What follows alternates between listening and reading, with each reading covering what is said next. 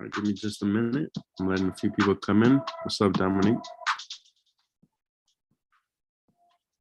Give me a minute. I'm gonna post a link. I just jumped on the live and we'll jump right in. Give me just a second.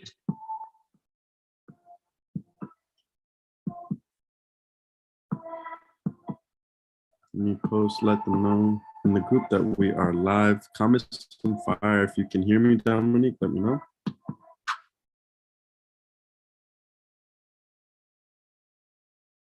Shoot me a comment if you can hear me right now. I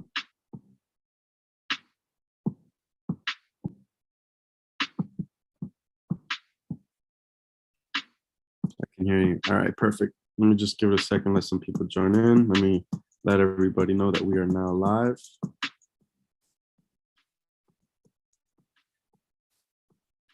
Just a minute here and we'll jump in.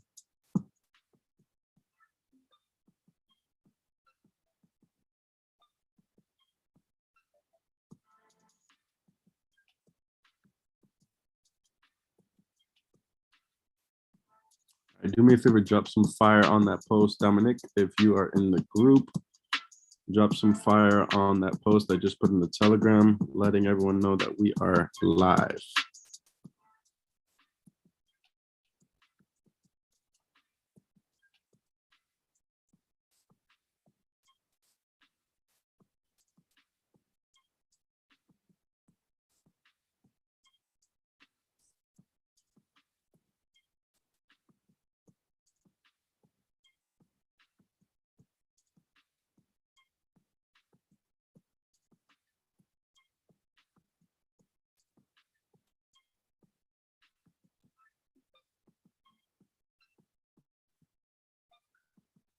Give me a second. What's up, Jesus baby? What's going on?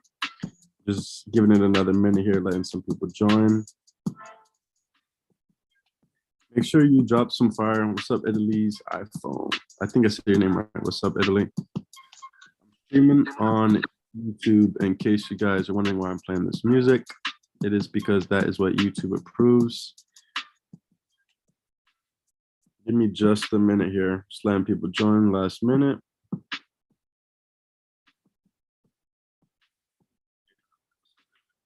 Let me jump on YouTube. We're streaming on YouTube right now as well, but Zoom is better quality at the moment. Let me know, how was your day? What's going on? Talk to me. Did anyone take have you been focusing on yourself and taking the trades at the right time? Just let me know, how's your day been? Just letting people join right now.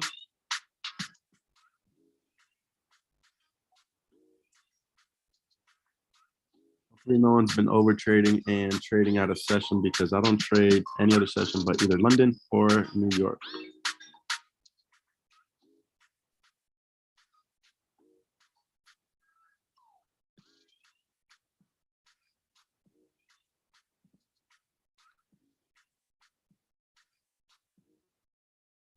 Just letting people join. What's going on, Christine? Dominique, everyone drop some fire in the chat. Let me know you're ready for the live stream. I'm about to jump in. Give it about 2 more minutes.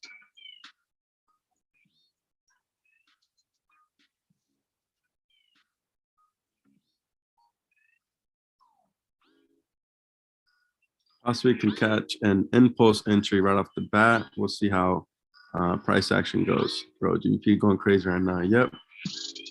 I can hear it. Yes, it is going crazy. And the reason why is because it looks like there's some news at 1:30 my time, but that should be set. He's been going a little crazy. Hopefully we can stop ranging like it's been the past few days. Actually, the whole month, it feels like. If you don't want to take the impulse entry with me, that is completely fine. It is impulse. Cleaner buys are up here.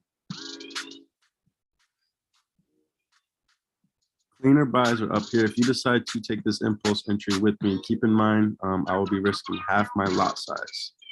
Again, if you use 0.50s, use a 0.25, or if you use 0.20s, use 0.10, or depending on your lot size that you usually trade with, use half, because this is impulse. There's a lot of rejection on this side.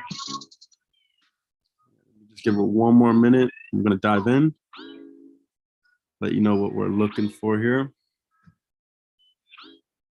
What about everyone else's day? Has anyone been looking at the charts all day? I don't look at the charts all day. I only look at it when my session is about to start. Let me know if anyone is in any other trades right now.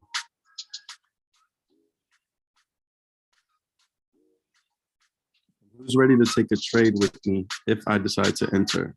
You can either be watching for education, but let me know if you will take a trade with me if I decide to enter.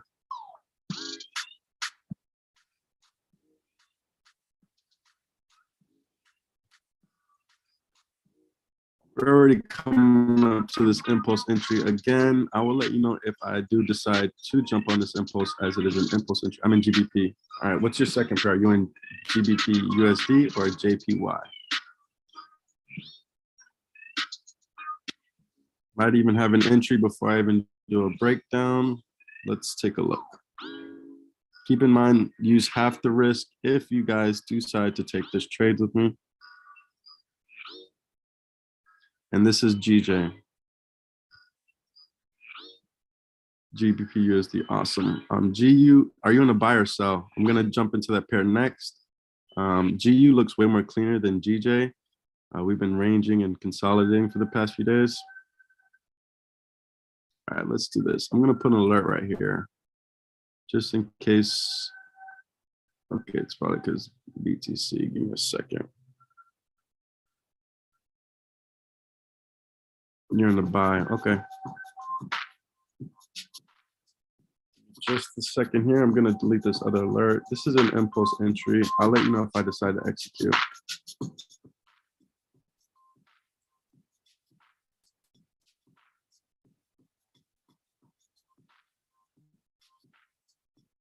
London does start in 20 minutes, but let's see if we might catch an impulse entry. I'll let you know if I decide to enter.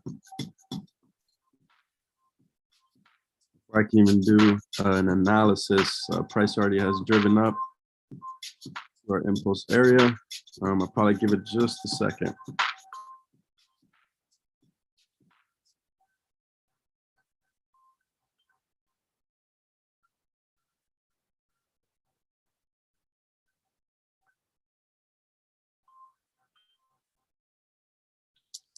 Again, this is not the cleanest setup for a buy. It's just an impulse entry. I want to make that very clear.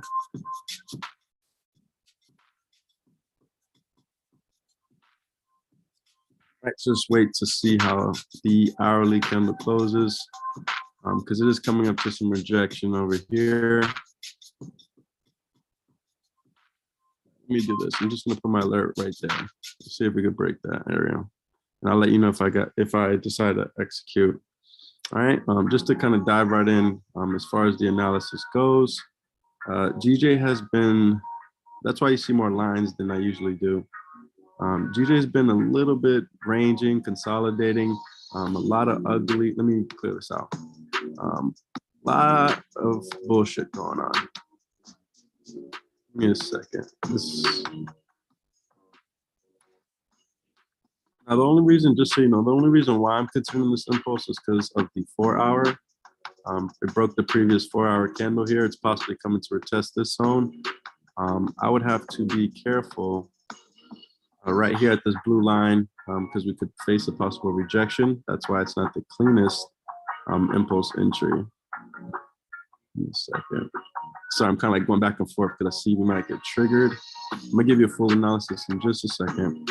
Possibly can get about an 18 pip move, maybe 15 to 18 pips out of this impulse entry. I will be paying attention to price around this area in case we face some rejection due to right here. Look what happened. It broke it last time. Last time I broke this area, I'm going to touch this blue line, huge resistance. So I'd hate to get caught in an impulse entry that I run into resistance. So I'll be managing my trade if I decide to take this trade, because from here to here is only, it's still about 10 pips if I close the entry. But if it does break that zone comfortably, I do anticipate the impulse entry to at least come to this zone, which again, that is a total, if I decide to take it, probably about anywhere from about 15 pips. on the impulse entry. Just so you guys were, in case you're wondering why I'm thinking about the impulse, it's because the 4 hour, again, this is a huge rejection right here. That's why it's not the cleanest buy setup. My clean buys on GJ are technically up here. Reason why is if you look at the 4 hour, we need to clear out this wick. Okay, huge rejection right here. That's the impulse entry. But if we clear this wick here, I do anticipate it to test this next wick here, possibly the top of the candle, and that is why I will get out at the top of the candle. And this would be a possible, if we wanted to take it to the whole entire wick, it's a 19 pip move, but I'll be managing my risk right here for about 11 to 12 pip move, and it would be clean traffic to the left. So in all reality, this is the clean buy zone, clean buy area. There's no wicks, nothing I need to run into. Strong candle to the left, clean traffic. So stronger buys are at 156.747. The reason being, this is the 4 hour chart, is we would need to break this wick. Okay, now coming in on the 1 hour, let's zoom out a little bit. Again, look how messy GJ looks. GJ has been super ugly for the past few days in all reality. A lot of range, a lot of consolidating. Look at this. This is just, I don't like seeing this with GJ. A lot of indecisiveness, uncertainty. The market overall, as far as GJ, has not been the best. And I'm sure you guys have noticed in the streams or on your own time that GJ is usually a lot better than this. Okay. But when I zoom in on the 1 hour, let's go. I might miss my entry, but let's see.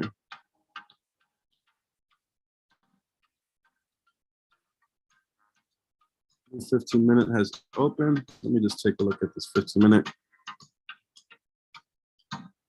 I'll jump in GU in just a second.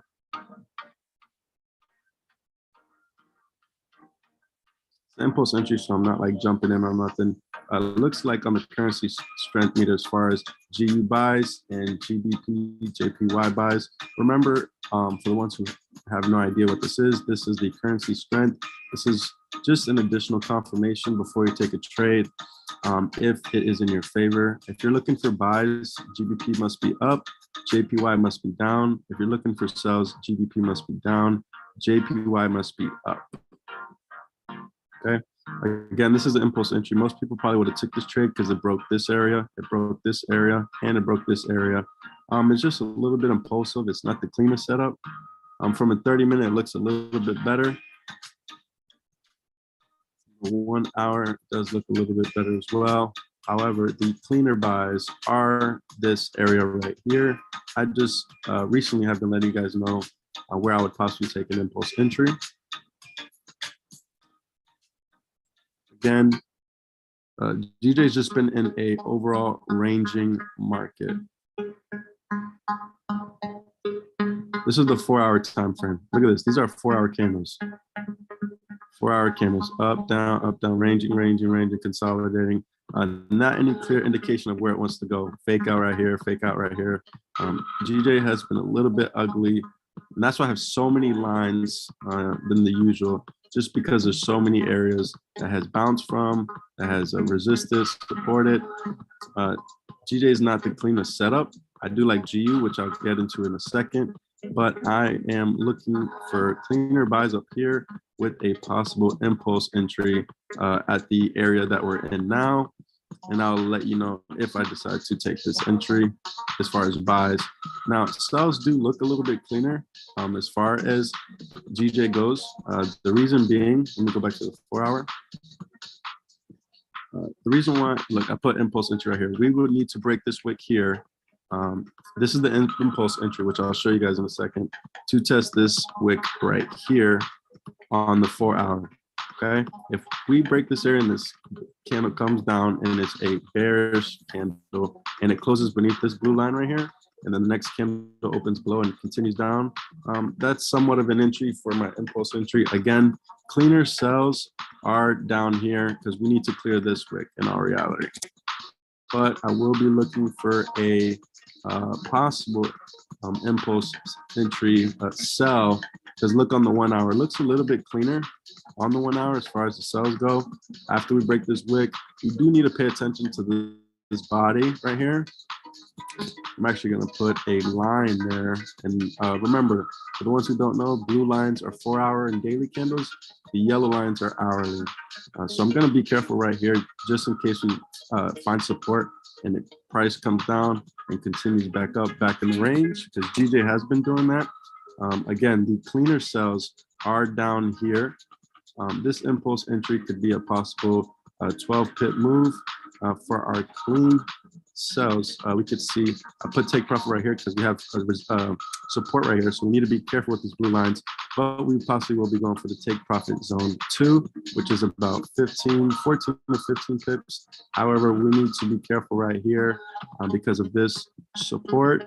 Price could come down and bounce off of it. Let me check GU. GU is about to come to my impulse entry. They're both about to come to my impulse entry. Let's jump into GU because I like GU a little bit better for the setup. You can see immediately, look how many less lines. Look at this and look at GJ. See how many lines are there? Look how many lines are here. This is how my chart should be looking. A little bit more cleaner setups, a little bit more cleaner traffic. GJ has been messy, messy, messy. You could just tell from my lines. Now GU, I'm not looking for any impulse sells. This is a clean sell for me. As far as buys go, from a 4 hour perspective, I would need to see this candle. Let's give it a second. GJ is, now keep in mind, London does open in 10 minutes. Does create a wick at the bottom, which I do like, and flip bullish. Give me a second. I'm gonna put an alert on GU because GU is the cleaner setup, just in case it decides to do something while we're not looking. And I might take an impulse entry because it left the wick at the bottom, which I like.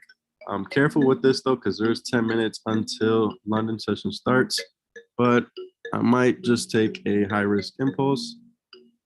Again, if you decide to do this, use half your lot size. I might wait until this hourly closes because that is crucial. I would need to see it close above the blue line, because if it rejects and close under, GJ will continue down. Or I might just miss this trade. It could shoot right into profit because it's already technically up about 5 pips. And this is the 10 pip move. And I won't be completely mad about it. Yep, there it goes. And GU too. Let's do this. I'm going to, this is the volume right before London. 1 second. There's a lot going on right now. Just because it's 9 minutes in the hourly. And give me 1 second. Yeah, I could probably go straight up, and I don't mind missing a trade and being right than jumping in a trade and being wrong.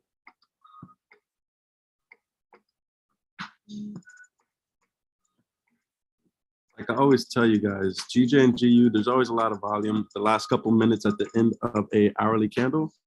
And it is smarter. A lot of people would have jumped in, which is not the worst, but I'm going to wait these last 8 minutes. I made up my mind, following my plan.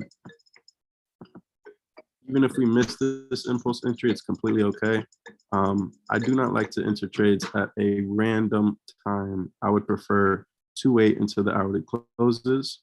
So I'm going to manage my risk. But all right, now to jump right back into GU. Any questions so far? Because we're getting some volume, but any questions?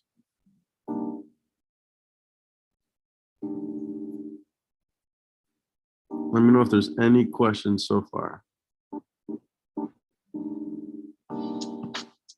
London opens in 7 minutes. So I decided to just see if this hour candle closed.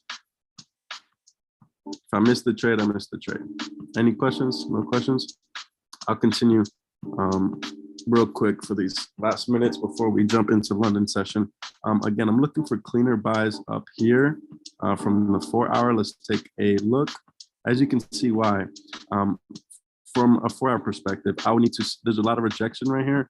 I would need to see price come up, close above this area. Then we have clean traffic to the left. And I do anticipate if price does close above here and the next candle opens above, I do anticipate that price will go up and then retest this wick, but we could possibly get out at the body right there at the yellow line. Again, this impulse entry, I'm not going to take it. It's probably going to go in my favor. Just because it's so close to an hourly candle closing. That's the only reason why I probably wouldn't. Yeah, see, they both, I think GJ already hit the 10 pips. Is that? Okay, no. All right, anyways, to finish this up here, because I think we're going to be taking some trades soon in the next couple minutes here once London does open. But like I said, from a 4-hour perspective, we would need to see price come up here, close above, and then the next can open above, and then continue on for a confirmation to retest this wick. But we'll be getting out at the body. That is the 4-hour. Okay, now zooming in on the 1-hour. All right, that's why I did like the impulse entry, because it's breaking this wick, it's breaking this wick, it's breaking this wick, and then this is going to come and test this area right here.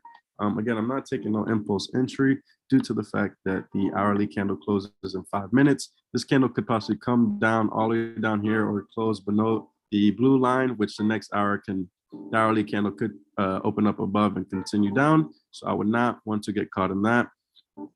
Again, from an hourly perspective, this is kind of some clean traffic. That's why this impulse entry was not the worst. I did like this better than GJ, but cleaner buys would be this area right here. Again, based off the 4-hour, it just looks a lot smoother. Too much clean traffic to the left side right here. So that would be my buy area from the 4-hour. Once I do jump into the 30-minute, you can get a better understanding as why we are waiting for the top of this blue line, because this is where it's going to break this wick. This wick is just the key zone. And we are going to be going for a 15 pip, possibly move right here, maybe 14 to 15 pips. Once price does drive up here, open up, I need to see it close above this blue line and the next candle to open above and continue on. As far as buys, that is 30-minute, 40-minute, and 4-hour. Now, as far as sells, even though it's a good buy area right now, again, keep in mind, I wouldn't take an impulse entry now, especially if you haven't already. Even though this would probably catch a quick 12 pips, it's just too close to the end of the hourly candle, which we could possibly see this candle still retrace down, close below. I would love to see it close above this blue line and continue up. Now, as far as sells, just to jump into a 4-hour perspective, 1 second. All right, there we go. This is why this is a clean sell from a 4-hour. This is a 4-hour candle. I would need to see price close below this blue line. It would need to come down, close below this blue line, and the next candle must open below it and continue down. It possibly can test the bottom of this wick. The sell might actually go further than I'm anticipating to retest this wick, but I don't need to find out. I don't need to guess. I'd rather just get out right here at the bottom of this candle. Actually move it just up a little bit at the bottom of there, which we will be looking for a 20 pip move, anywhere from 18 to 20 pip move. This is a clean sell, clean traffic, clean candle. And I do like this zone being our sell zone, this zone to be basically like a no trade zone. This is a clean sell from the 4-hour. Let's zoom in a little bit more. Same thing here. You need to see price come down, break these wicks. The most important one is here, because look what happened. Last time price came to this area, it bounced perfectly off this 4-hour zone and continued up. I would hate to get in the sell right here and run into this type of support and get stopped out. So a clean sell, once again, we need to break this wick, close below. The next candle needs to open below and continue down. And then we'll be taking profit around here, maybe the top of this wick. Again, we're not going to write it down to the bottom like it might do. Okay. And same thing from the 30-minute. GU just looks a lot cleaner. You can tell by how many lines I'm using. I'm using way less lines. I like when my charts look like this compared to GJ. It's been messy, it's been ranging, it's a lot bouncing off a lot of areas. So I rather just play it safe. And GU technically is a better setup for me. GJ is my favorite pair, but it's been consolidating and ranging, and it's not the cleanest setup over there because of due to that factor. But GU does look cleaner as these 4-hour candles give me confirmations. It's just a cleaner market structure. Does that make sense so far? Everybody say yes or no. Comment in the chat if everything I said makes sense about GJ and GU. And if you have a question, now's the time to ask. We have a minute left until London opens. And this is why, look at that. The impulse entry did hit where I would. Yes, okay. Take a look. See, we would have won this impulse entry. Look, 10 pips right there. Impulse entry technically did what I said. But remember, you see why I have this yellow line here? I'm sorry, this yellow zone. I said price possibly can tap this area. We needed to watch this resistance right here. Remember, when we were breaking through, I said we would need to be careful with the top of this body. It's a lot of rejection. So DJ could possibly tap this area and come back down, or it can break through in the last, 30 seconds here. But let's just give it a go. Everybody else comment yes if you understand everything I've said so far, and if you can understand the setup. Impulse entry would have hit 10 pips right there, but it was closing too close to the end of a candle. And London session starts in 7 seconds. Let's just see how everything plays out and where it closes.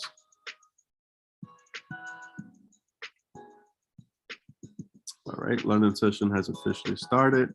And let's see where these 1-hour candles close. I'm going to put an alert probably right here,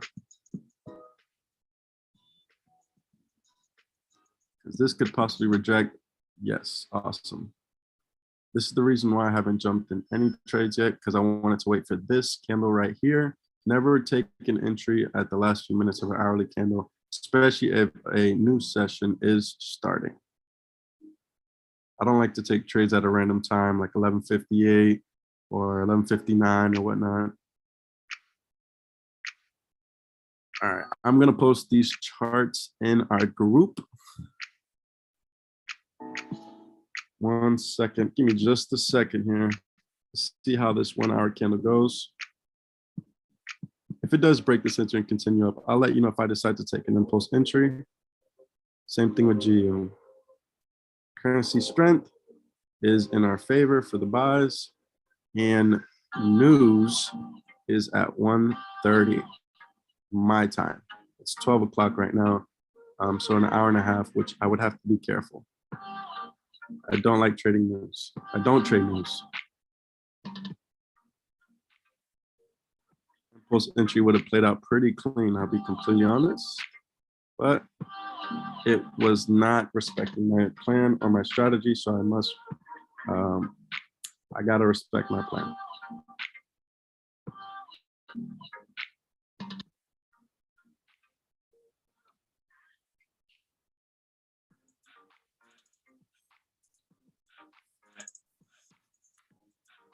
Give me 1 second, I'm posting this, the charts in the group for our members. I'm not in any trades either. I have not took any trades. GU is just looking cleaner today. I feel like I would be taking more GU trades, but let's just see how it plays out. Because if this leaves a wick right here at the bottom and then continues up, I do like that setup as well. It closed above the previous blue line and left the wick, so I do anticipate it to go up. I'll let you know if I do execute. This is a good setup, what I like to see. This is GU. Let's see if we can get a push. I would like to see it past this right here, and I'll probably get in. I'll let you know once I jump in.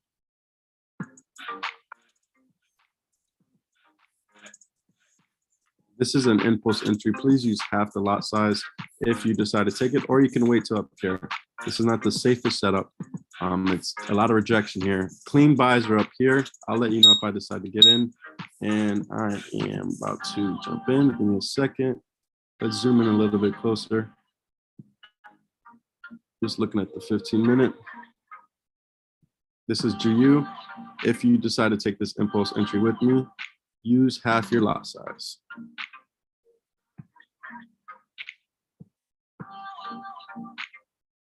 Give it just a second here. When you trade in USD pairs, you don't look or care what the dollar is doing. Yes and no. Because I know from a fundamental aspect, it is important, but with me, I trade straight price action. I see what the market's doing and I react to the market. I don't look too much into the news. I mainly look into the news when it comes to gold, because all the Ukrainian and the Russian news has been affecting gold like crazy. So this gives me a little indication because I just scalp. I'm not swing trading. If I was swing trading, then I'll look at what the US dollar is doing from a longer perspective. But since I'm just scalping for a few pips,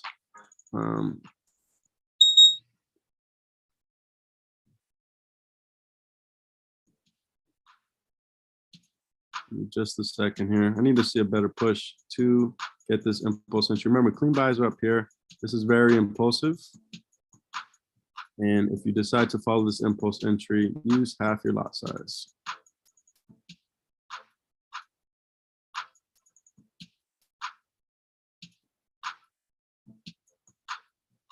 Sorry, I keep putting alerts here. Oh. The push here, and I'll let you know if I execute. Just look. All right, I am in GU buys. This is impulsive. Use half your lot size. This is the cleaner sell buys up here. Okay. Let me do this. Keep in mind, like I said, very impulsive, not the cleanest buys. We're coming up to our zone here. But let's just see what price does, only because it opened up above, left the wick. It got me in at 36116, 36116. So technically I'm right here. All right. And from a 1 hour perspective, my stop loss, usually I'll put it under, I'll probably still do it, under the previous candle's wick. It could be sometimes 10 pips, but I'm gonna just do it right under this one. To risk 24 pips. And I might, if it just continues going on, I might just ride it up to our take profit, but I'm gonna be careful. I'm going to watch this area, but I'm going to probably go for a 20 pip. I'm gonna use my impulse entry and kind of swing it a little bit. Keep in mind, if you're not in this trade, it's completely okay. I'd rather you wait for this area because this was an impulse entry.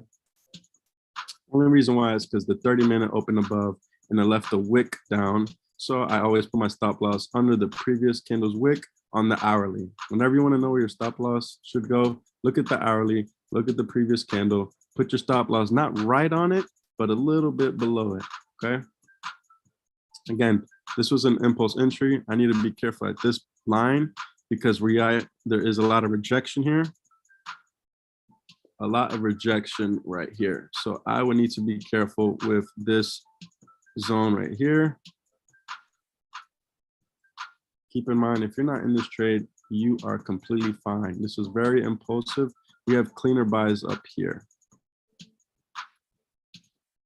Cleaner buys up here. Again, shoot a comment. Let me know if you're in this trade or you're watching. Hopefully not everyone took this trade because it was an impulse entry, which is not the safest setup. I like to go for cleaner buys. I just decided to jump in a little bit early. Let me know, say watching or I'm in. Hopefully most people are just watching. Again, this was an impulse entry. Watching. All right, cool. Yeah, so now maybe that could be a lesson on why you don't take watching. All right, awesome. Remember, like I always tell you, my impulse entries are not my favorite at all. They're completely dangerous. Clean buys, again, are up here.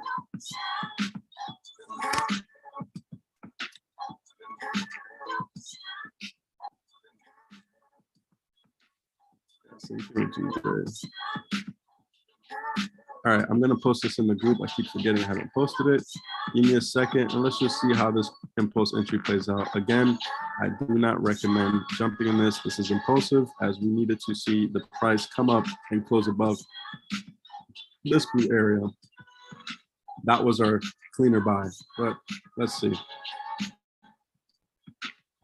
Let me post these charts in the group.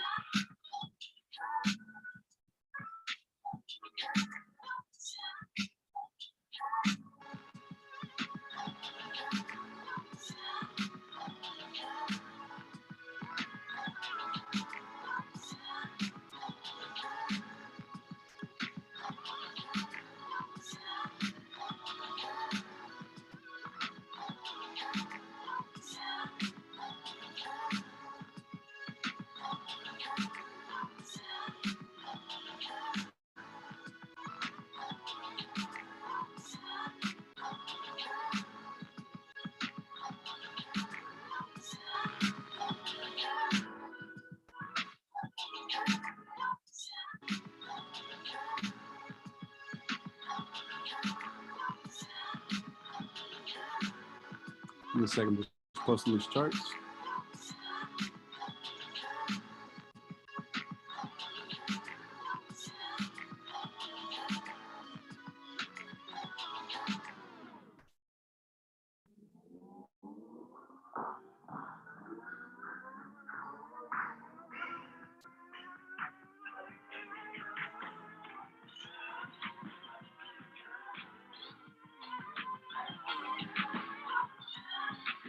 Everybody do me a quick favor. Go shoot some fire on the new post in the group. Drop a quick fire emoji real quick. I really would appreciate it. Everyone that is watching the stream, jump in the group and put some fire.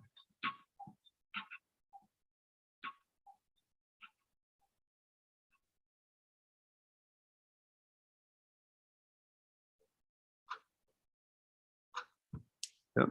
All right, let me take a look. Yep. All right, yeah, see, this is why you avoid impulse entries for the simple fact, I'm not seeing anything clean here. I really am waiting for price to close above this blue line. This is the cleaner buys. Cleaner buys are above 36196. A little bit impulsive. Let's just see how it plays out. DJ kind of froze, rejected that area a little bit, possibly can break through, we'll see. And I'll jump in gold in just a second.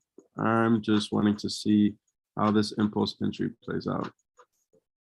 I've been testing impulse entries lately.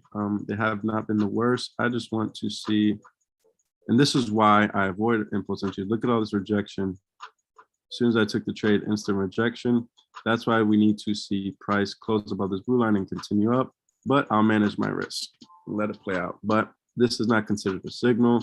This is considered an impulse entry.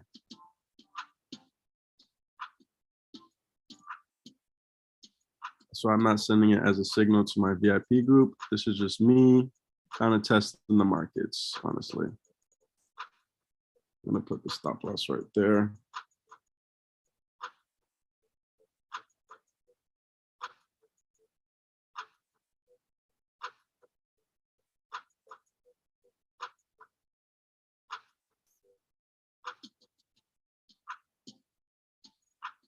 All right, stop losses are in place. And I probably will just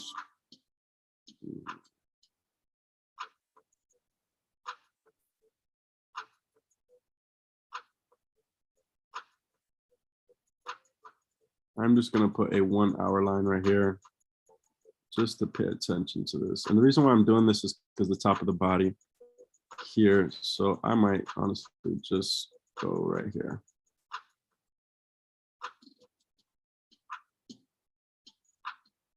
$36293. That is a 17-pip move. Let's see how that plays out. 36293.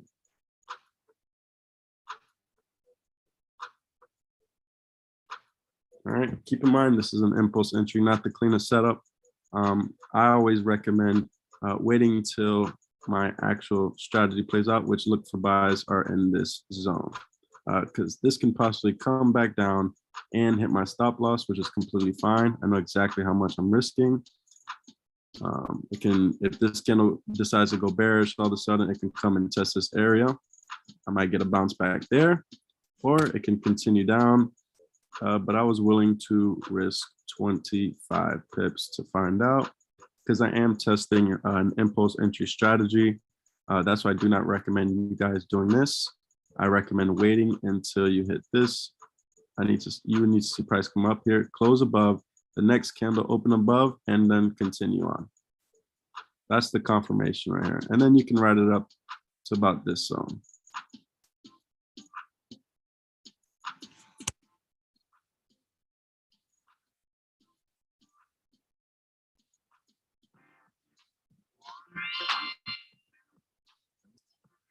So Jesus Baby Evans, what's going on, everyone? Everyone just the ones who are just joining, I just took an impulse entry. I don't think anyone took it with me. Again, this is not a safe trade. Appreciate the fire. What's up, Christine, Jeff Italy's, Dominique? What's going on, everyone? Definitely jumped in an impulsive entry, and I might pay the price for it. Who knows? But I would never recommend any of my members doing what I did, which is impulse. I recommend clean buys, clean setups, which again, I will need to see price come up here. It's ready. The reason why I took this, just so you know, is because the hourly did break above this blue line, and then the next candle opened above and continue. It did leave a wick, which I do like. It's kind of like a little rat tail entry, and I do anticipate it to go up. But again, with impulse entries, anything can happen. I'm just gonna let the trade play out. Cleaner buys, if you're just joining, if you didn't hear, are above 36196. Price needs to come up, close above this area. The next candle needs to open above that one for the second confirmation and continue up. If price comes up here, it could possibly touch this blue line and reject. Why? It's did it right here. Rejected. Let's go a little bit to the left. Rejection. It's a lot of rejection at this area when we look further to the left. So that's why right here we need it to pass all that rejection, close above the 4-hour line, and continue up for a clean buy. This is a cleaner buy. I got in real impulsively, and we'll let it ride. Let's take a look at GJ. GJ is also possibly setting up, still in the impulse entry area. Technically, if we would have did take this impulse entry, it would have hit take profit for a quick about 10 pips right there with no drawdown. But it was at the end of an hourly candle, which, like I tell you guys, not the cleanest setup. Let's take a look at the currency strength. GBP still up, USD is down, GBP's up, JPY is down, still 2 buy signals. Let's see how it plays out. Again, like I said, cleaner buys are up here. Who trades gold? I could do a quick analysis on gold. Let me know if you trade gold. Say I do or I don't. Who trades gold?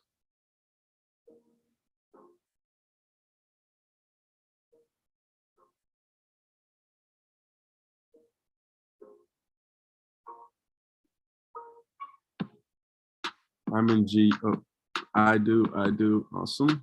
All right, I'm gonna jump in gold. I'm gonna let this trade play out.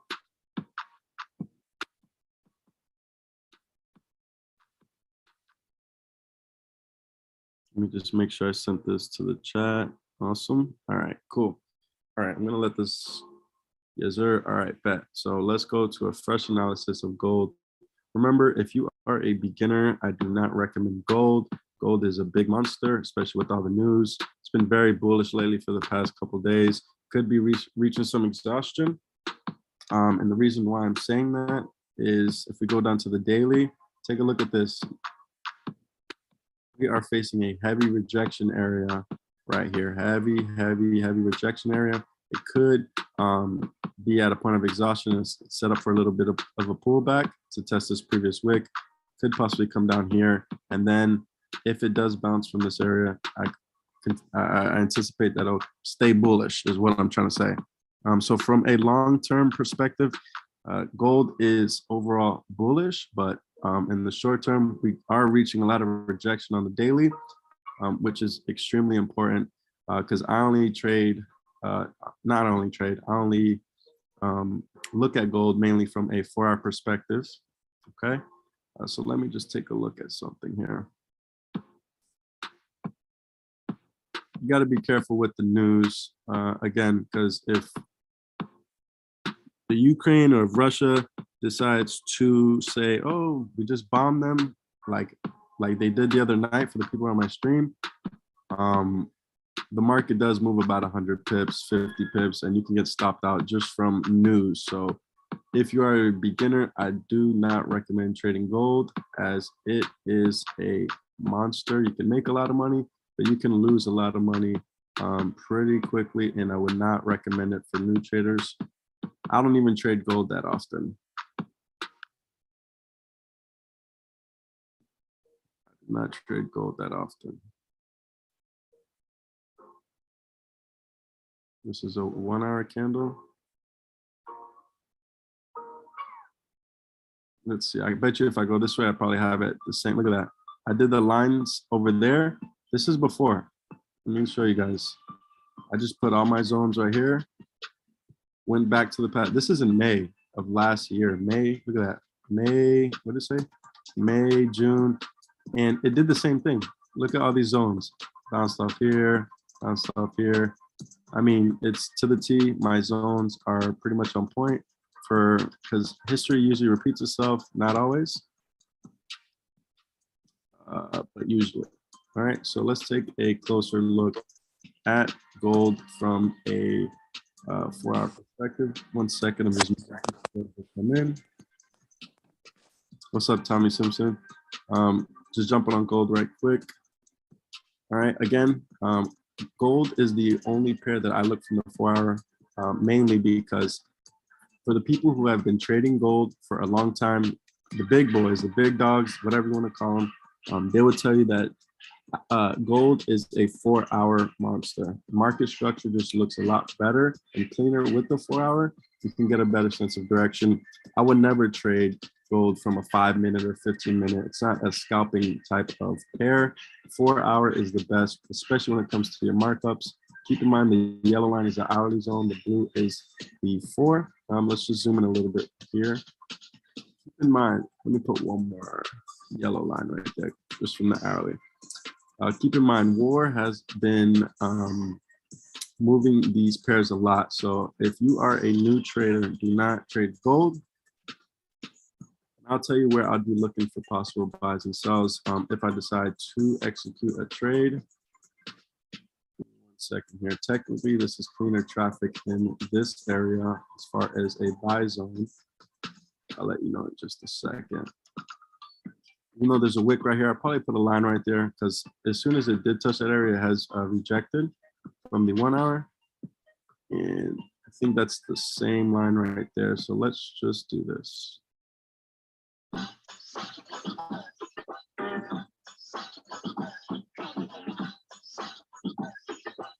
Awesome. All right. From a 30-hour perspective, some people would, let me delete this here. Some people would take an impulse entry probably above this hourly and to come and test this zone right here or this blue line, which is the 4-hour. I wouldn't. It's not safe. There's just too much. Give me a second here. There's just too much rejection here. Cleaner buys would be up here. It would have to break this wick. I would need to see it because it could possibly reject this area and come back down. I would need to see price go up, break this wick, and then we have clean traffic to the left. You can see it from the 4-hour a little bit cleaner. And I'm gonna put one more 4-hour right here. Let's take a look at GJ. I think GU's in profit. Here comes GJ. Yeah, GU's turning in profit right here. Once we just joined him, I did an impulse entry. And GJ is coming up to our area. I am not going to take an impulse entry. I'm going to let GJ do his thing and come to my zone. I would have made about 10 pips if I did take the impulse entry. Yeah, I would have made about 10 pips, no drawdown. But I'm not here to just take impulse entries. I want to take cleaner buys, which are up here, break these previous wicks and continue up. You need to be careful with this blue area as it is a 4-hour, let's see here, 4-hour. Well, I did do no support. Yeah, I'll just pay attention to that zone because it could possibly go through. Let's look at, yeah, GU is currently floating in some profit right here. It is an impulse entry. I'm going to get back to gold in a second. I just want to see this real quick.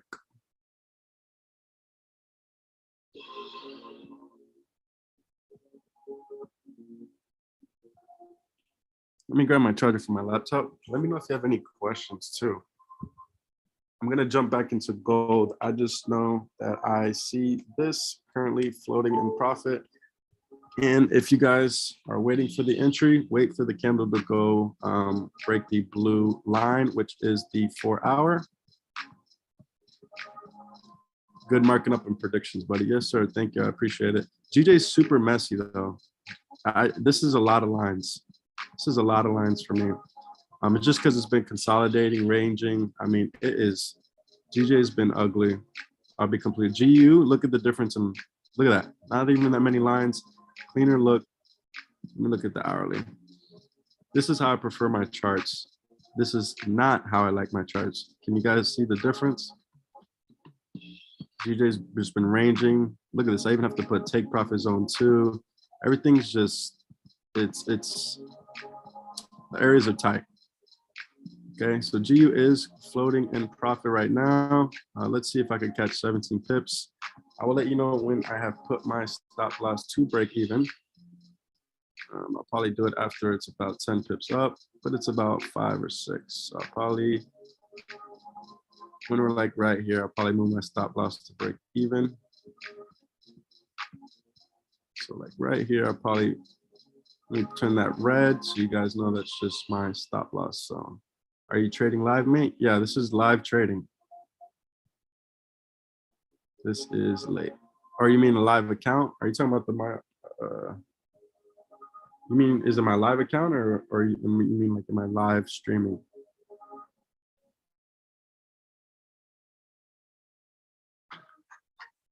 Yeah, see, impulse entry would have been clean for technically both. 15 pips probably would have secured right there. Honestly, I probably would have secured right there.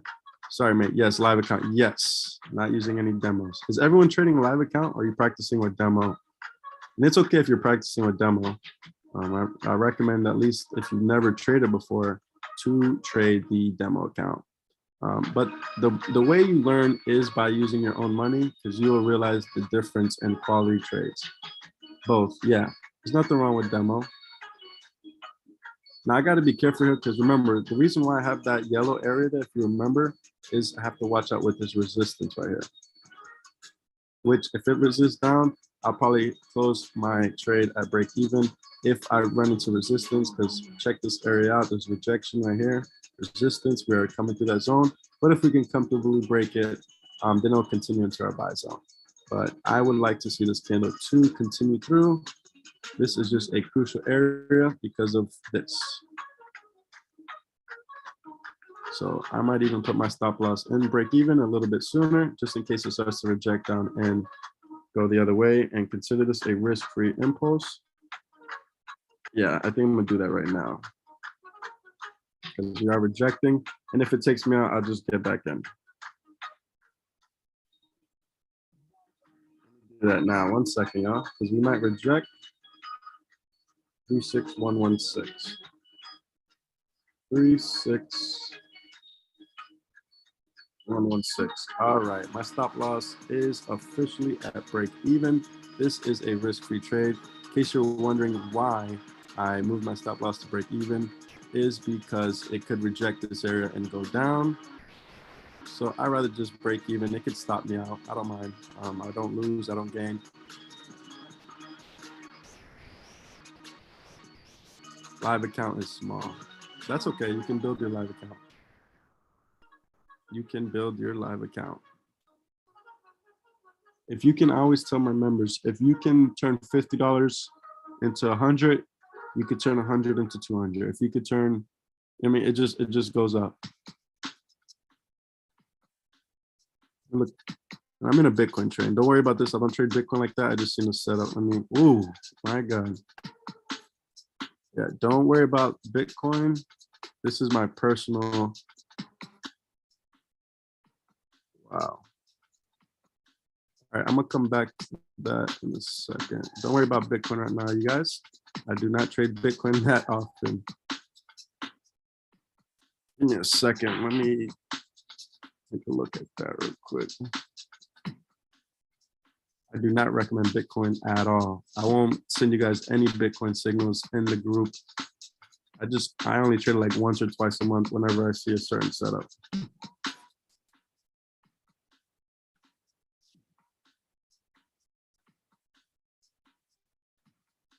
Give me 1 second. I got a message.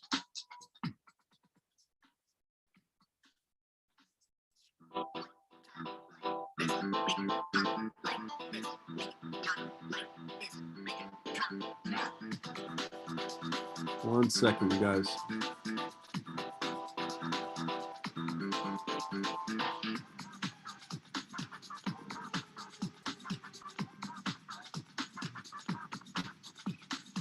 Okay, give me 1 second. I'm just managing one of my trades.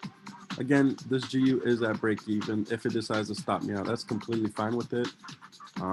Even though it's floating a little bit in profit. I know my cleaner buys are up here, so I don't mind if it stops me out.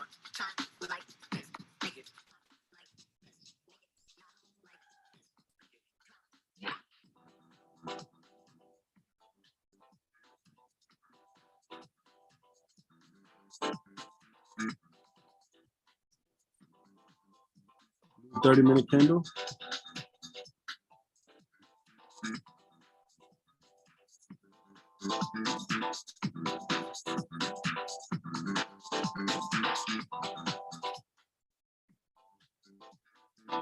It would be nice to see this 30-minute candle continue up. Looking at for gold, mate. No worries. I'm about to jump in gold. If this leaves a little wick like this and flips bullish, I expect it to continue on once it breaks this area.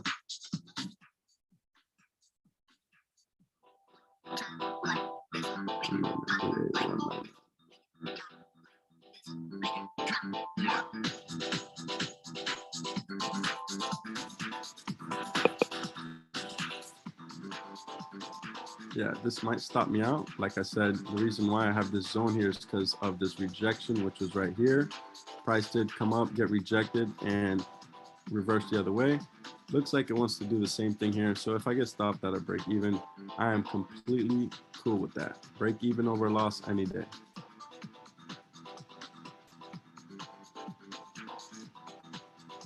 Yeah, see the way the 30-minute opened up, it's opening a little bit of a bearish indication, unless what I would like to see is if this candle could leave a little wick, like a little rat tail, and then go up and flip bullish. But right now it's looking like it wants to knock me out of break even, which I'm completely fine with it.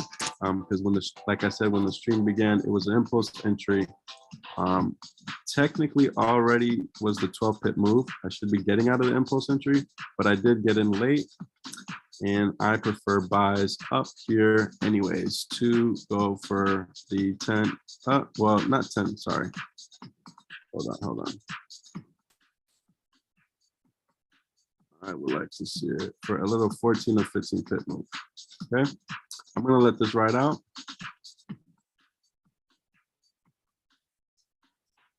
And I got an alert for GJ when it approaches our buy zone.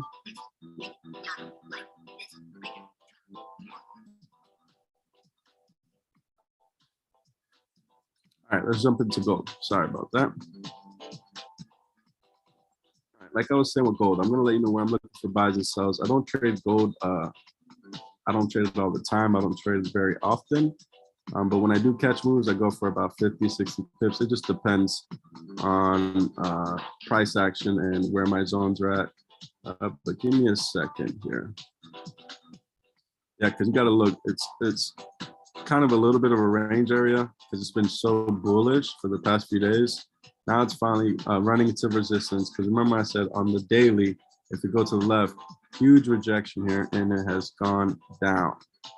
Then it consolidated for a while and now we are back up, but we are back at this rejection. If it did break this area, gold can push up extremely high. If it breaks this top blue line, gold can definitely fly. Let me take a look at G real quick because I keep getting a notification on my phone. I think it's starting to fly a little bit. 1 second.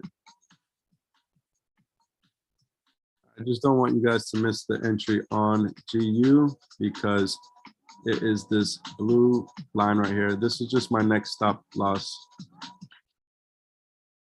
which I'll probably just delete it so there's no confusion.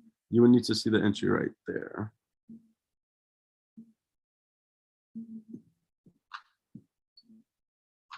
And I possibly could take a second position on it. But since I'm already in one, I would probably just let it ride. I'm gonna get back in the gold. I just know my setups are starting to set up. So I wanna be able to give you guys the best information. This is what I told you guys we need to worry about is this price bouncing off this blue line and then reversing to a bearish momentum. Now, the reason why that can possibly happen is take a look at the left. Let's go to the 4-hour. Give me a second, because I wrote this, yeah, because of this rejection here. This is a huge rejection previously. It's really to the it's far to the left, I'll be honest, but I still mark those areas. Give me a second. Yeah, there's some rejection right here. That's why we would need to see this break above the blue line and continue on for a clean buy. I'm already in the entry. I took an impulse. But if you're thinking about taking entry, this is where you would start getting ready to take your trade.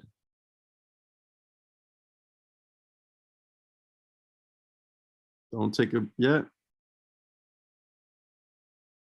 15-minute.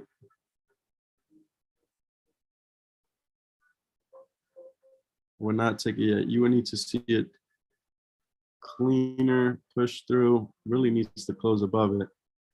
Whether it's the 15-minute or 30-minute. But if I wasn't in this trade yet, I would be waiting right now because it's still rejecting this blue line. I would need to see it close above.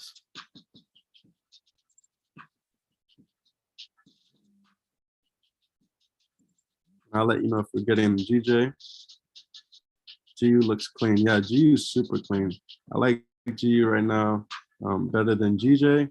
I mean, you could just tell from my markups that the chart is cleaner. Definitely cleaner. I'm going to delete this yellow zone so we don't have too much. Looking for buys would be above this blue line. And taking profit would be up here. I'm only going to probably get out right here because of this incoming rejection. So if you do decide to enter, manage your trade because you could possibly just catch a 10-pip move instead of a rejection. This is clean traffic. Or it, I'll be honest, I do see it going, once it breaks this area cleanly, I do see it going up and possibly testing this zone. But right here, you would need to pay attention for the simple fact of this huge rejection because price came up, hit this area, and it completely went the opposite direction. It rejected. So let's see what it does. No entry should have been taken yet. It's still kind of rejecting this blue line. I would need to see a cleaner setup.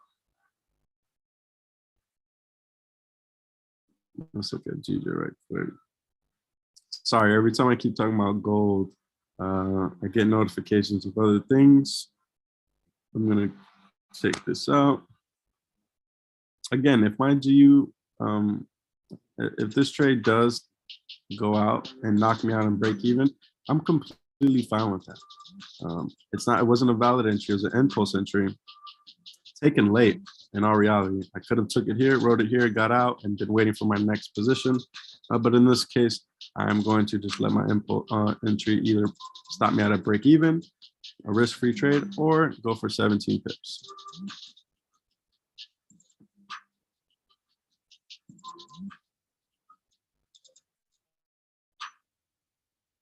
Let me take a look at the YouTube. In case you're wondering why we're playing this random music, I am live streaming on YouTube, and this is the only music they approve.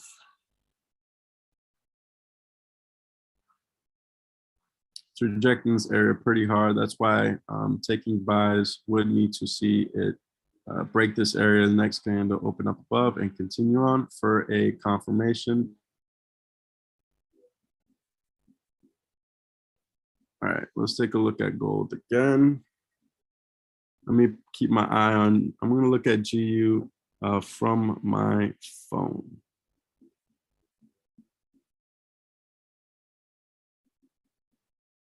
Okay. What the hell was I doing here? Okay, yeah, I was letting you know we're just been in a little bit of a range, consolidating area. Huge rejection zone, so we need to play it safe. As you can see from the daily, this right here, if this was to break, I mean, gold would definitely fly. If it breaks this area right here, let me just put it right there.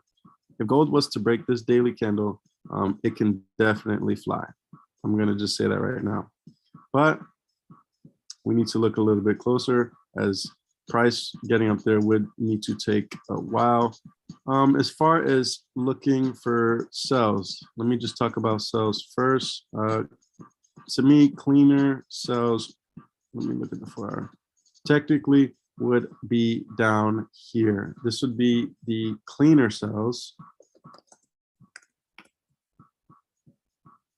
beneath this blue area on a 4-hour perspective, because we would need to clear these wicks. Right here is not a bad setup for a sell. That's more of an impulse entry for a quick 30 pips. But cleaner sells would be down here, and I would be taking profit somewhere around this area.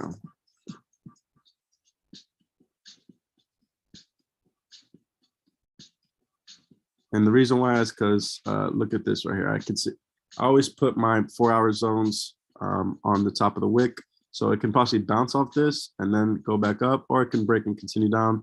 This would be about a 60 pip move.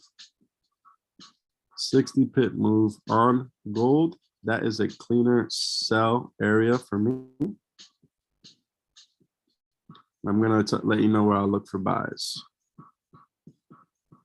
This is technically the cleaner sells. And if you are looking for a impulse entry, which I don't recommend, that would be right here. It could break this previous wick. There's a clean candle right here, but if we catch a sell, price could probably bounce right here and then continue up, just like it did right here. Price broke down and it rejected this area. It rejected it right here, and it rejected it right here.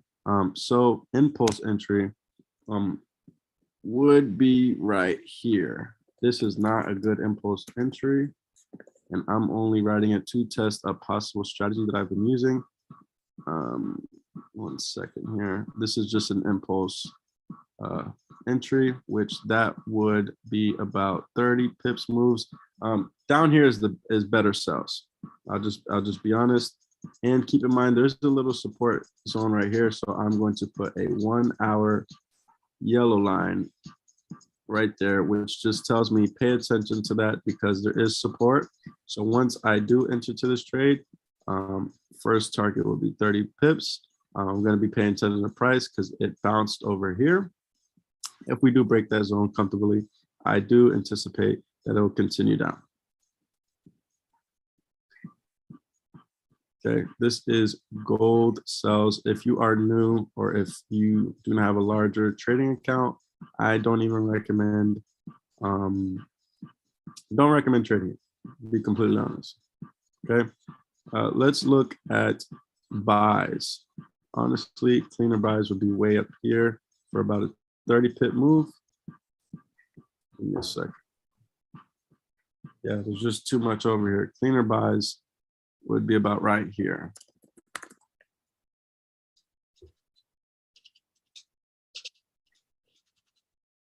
I'll tell you why in just a second. Let me peek at the other pairs, make sure we are not missing out. Yes, see, it is currently rejecting that blue line, as I mentioned, which there's no buys set up. Yeah, it's perfectly bouncing off that. It actually might take me out at break even for my impulse entry, which is completely okay. As I anticipated, price could reject this zone and go down, just like it previously did over here. Huge rejection. So that's why we don't take buys in that zone. We will let that trade play out. I'll be looking at it on my phone.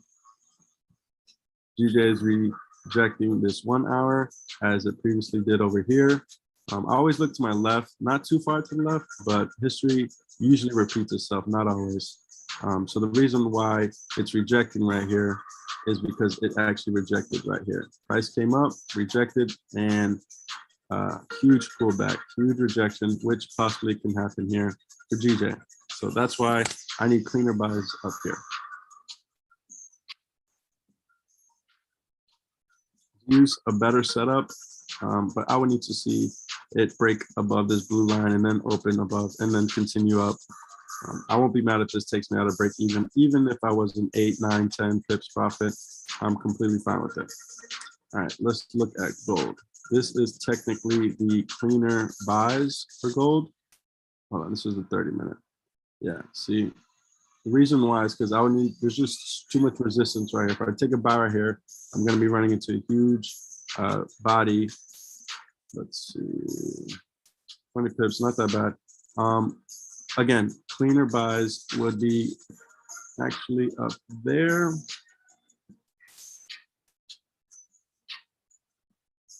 Because, yeah, again, like I said, gold respects the 4-hour chart the most, market structure.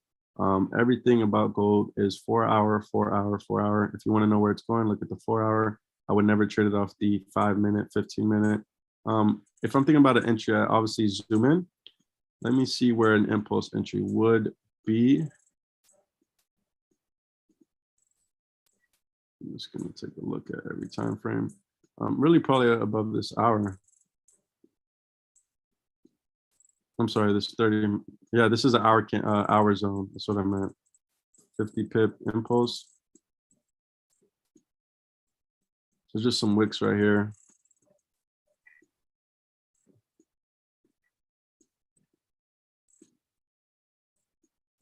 Blue line means it is a 4-hour. So that would technically be, 1 second. Impulse entry would be right there for a quick 20 pips. Right at the top of the body. And possibly fill this wick.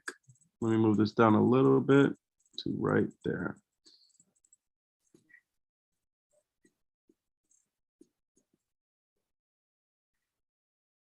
Yeah, impulse entry would be right about here. Either here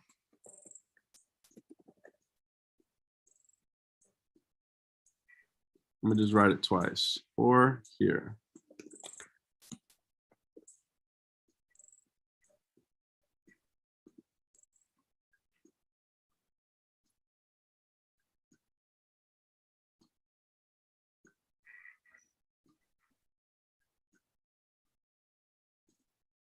Give me 1 second, you guys.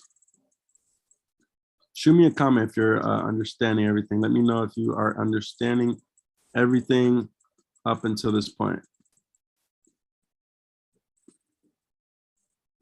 This is the impulse entry zone. But as you see, like I did in GU, impulse entries are not the safest entries. Yes, all makes sense, bro. Awesome. I always look at the 4-hour for gold. It just looks cleaner. Impulse entry, look for sells down for here.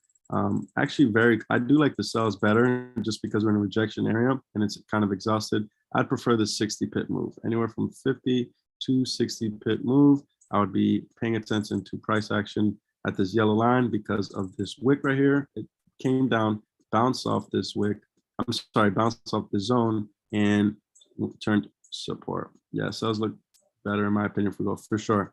I prefer sells all day for gold just because of where it's at on the daily. This is a huge rejection zone.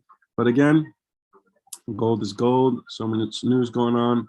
It can do whatever it wants. This is the impulse entry for a sell because of this wick. And it would have to break both these areas. And I anticipate it to test the bottom of this support, possibly can bounce up and reject. In that case, I will manage my trade, and I wouldn't mind catching about 30 pips off gold if it presents itself and if I decide to take the impulse entry. All right, let me look at the YouTube, make sure no one's commenting. All right, nope. I'm just trying to adjust my gold impulse entry because I don't like having to. Because this could come here and fill this wick here for about a 40 pip move.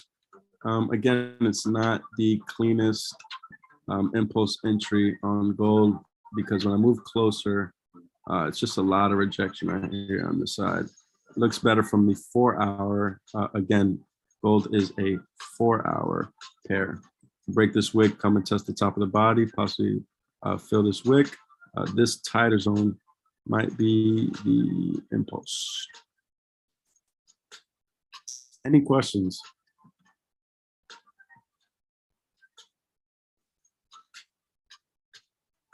Yeah, I think GU is going to take me out at my, yes, like I said, it is going to take me out at break even, possibly. There's this huge rejection here. This is why we didn't take buys yet. Clean buys are above, and I'm glad that no one has executed for the simple fact that it has not given us a confirmation for our buys, wick, and it closed beneath this area. All right, awesome. So I am at break even for GU, even though I was technically up, let's see, about 8 pips. Completely fine with it. I'm going to delete this here. Look at this huge rejection. Huge wick. This is why we didn't take buys yet, because it did not close above, which is not a confirmation for us. Huge wick. Impulse entry actually went for a complete 15 pips, but no worries. And remember, like I always say, GJ and GU always have a lot of movements at the last few minutes of the hourly candles. I probably say it on every stream. I already said it today.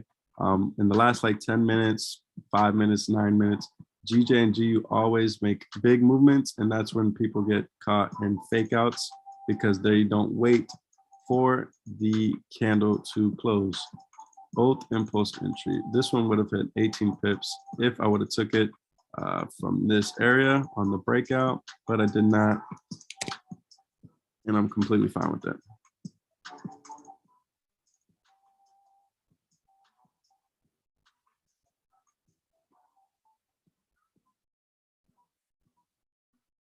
It would be nice to see this hourly candle come back up and open, and close above this area and continue on. But if it closed like this, GU can possibly go back down, but we're gonna see what it does. And this is coming, put a little alert here. I already have an alert for GJ, I think.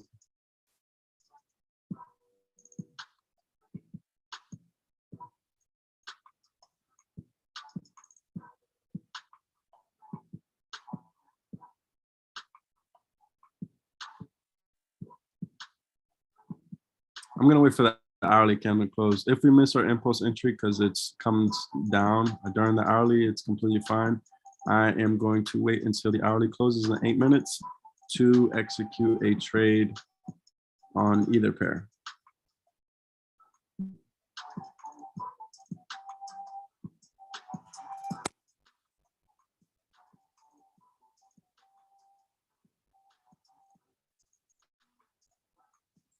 Now, I'll let you know if I take any of these impulse entries. Got about 7 minutes on the hourly candle. What I would like to see before I take an impulse entry, if I decide to, I would like to see this candle, the bottom, the body of it, close beneath this blue line, this 4-hour zone. Then the next hourly candle open beneath it and continue down. We would need to pay attention to price as support is right here. There's rejection right here, and there's rejection right here. I'd hate to get caught in a support area on a sell. And I'm actually going to put another hourly candle right on the bottom of that body, as it possibly can bounce off that. So I'll be managing my trade if I decide to take an impulse entry on gold, just because we're coming up to a lot of support right here.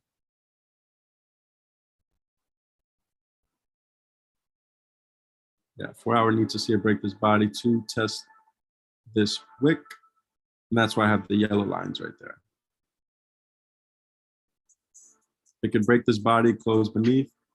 I do anticipate it to go down and test this area.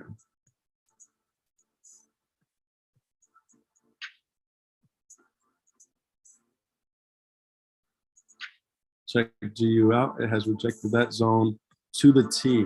That blue line has been here since the stream started, and it has touched it perfectly. The reason why I knew that can possibly happen again is because there is just so much rejection in that area. Rejection here, nasty rejection. Rejection here. I mean, it's just a rejecting area. So we'll see if we can break that.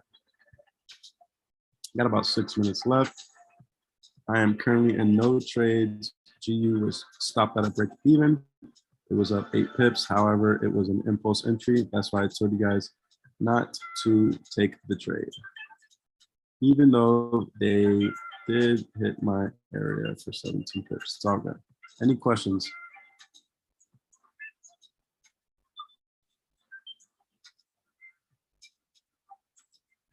Remember, I'm going to be looking, what I hope for too. When I say hope, obviously I can't predict the market. I got to just let you know what I'm looking for. And I'm going to use a quote. When it comes to trading, most important thing is to plan your trade and trade your plan. I'm gonna say that one more time. Plan your trade, trade your plan. Everyone, they plan their trade, the next thing you know, they completely go against the rules. They completely go against their plan and their strategy. First step is to plan your trade before you get in there. And then once you plan your trade, actually trade your plan.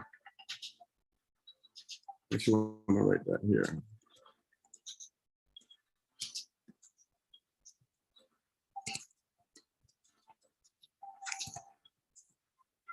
Yeah, there we go.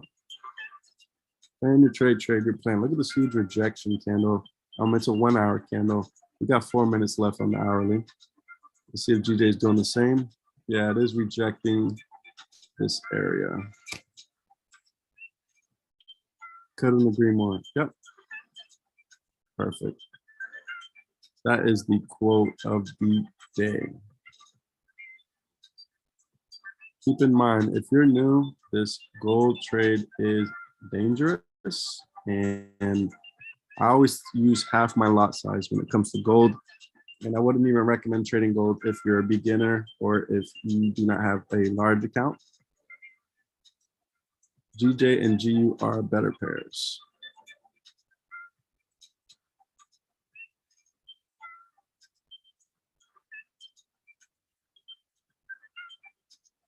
If this candle does close like this, it could possibly go down into our sell zone. Hold on. But let's see if it can come here and continue up.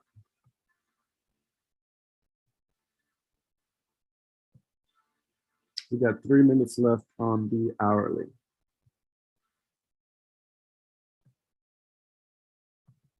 Three minutes left on the hourly. And we'll put this right here.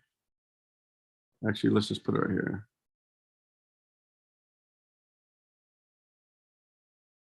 Go back to gold. Any questions too? These are my main pairs that I look at.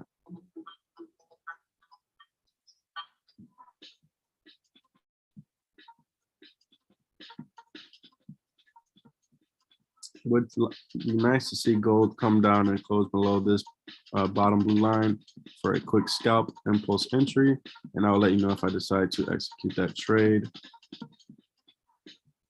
I'm trying to, there's 2 minutes left on the hourly. We got to see how this candle closes. It rejected the zone perfectly. It did come close to our buy zone, but we did not get the confirmation. Again, the confirmation is seeing the bullish candle close above the blue line, not just break out, because that's obviously the first thing we want to see. We want to see it close above. That's confirmation number one. Then most importantly is what the next candle does. Because even if this candle comes and close above, the next candle could still possibly open beneath and go and still reverse. First confirmation would be seeing a bullish candle close above this area, first confirmation. Then the second one would to see the next candle open above and continue on, which I'll enter right there and write it up to our take profit. That is the confirmation that we're looking for. Does that make sense as far as the confirmation?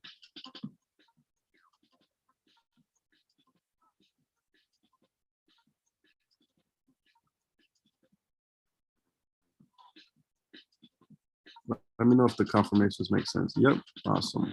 Who's ready to take a trade with me once I jump in? Who is actually ready? And who's watching? You could watch for education. You don't have to take a trade, but who is ready to take a trade once I give you guys word that we have jumped in a trade? Ready? All right, let's get it. And remember, if you're new to the stream, and I know I see familiar names, but I do see some new ones. Trading is literally like 90% waiting. The big dogs or the big traders, whatever you want to call them, they don't trade every minute, every hour. They don't take 20, 30 trades. They wait for their setup. They mark up their charts just like we did, and they just wait. They just watch price and they execute when it hits a certain area. They don't take trades in the no trade zone or, let me try to catch a quick 5 pips here, 5 pips here, 10. No. They wait for their setup. They know where they're taking their buys and they know where they're taking their sells. So it is obviously not the funnest thing to just sit here and watch charts, but when you grow your account and you can make anywhere from, a lot of money on lot sizes. I can't talk about lot sizes because everyone's different. Some people have smaller accounts, but 10 pips is really all you need. Let me just give you an example from that impulse entry. 10 pips. Some people can make $10. Some people can make $100. Some people can make $1,000. And some people probably made $10,000 in that same 10 pip move. The reason I say that is because lot size. 10 to 15 pips is all you need on my strategy. I'm not a swing trader. I don't go for 100 or 200 or 1,000. 10 to 15 pips is all you need. There's traders that did probably caught this move right here on the impulse entry, and they could have made literally $1,000 on that simple move right here if they did take what's that, 10.00, that's $100 a pip, or if you take a 1.00, that's $100, or if you take 0.10, that's $10. So some people make $10 on this move, some people make 1,000 and 10,000. Does that make sense as far as why 10 to 15 pips are solid and lot size can make the difference? Let me know if that makes sense.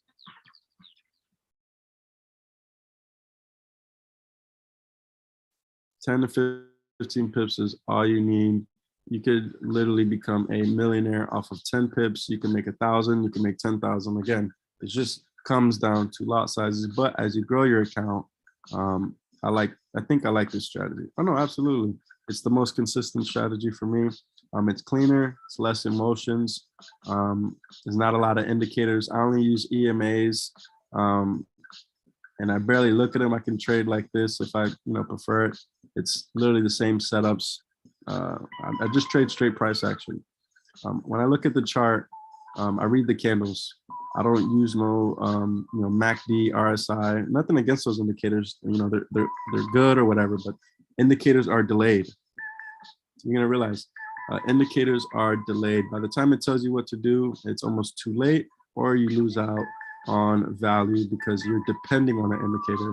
The best thing to do is read candles, learn candles, Candle patterns are good too, but I don't stress patterns even as well either. I don't look for W's or M's. You know, a lot of people look for like the M's right here. You know, they're like, okay, if it does an M like this, you know, take an entry right here on the neckline for a sell. I don't do none of that. Yeah, it works for certain people, but for me, it's not part of my strategy. I don't get lost in that sauce right there. I just go straight price action. I look for support and resistance, but I don't just trade off of support and resistance. I need confirmations and price action. I am, I guess, considered a naked trader. I don't really use anything. These EMAs are just there, just as a triple confirmation. I don't even look at it that often. I just like to see if price is above the 8, the 200, and the 50. But I'm just patient. My trade could take 2 hours and I jump in the last 5 minutes, or I could jump in 5 minutes. You know what I mean? It's just, it all comes down to volume. People that have been in my stream yesterday, the trade that we took lasted about 5 seconds. We took a sell on gold. I think it was like right here. I'm not 100% sure. Oh, that's the 18th. Oh, we probably caught this right here. Yeah, I think this was the sell we caught. This huge, as soon as we took the trade, yeah, 22. Yeah, this was the trade. As soon as we took the trade here, we had no drawdown, straight into profit, absolutely no issues, nothing. These are the type of trades I like. Volume, clean traffic, and that's why it didn't give us an issue, because based off the zone we were going in, there was just a lot of clean traffic. Let's look at GU, see if we can come up to our area. Same thing with GJ. GJ is just a little bit more messy, a little bit resistance right here. I like GU a lot better than GJ today, but keep in mind, GJ is my favorite pair, but not for the past couple of days. You can just tell from my chart setup that it looks clean. But most of the time, I'm just waiting for price to come in my area. Sometimes my trade could literally take a few seconds, a few minutes, a few hours, whatnot. But I'd rather wait for my setup than just rush into a trade. Does that make sense?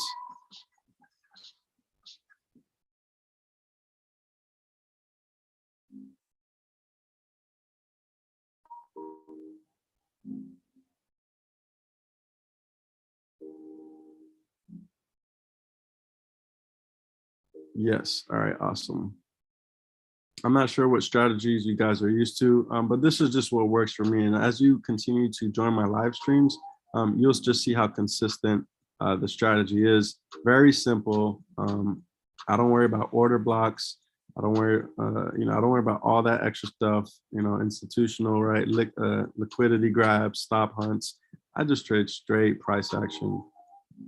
I just look at the charts and I just read the candles. Some people would look at this chart like this. Let me just take this away. Some people will look at this and I'll tell them, okay, go ahead, take a trade. And maybe you guys are in here, some of you probably have no idea what you're even looking at. But once you can learn how to trade like this, you will be able to make hella money. If you can trade like this, no indicators, it's like, okay, I need to see the break of the wick, come test this area. If it breaks this area for sells, clean sells, done. If you can look at a chart like this with no indicators, no lines, no nothing, and you can describe what you see, you will be a solid trader. And I do teach this, how to read candles, how to read candlesticks, look for breakouts. And keep in mind, some people be like, oh, you just support and resistance, you're a breakout trader. Not necessarily. I mean, I do trade off of support and resistance, and I don't just enter on breakouts.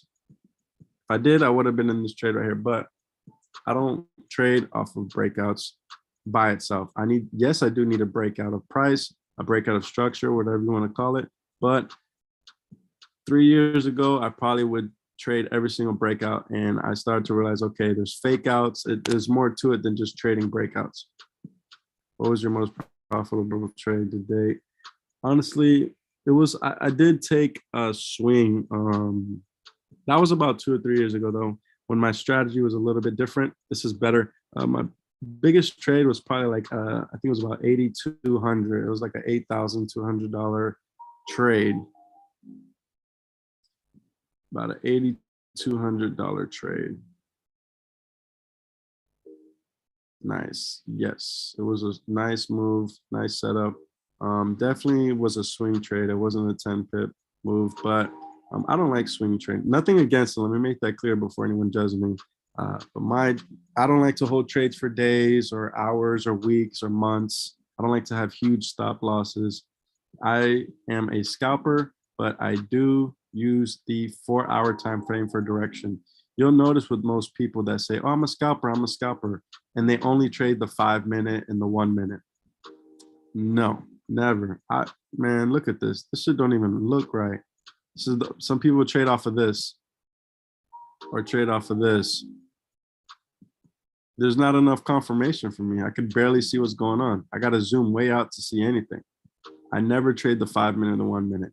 When it comes to my entries, when it comes to identifying the trend, the overall trend, I look at the 4-hour mainly. I'll peek at the daily when I'm marking up my charts. I'll definitely pick at the daily to see the direction, but the 4-hour gives me a better idea of overall trend. Swing trading isn't my thing either. Prefer going in and out. Absolutely. You'll realize that all you need is 10 pips. You can be the most profitable trader with 10 pips. All right, we're getting into some important areas. Let me delete this right here and put it on GJ because we are coming to a interesting area for me on both sides. So I'm gonna add that there and I'm gonna look at GU. And it's kind of doing what I said here. Come down, bounce, and go up. This is why I moved it to the side like this, but let's see. Do you trade stocks? I used to, and then I stopped because it just wasn't my thing. I'm gonna stay in my lane. Stocks are not bad. It's just a little slower for me unless you're in options. And I just feel like it's a little bit more riskier. I've had way more success with Forex, and Forex is faster pace. It's not, I'm not saying stocks are guessing. It's just too much fundamentals. You got to look at news, earnings. This is just straight price action. It's a 24-hour market, trillion-dollar market daily, and it's easier for me to read candlesticks, and there's just a lot more movement. And some people even make more money off of Forex compared to stocks. There's nothing wrong with stocks though, and options and all that. Some people make millions, $20,000 a day, and that's completely fine, but I'd rather stay in my lane. If I'm not nasty with it, then I'm not gonna mess with it. Just put this right here now. I just prefer Forex because it is a trillion-dollar market. It's easier for me to understand. I can probably be good at stocks and options too because I know how to read charts, but it doesn't move as much. There's just too much fundamentals. There's just too much fundamentals with, this is my Bitcoin trade. Sorry, I keep picking up that one. There's just too much fundamentals when it comes to stocks. I'd rather be more technical. There's some fundamentals when it comes to Forex as well, like gold and war and everything, but I prefer to trade Forex. You can't trade stocks right now. Imagine, go trade some stocks right now. Market's closed. You know what I mean? Like, I could do this from anywhere in the world at any time. And again, there's nothing wrong with stocks. I wouldn't talk bad about it. It's just not for me. Just to kind of sum it up.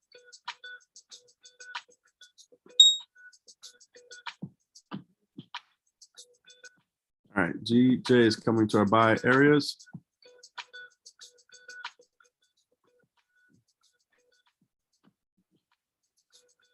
I'm gonna let you know if I execute. Be ready.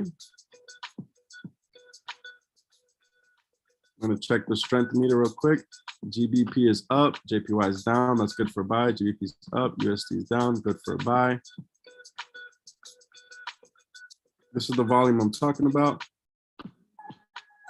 Give me a second. Let me put an alert for GU so we don't miss that.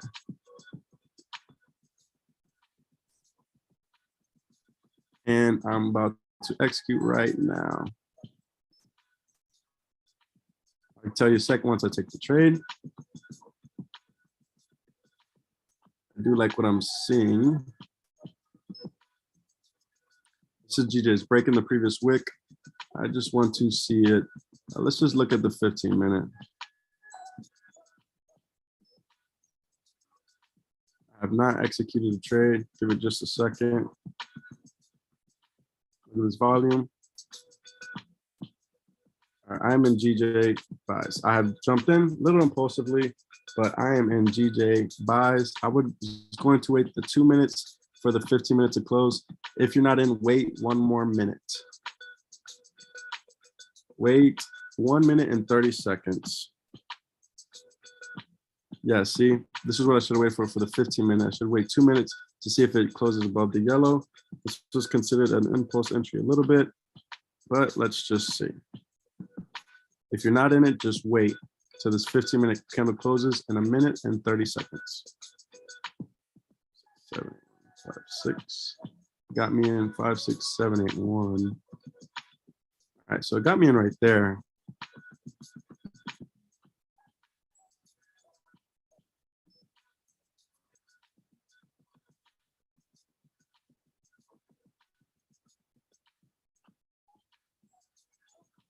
Wait for the 15-minute to close in 1 minute. Impulse entry a little bit as well, as I did not wait for that candle to close.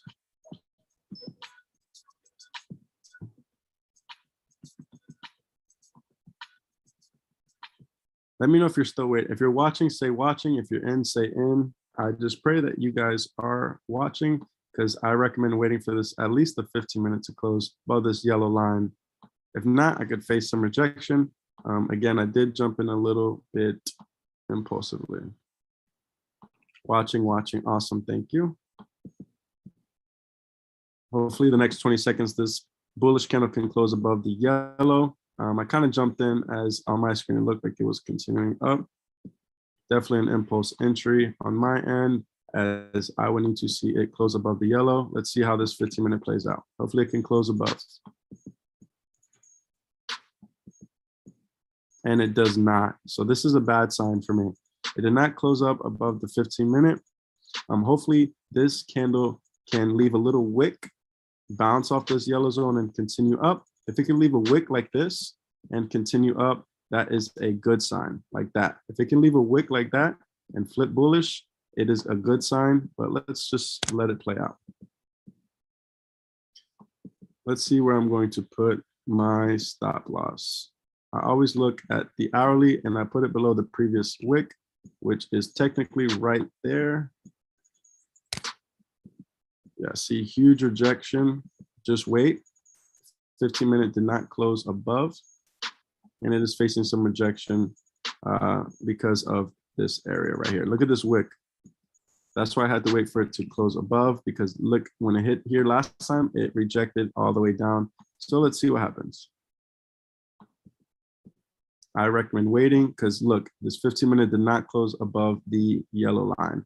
So that is a bad sign, because there is no confirmation. So that was an impulse entry. Did not wait to see the 15-minute close above. I just kind of jumped in there. That's the second time I did that today, but no worries. At least I'm letting you guys know straight up that it's impulse. And I'll probably just, I always put my stop loss at the previous candle's bottom wick. I look for the wick. I never put it right at it. I just put a few pips under it, and I probably risk, let's just say 26 pips. Yeah, let me put my stop loss right there.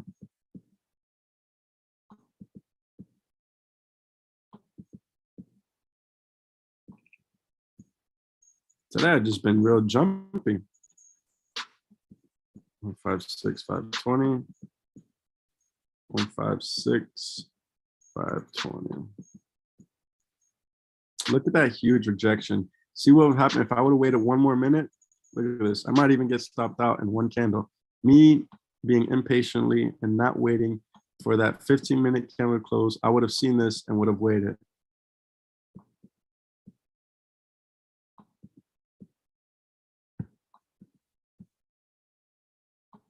Look at this, rejecting everything. Huge wick out of nowhere. As soon as I took the trade, you see how 2 minutes can make a huge difference? This is why being patient is the best. So let's just let it. Hopefully, if this can definitely would need to close above this yellow line, because if not, then it's definitely going bearish. And I probably would manage my risk, cut my losses a little bit smaller. But let's see. I'm going to let the trade play out.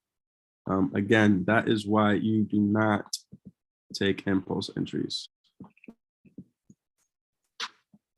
It would be nice to see this leave a nice wick and flip bullish. I'll be completely honest. If it leaves a wick and flip bullish, you probably would get a nice push to the upside. I like when it leaves a wick at the bottom and flips bullish.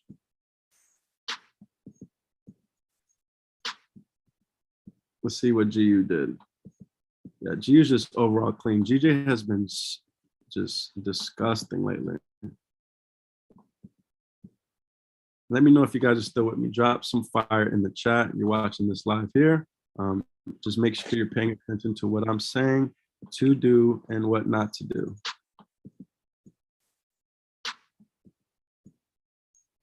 Let me delete this impulse entry.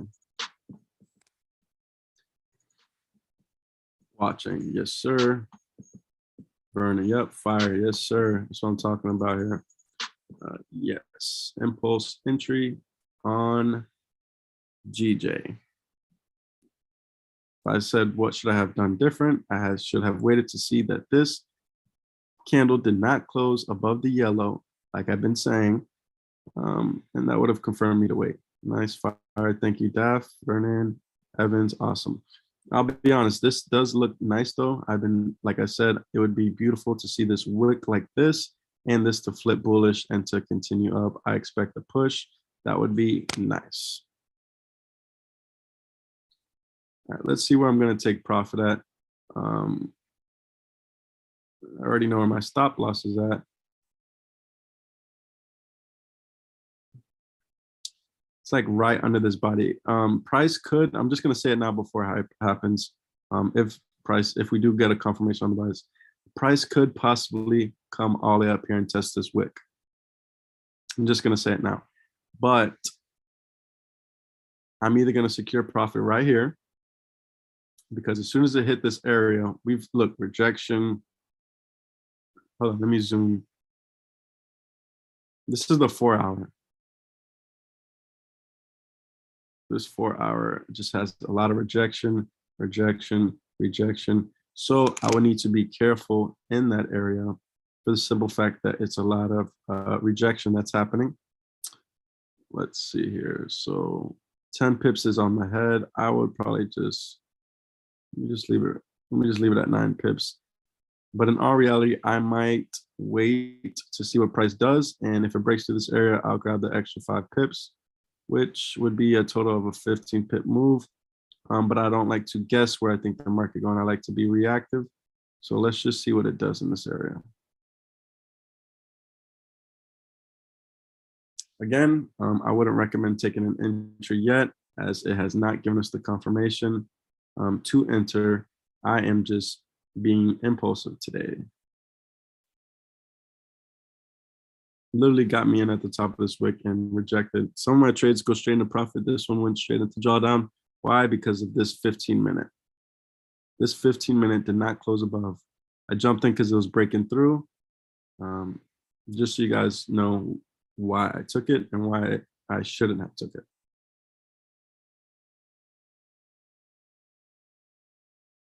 GU is a cleaner setup for buys. This is going to be a nice buy once we break this area for a nice about 15 pips move.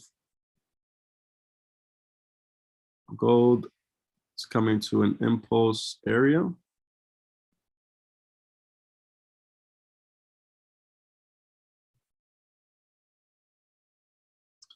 I'm going to do that. Let me put gold over here. I'm going to watch gold. Give me a second. You might not be able to see the screen, but I'm going to watch gold from the side, because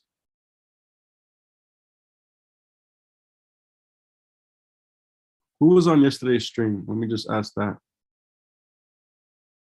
Who watched yesterday's trade?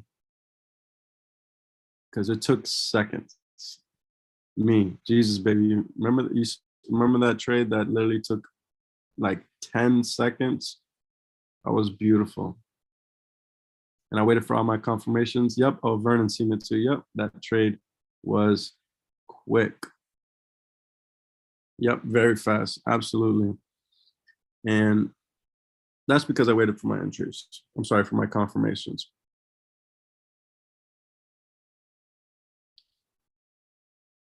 Oh, and look at this. Check me out, guys. Another thing I'm doing wrong. News is in 7 minutes. GBP with the red. Jesus. News is in 7 minutes. Wow.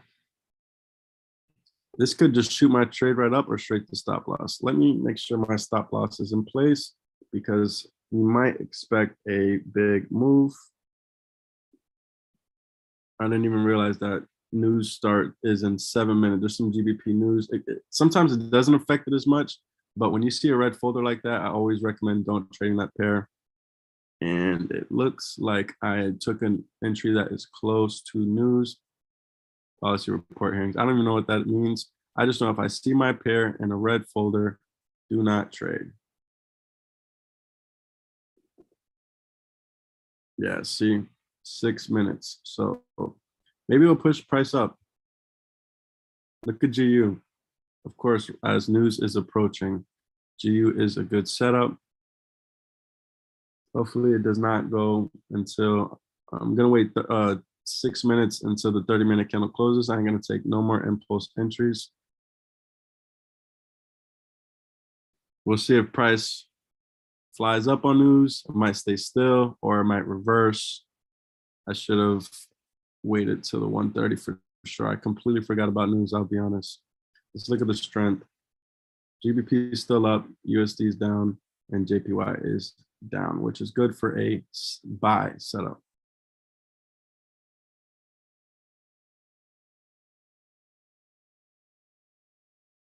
GU just looks a lot cleaner. Gold is coming to our impulse entry. I'm gonna wait for the 30 minutes to close. I'm not even gonna take, yeah, see, the news is coming. I know that.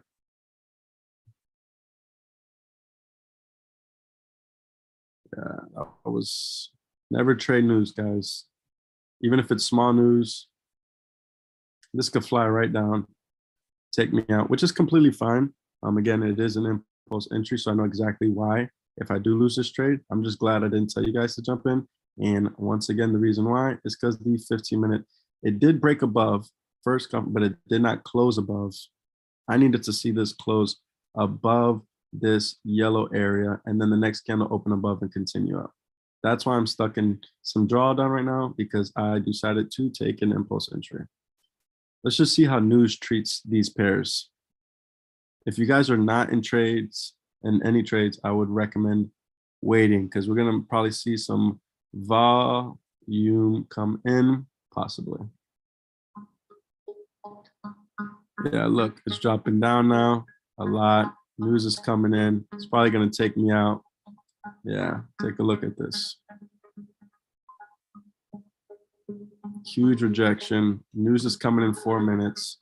So it could possibly just shoot down and take me out and then possibly come back up later. But it's completely okay. I'm risking 26 pips and I'm completely okay with that. I already know what I did wrong, which I entered without both confirmations.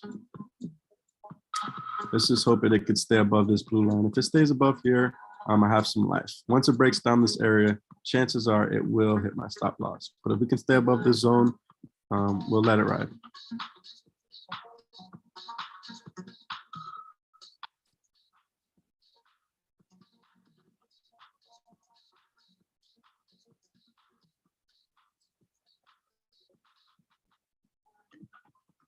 Or it can push right up and help me. If this news has a big effect on GBP, that could possibly help me, or it can take me out. We'll see how it goes. I just know that it was not smart to trade before the news and not to see closure of this candle.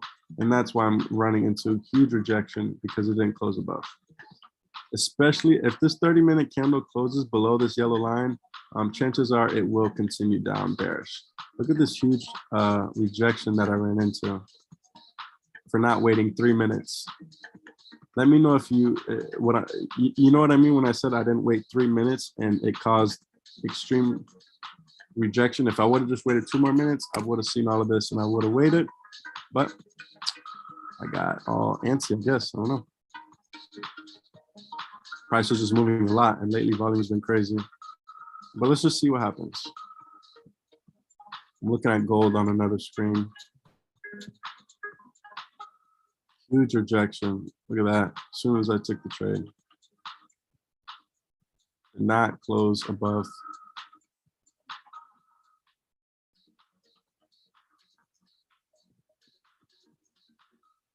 Huge. And remember, these pairs move a lot at the end of an hourly candle and before news. GU just looks so much better still. GJ is just, it's ugly.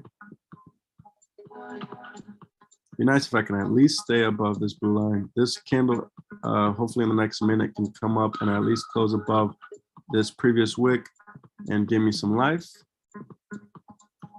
But I'm not here to predict the market. I'm just here to react. Again, I won't be surprised if it hits my stop loss because of news and huge rejection. Yeah, it could just probably shoot right down and knock me out. And that's fine. I'll move on to my next trade and keep it pushing. Look, GU is not even moving as much as GJ. It is rejecting too, but it's not moving as much. News is coming in, 20 seconds. Might stop me out. Let's see what happens. 10 seconds. All right, let's see what happens. It didn't close above the yellow, so possible bearish momentum. Let's just see what happens. Close below the yellow, not a good sign. Bearish momentum. Yeah, possibly will take me out here.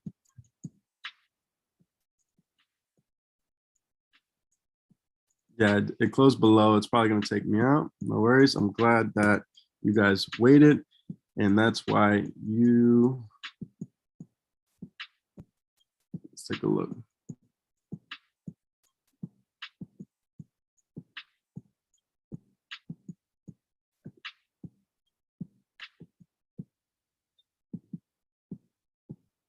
I think it's waiting for it to release. I'm not sure, but it's probably going to take me out. It didn't close above the yellow. And that's why you should wait 3 minutes would have made a difference with this trade. Literally. If I would have waited 3 more minutes, I would have got a better indication. But I entered on the breakout instead of seeing it close above. And it's completely fine. Impulse entry on gold is looking good. The 30-minute did close below. Let's take a look. I might jump in on this because it's coming down strong. The USD dollar is down. I'm sorry, should be up for a sell, but let's go ahead. I'm going to, all right, I am currently in gold sells. I'll let GJ take me out, but I just jumped in gold sells. Again, you guys can wait till here. Let's see where it got me in. 1893.5. 1890, well, like right here. It's already in profit, straight to profit. 1890. Oh, that one's going down heavy. 1893.5. All right, so that's where it got me in.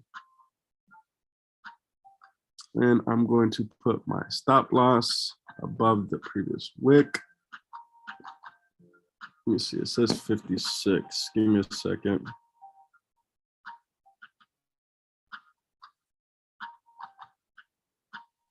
It's a lot of pips.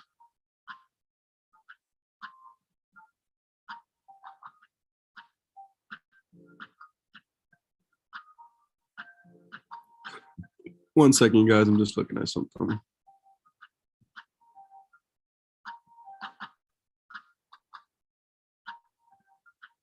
Oh yeah, probably took me out of GJ already.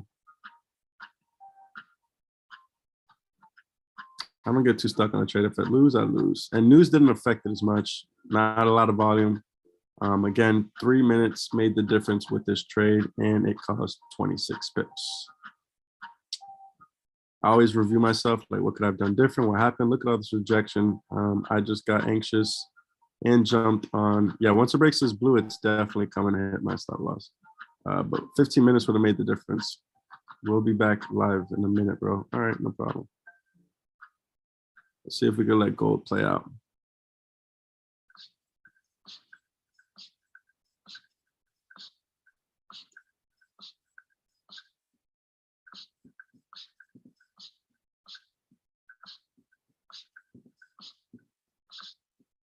Yeah, look at that. Hourly, Jesus. Yeah, it's gonna hit my stop loss. Didn't close above. That's crazy. 3 minutes made me lose a trade. 3 minutes. And that's all it took. Yeah, it's definitely gonna stop me out, which is completely fine. I'll let it hit it.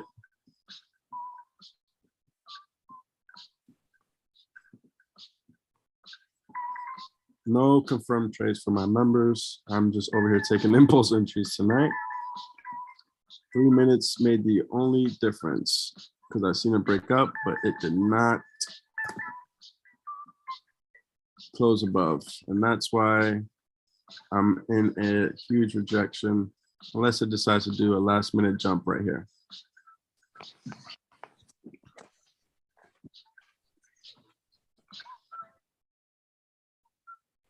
Be nice if it could do a last minute jump. There's reasons why I put my stop loss at a certain area, but I'm just gonna let it ride.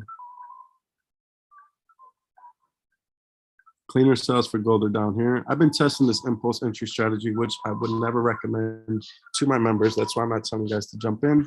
I'm just trying something out.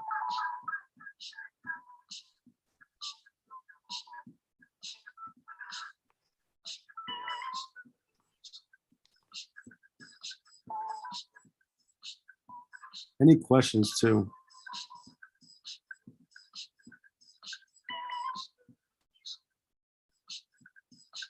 Rejected right at our buy area. Take a look at that. This is GU. Bounced off that blue line perfectly. And that is why we didn't execute any buys on GU. I only executed on GJ because I did see it break, but I did not see it close, which is completely my fault. And I'm glad no one jumped in. That's why I told you to wait. But let's let this trade play out. If it stops me out, so be it. I know exactly what I did wrong personally. And I never consider myself losing. I either win or I learn. Obviously, I'm losing some money. I ain't gonna lie. I ain't gonna fake around it. But you can't put emotion into trading because you start revenge trading. You start trying to, take bigger lot sizes, taking more trades. The best thing to do is if you lose 2 to 3 trades, just call it a day.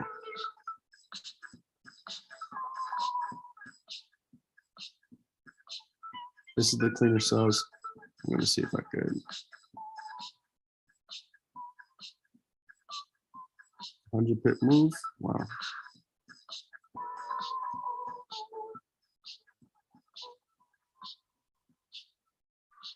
I might manage my trade on this one as well. Again, this is a gold impulse entry. I took 2 impulse entries today.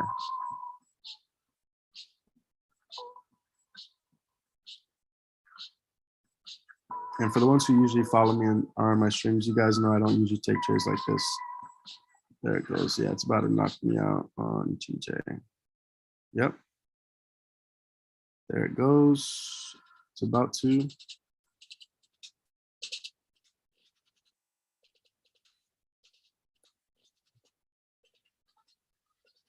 Now you know why 3 minutes literally makes a difference in an entire trade. Look at all this rejection I got caught in.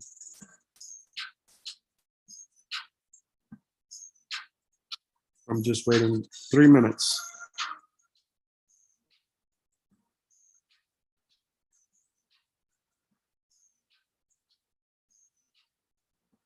Yeah, it's gonna take me out though. So I'm gonna look for my other setup as I am already in gold. Yeah, GJ is about to take me out any second here, and I'll keep it pushing. And that's why I wait for confirmations. At least my Bitcoin's kind of playing out.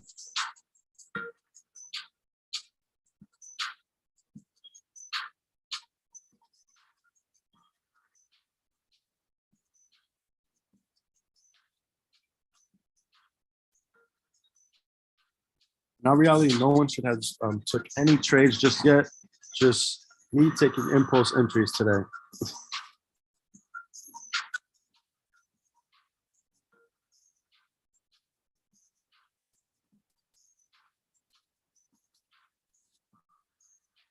I would never recommend my members taking impulse entries ever.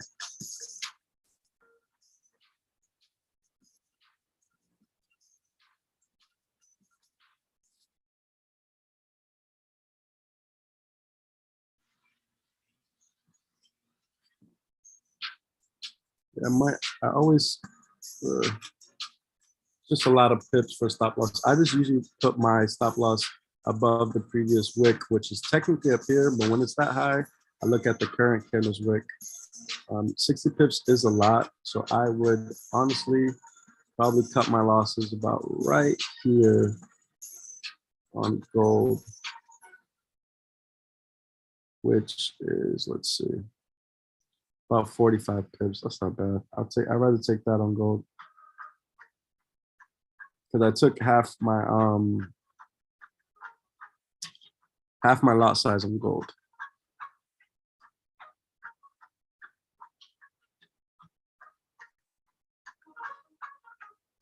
Let's see if gold can come through clutch.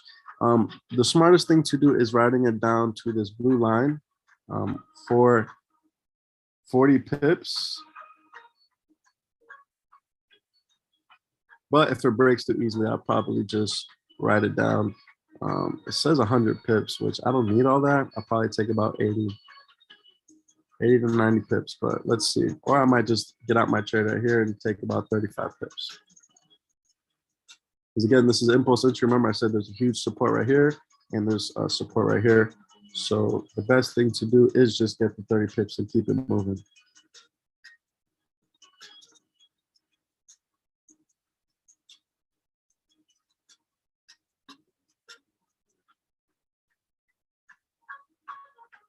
Yeah, it's gonna take me out any second. Just go ahead and do it so I can delete it.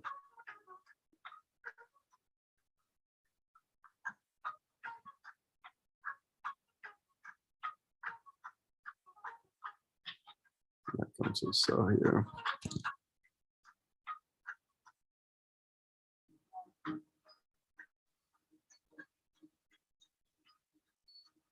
Any questions so far? Usually don't take impulse entries like that. You can see my stream yesterday. I did not really take impulse like this, but we'll let it ride out. I guess news didn't really affect it like that as much as I thought.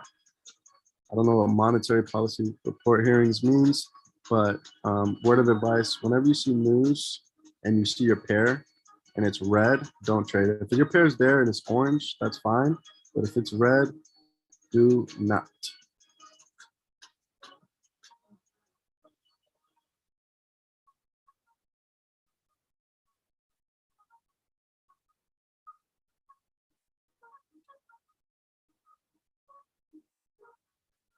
Choose something in the comment. Let me know some questions. Let me know you guys still there. I'm just waiting for my GJ tech. I'm technically just waiting for it to stop out so I can delete that and fix my next setup. As you guys see, why literally waiting 3 more minutes make the only difference. So if you learned anything from my impulse entry is patience as I teach. I just decided to take an impulse entry, which is never recommended.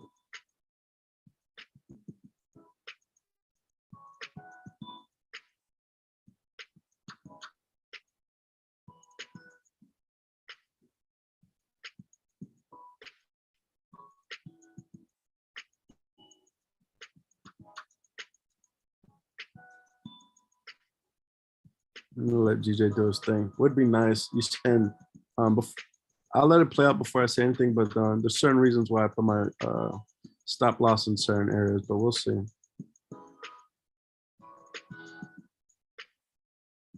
Can we see this pattern right here?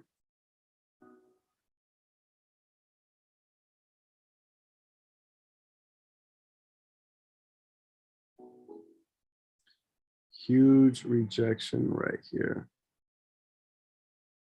Shit. Let me delete that real quick.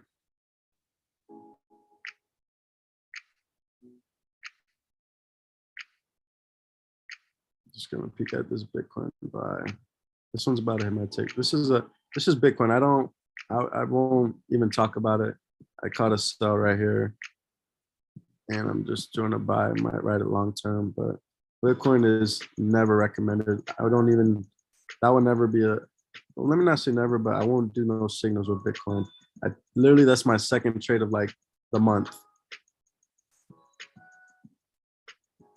I don't have no analysis. There's no really like market structure. It doesn't respect my strategy as much. I only trade it off the daily and the 4 hour. My strategy works for GJ, GU, and gold.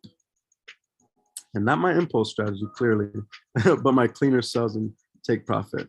If you guys notice, right?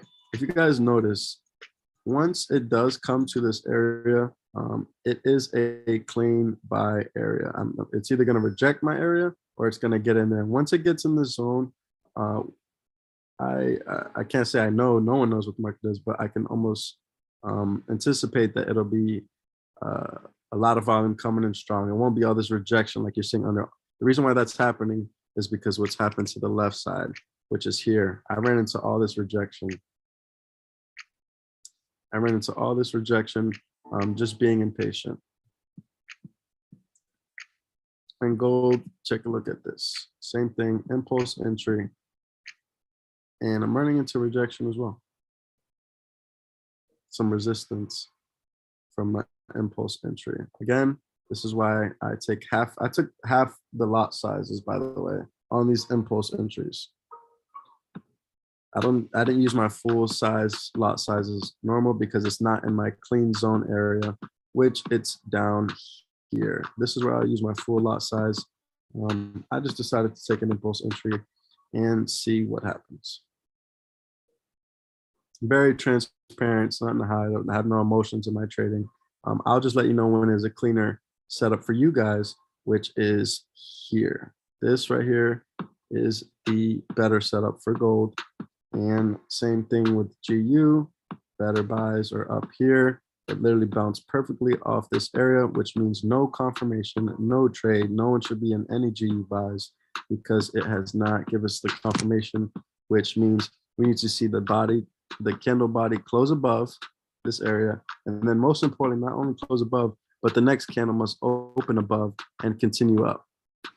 It's probably not the best drawing, but does that make sense? When I say candle close above and the next candle open above and continue on. Does this make sense? Let me know. I'm not the best artist. We would need to picture these like being green candles. This is really what I like to see. This candle to close above this candle, this blue zone, and then the next candle to open above and continue up. Shoot me a comment. Let me know if that makes sense.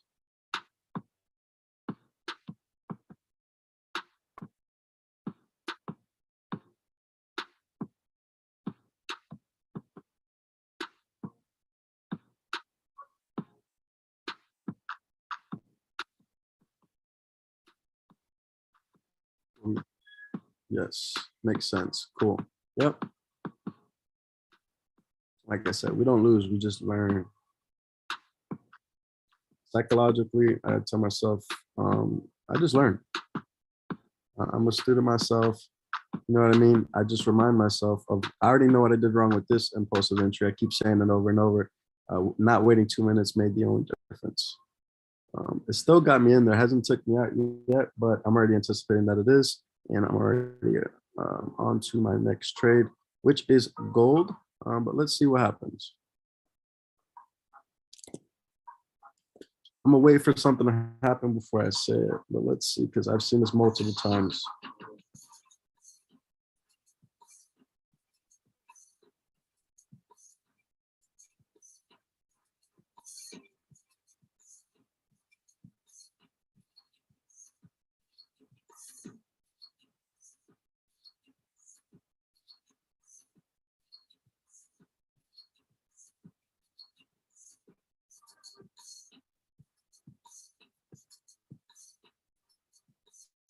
Give me 1 second, guys. I'm writing something in the group. I'm gonna let them know that we are still live.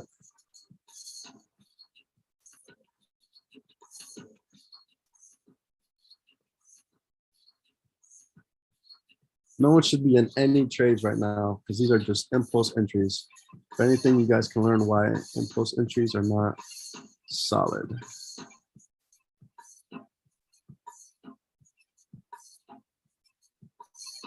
That's crazy.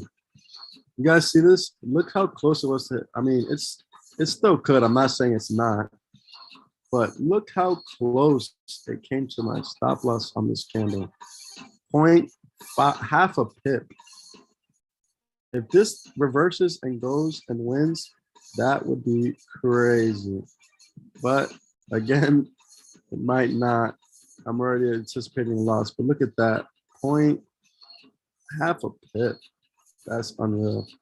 The hourly candle is about to close. So this is where I expect volume. Like I always say, the last few minutes of the hourly candles, GJ and G tend to move a lot. GJ has been super ugly these past few days.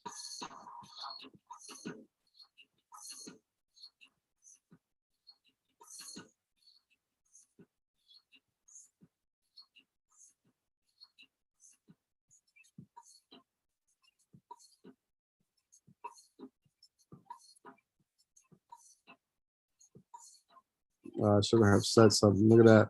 Flip bearish again. I talked too soon.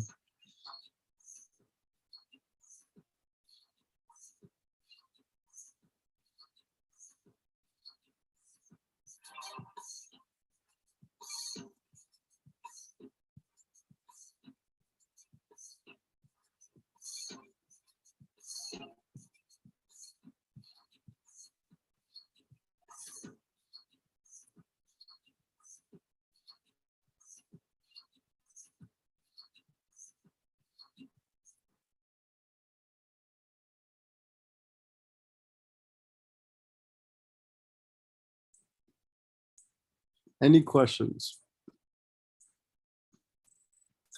My bad for the people who are new and you're just seeing me take impulse entries, which I usually don't. I know the people who have probably been on my stream the last couple of times are probably like, what is this guy doing?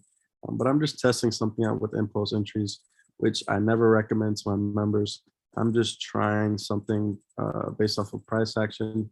I need to see clean sells down here for gold.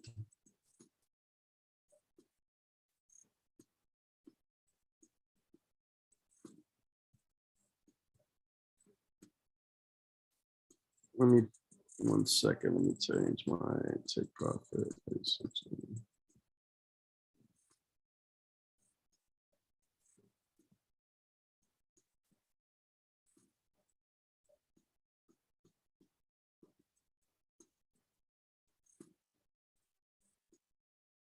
Yeah, I talked too soon. Flip bearish. I was gonna say if it didn't hit my stop loss from 0.5, that would have been crazy.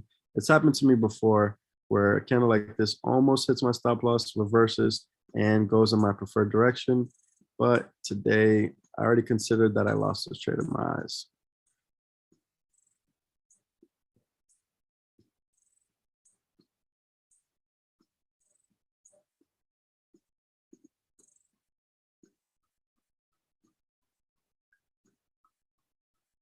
Any questions for the people who are watching?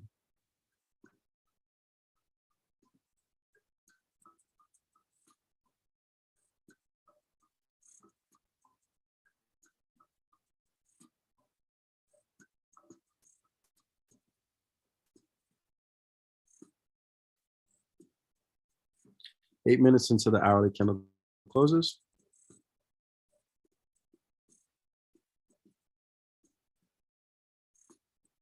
What I would like to see here on gold, I would like to see the hourly candle close below this blue line and the next candle open below and continue on.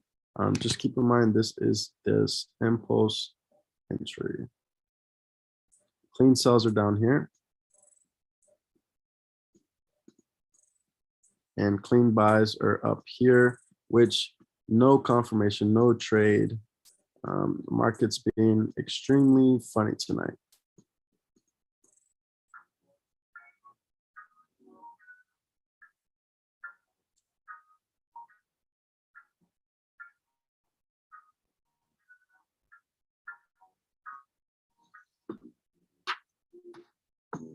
7 minutes.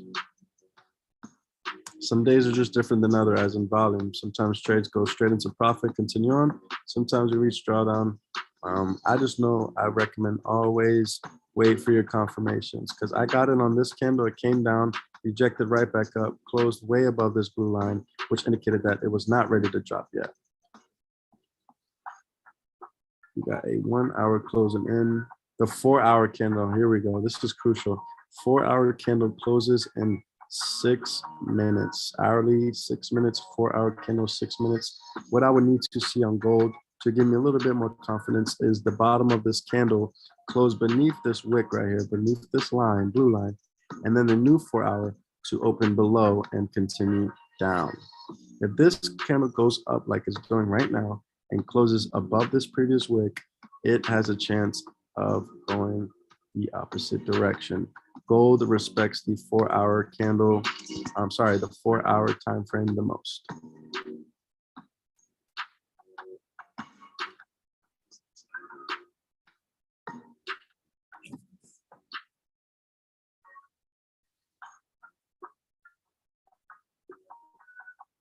Yeah, this is crucial for gold. DJ2. Yeah, see, it heard me talking too soon. The last 6 minutes might take me out. I always say the last few minutes of hourly candles on GJ and GU are a lot of volume. I'm more interested in seeing what's going to happen with gold at the end of this 4-hour.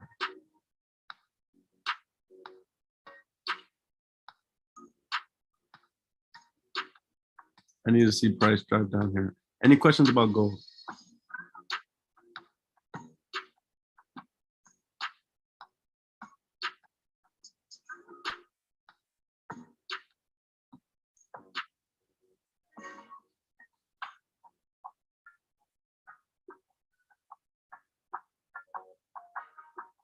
We got 4 minutes.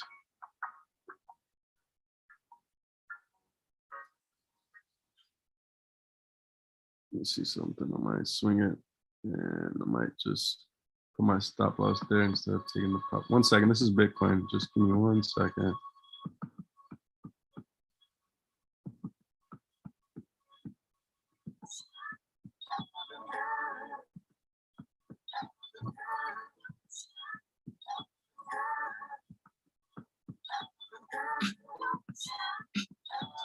One second, y'all.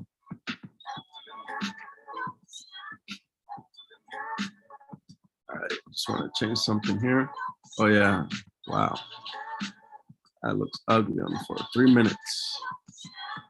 3 minutes. Wow, look at GU. Huge rejection here. No confirmation on the buys. That impulse entry was the only thing that was good, which was 14 pips. But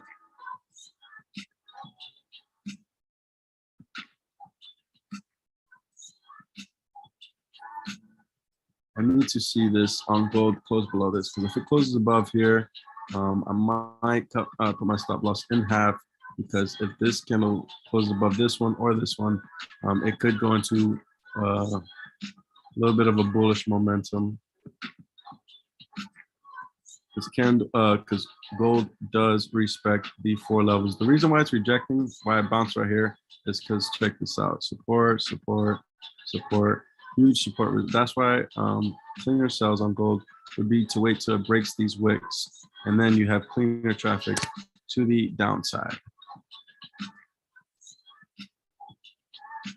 So we'll let it ride.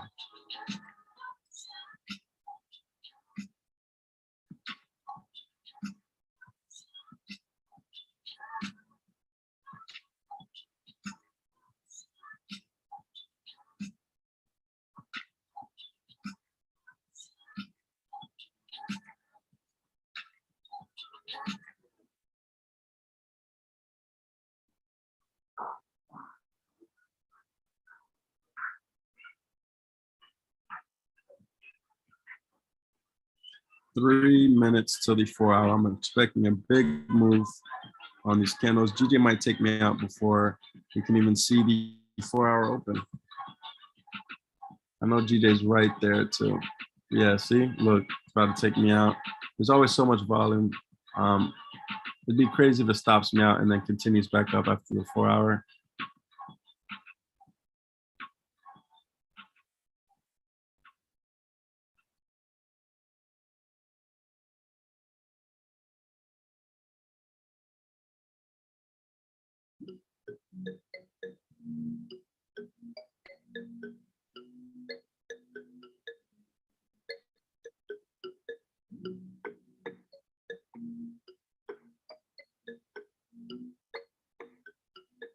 So just move it right here real quick.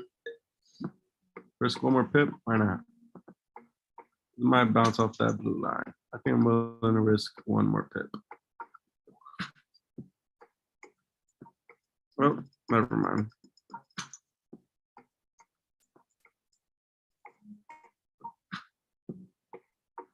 I just want to see how this 4 hour opens up.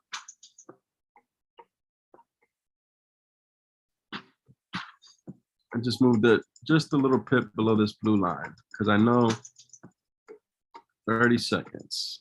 I wanted to risk 1 to 2 more pips to see what happens in 30 seconds.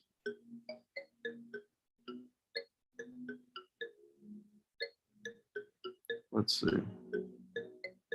20 seconds. Let's look at gold. Oh, wow. Huge rejection on the impulse entries. Yeah, guys, impulse entries are killing me today.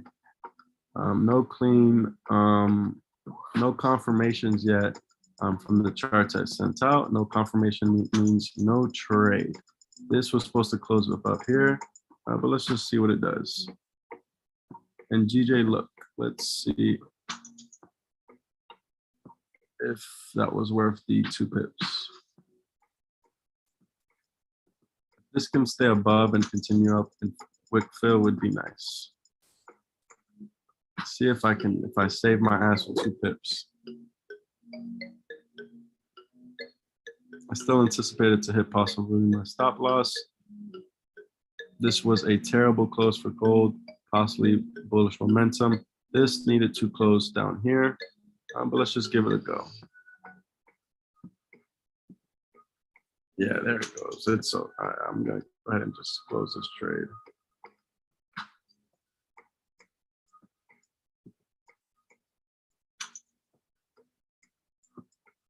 Yeah, I'm just gonna close it there.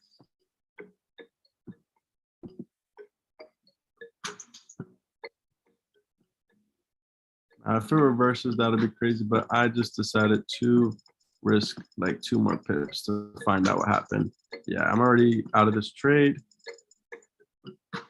So I'm gonna keep it pushing.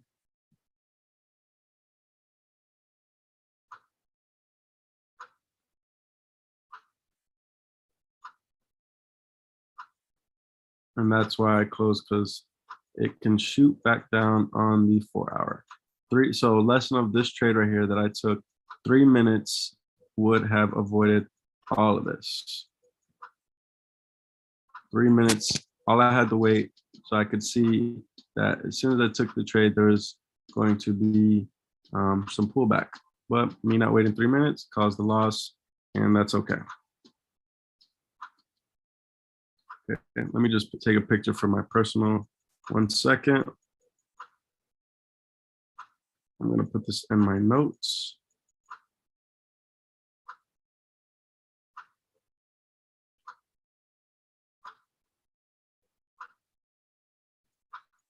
All right, let's delete that. All right, no worries here. And just to confirm, no one was on that trade. None of my members are on it. Impulse entries we do not do. I was just testing something out, and waiting 3 minutes could have prevented it, but it's all good. I don't sit on dwelling it. One trade can literally save everything. I can make, 100 pips on this gold move if I like. I can make 35 pips right here and make everything back that I just lost on that trade. Remember, I only use half the lot size there on GJ, and that's the reason why I don't really care for it. And it could possibly still go up. I'll be completely honest. This can still go up and go into the buys.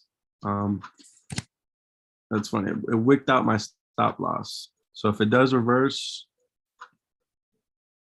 they got me good. Yeah, I have my stop loss right there. Possibly could reverse, but I'm gonna just let GJ breathe. I'm gonna let it play out for the simple fact that it's been ugly and messy. And don't be surprised if it decides to go in my favor. I just was too early on the entry. This is what I like to see for the 4 hour from gold perspective. Now the body did not close below this wick, so it's not the cleanest setup, but at least the next 4 hour did open below and continue down. However, the reason why it's giving such issues is because this candle, the bottom of the body here, did not close under this wick, which if this same setup was down here, would have been perfect. This body would have came down, closed below this wick. If this candle would have opened up below and continued on, it would be a better setup. But remember, cleaner sells was down here. This was considered an impulse entry on gold as well. Just don't be surprised, and I'm gonna say it, if GJ reverses and decides to go the other way after it just took me out right there. Right there. Literally right here. Look at that wick. Look at that. I'm gonna write something here. Just so I could keep up with it and see what would have happened. But it's okay, already lost. I just want to see if I prevent it worse or if it went the other way.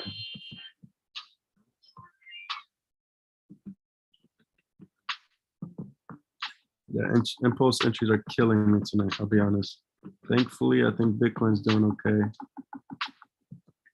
This is paying me back right here. But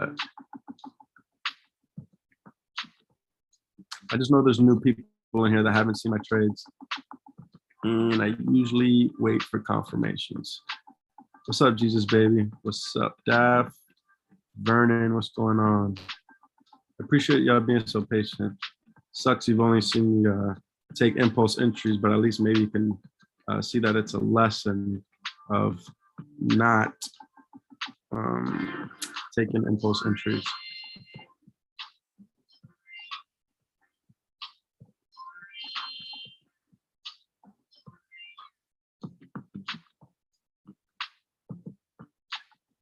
And this one, I'll probably cut my losses in less because this was impulse. I already took half. 1 second, let me see.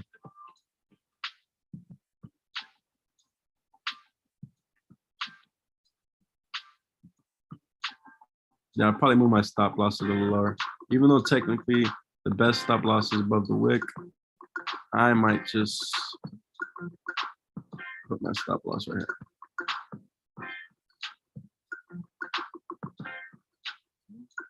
It's a little tight. Gold moves a lot, but I'm gonna cut my losses in half. 45, yeah, I'll probably do that. Yeah, I'm gonna just put it right there.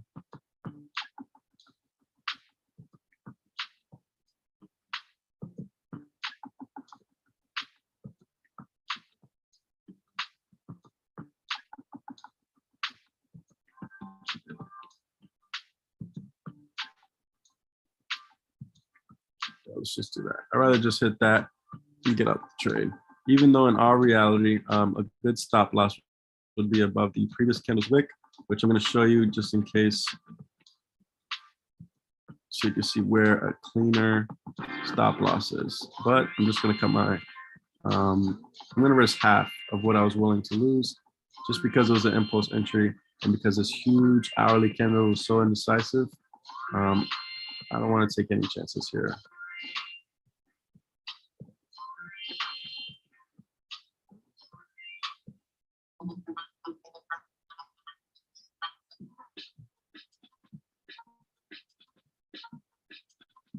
Yeah, I'll just let that hit the stop loss here and take me out this gold trade. See.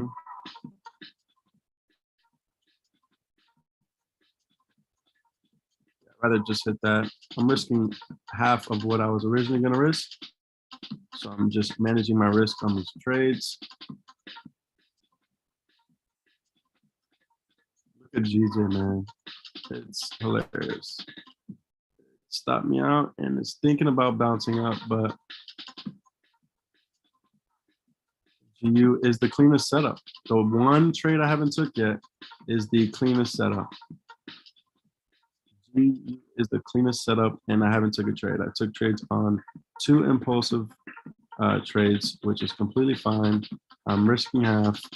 I can lose this trade and be completely fine. Both of those trades were half my lot sizes, so I am completely fine with it.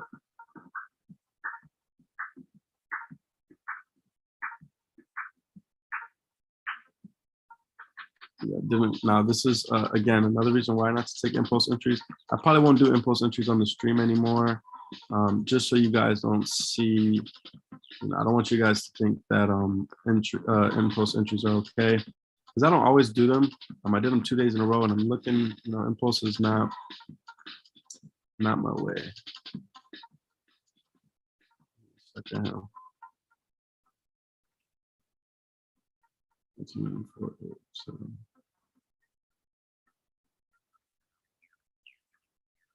That 90.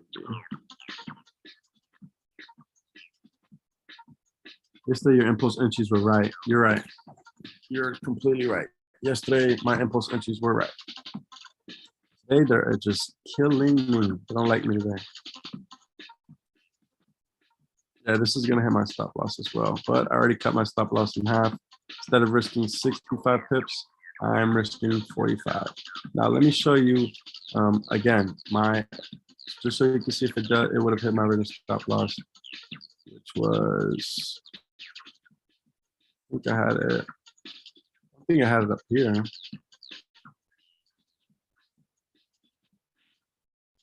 76 pips. Jeez.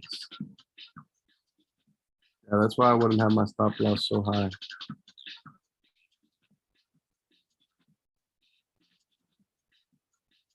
Second.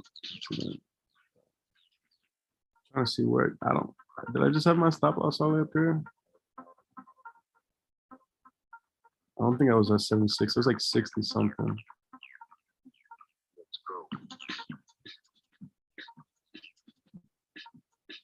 Oh, maybe it was up there. Wow. So I was first, I said, the only reason why I did that too is because I always put my stop loss above the previous candle's wick. In this case, whenever I see that the stop loss is too many pips, the wick is too high, then I'll just look at the next candle.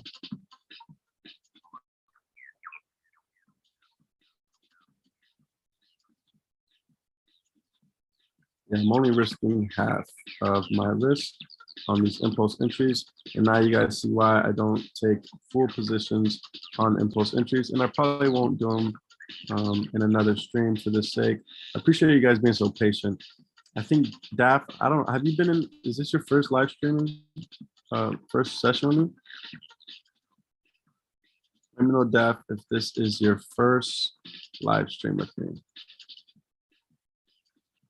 My second. Okay, so did you see the one from yesterday?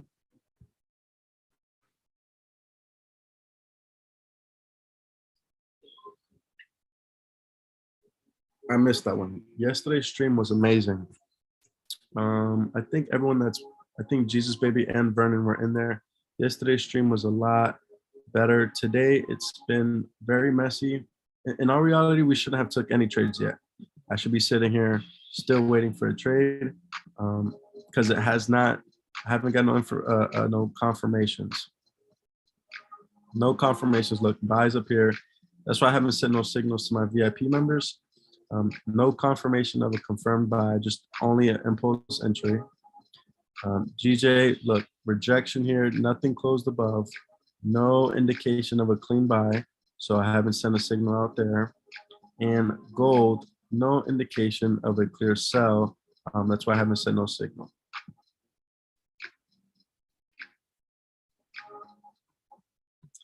I thought this was your first. I was going to say, I hate for your first time seeing my session to be like this, straight impulse entries, because I rarely take them.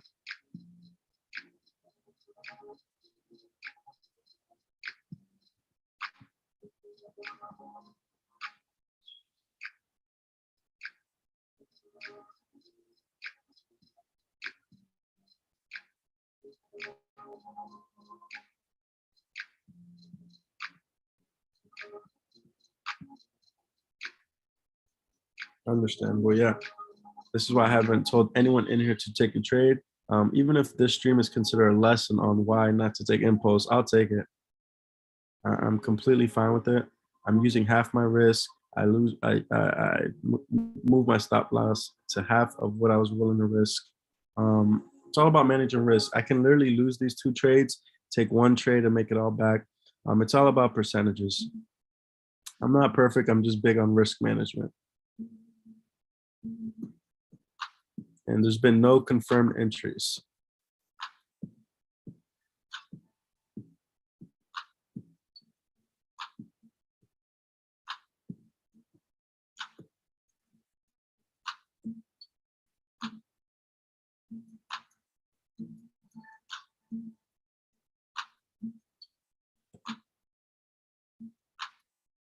We got close to both of our setups, but no confirmation.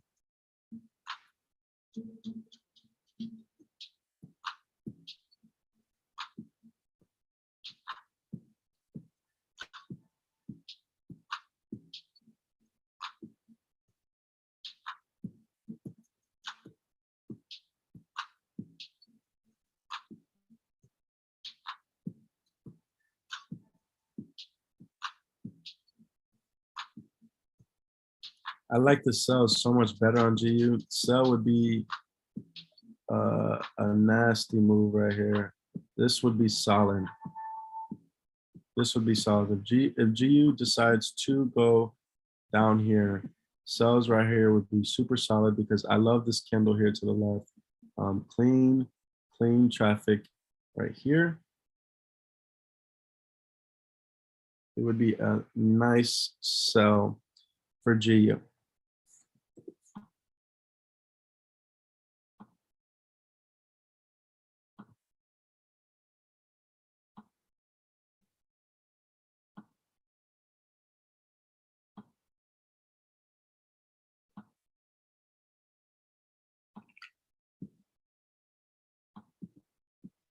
And it could still go into our buy area. If I'm looking for confirmed buys, again, one trade can make everything back right here. What's that? Because I'll take my regular lot size. That's why risk management is so big.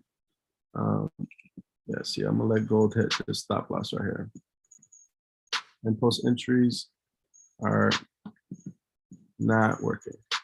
Even though I should technically move my stop loss up here, I don't want to risk that. I'm already, I'd rather manage my risk.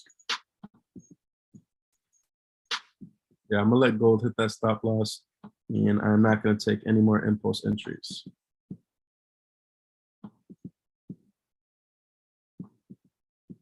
And I might just secure profits on Bitcoin just to pay myself back because I am in some profits here.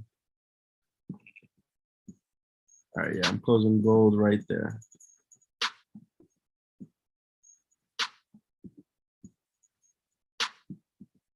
Yeah, let me just close it now. Boom, all right.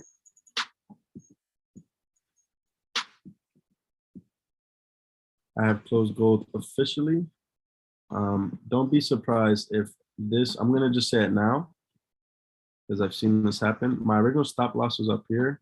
Price could probably come to this area and then continue down. I just didn't want to risk it anymore because impulse entries are not working for me today.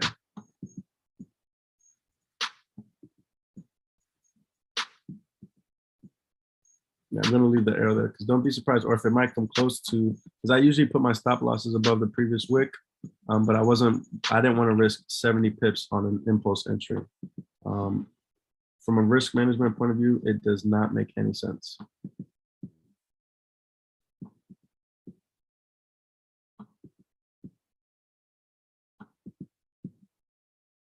Yeah, I'm just gonna close. I already closed out gold.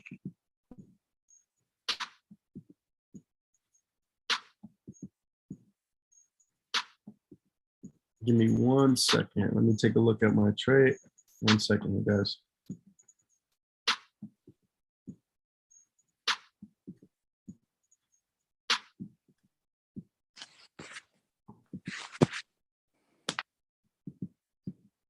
What's up, Tommy? I'm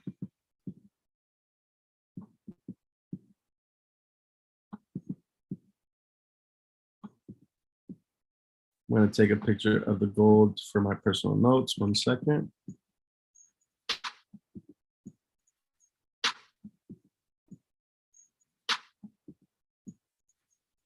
And if you notice, both trades did the same exact thing. All good, man. Sorry, I had to call him. No, you're good. Impulse entry on gold. I decided to close out early here. Again, like I was letting everyone else know, this stream has literally been showing people why not to take impulse entries. And this could possibly still go as a sell, but I'd rather wait to clean my zone for clean sells. And my stop loss was a little bit tight for gold, but 45 pips isn't that bad.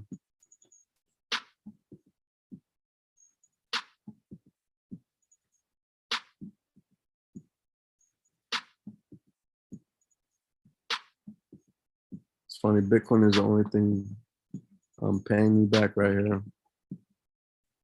I could swing it all the way up here, but there's too much rejection right here for me, so we'll see.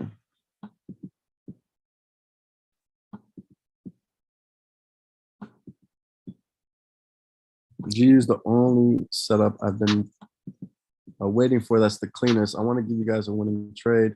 I know no one took any trades I took due to impulse, and I'm glad because you can see why impulse entries do not work.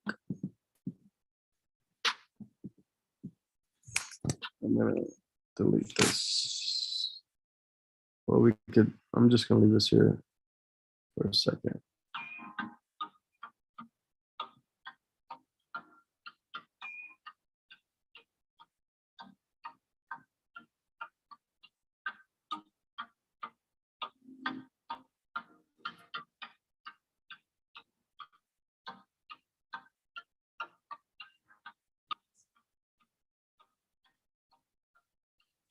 CJ might kindly come for our setup.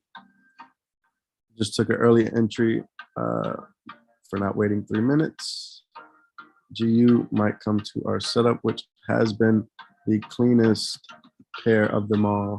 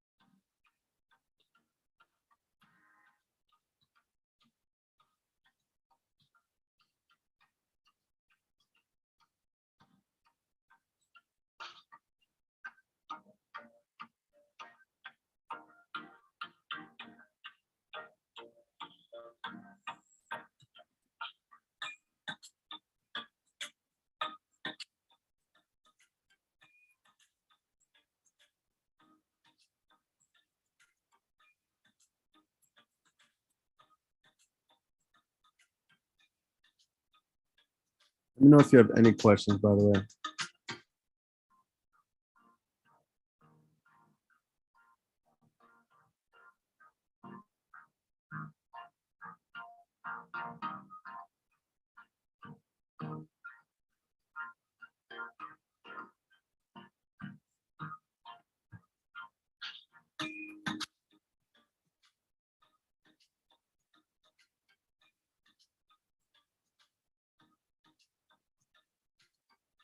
GU is the only nice setup.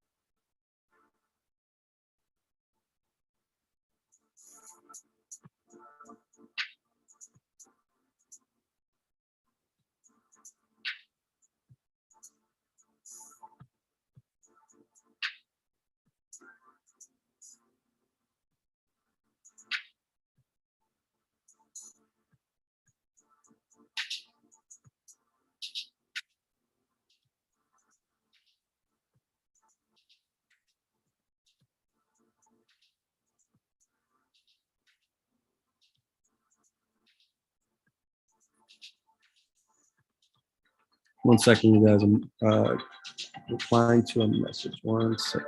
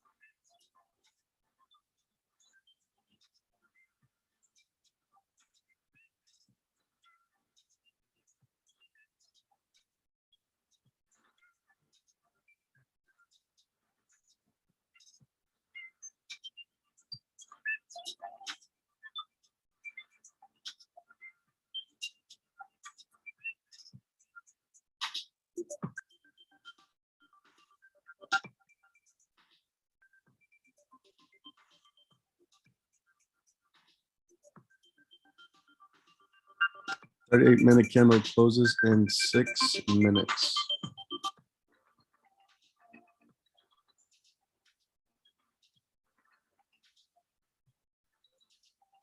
G is the only, since the stream began, G is the one that had the cleanest charts. And let's see what it decides to do.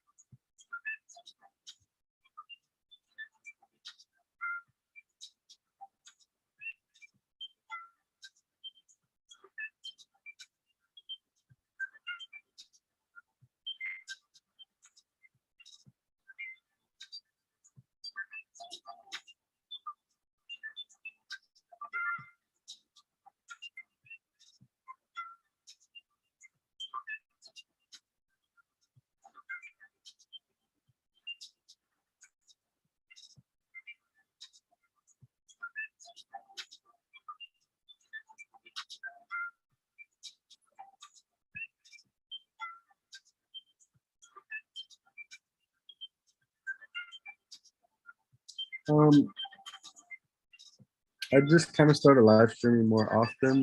I've been getting a lot of positive feedback. People are saying I should do it more often. I'm just trying to decide if I should do London or New York session. But I do plan on doing more streams. I do plan on, again, like I said, I am looking forward to doing streams for New York session and for London session. Good man.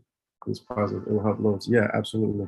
Yeah, because in all reality, there should be no trades took right now.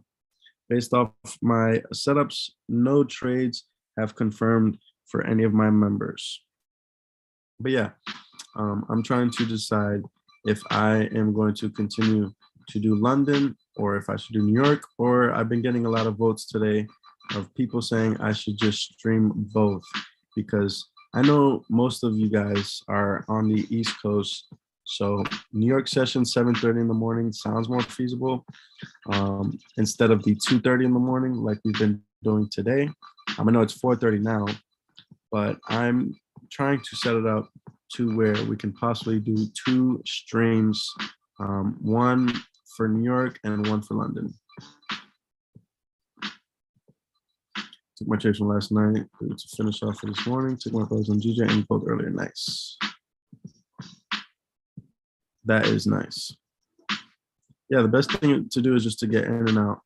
I don't like hanging on trades too long. If I lose, I lose. It's fine, but I just manage my risk. I know exactly how much I'm willing to lose per trade and per day. And if I hit that limit, then I just take the day off. Or not the day off, then I just end my day. But with those impulse entries that I've been taking earlier in front of you guys, I've used half the lot size. So I risked half of my normal lot size just because it was not a confirmed entry. And you guys see, and I've been literally walking everybody through it, what I've been looking for. Both entries were impulsive. One of them was 3 minutes away to show me that I could have waited.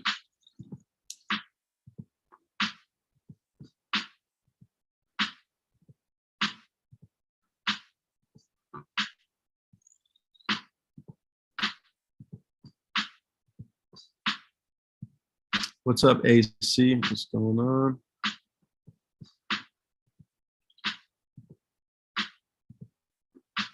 No signals for my VIP members or any members really. I have not sent out any confirmations of any trades. Good day. What's going on? Yeah, I know yesterday was an amazing stream. Today I took 2 impulse entries, didn't work out in my favor, but I didn't get confirmations. They were literally impulse entries without my confirmation that I looked for. And I'll probably save this stream so you guys can look at it, and it'll probably stay on YouTube. GU has been the cleanest pair of the day. I haven't, the cleanest pair I haven't took any trades on.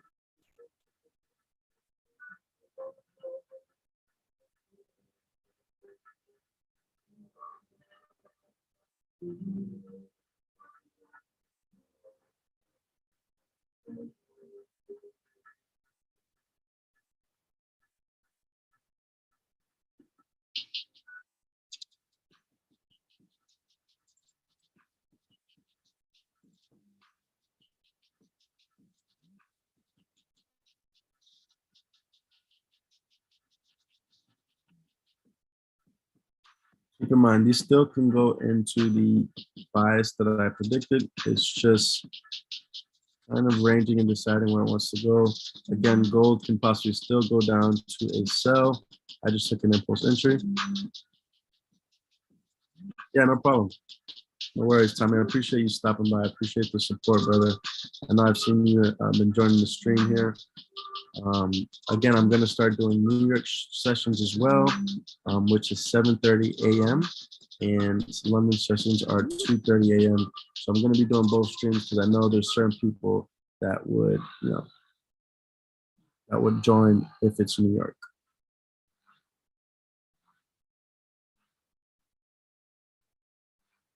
Let's see if we can catch this GU buy here. DAF.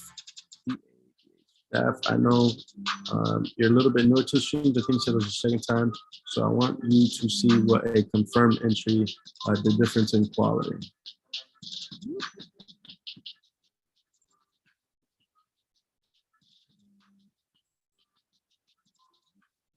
Okay, yep. So if you decide to take an entry on this trade, I'll definitely confirm.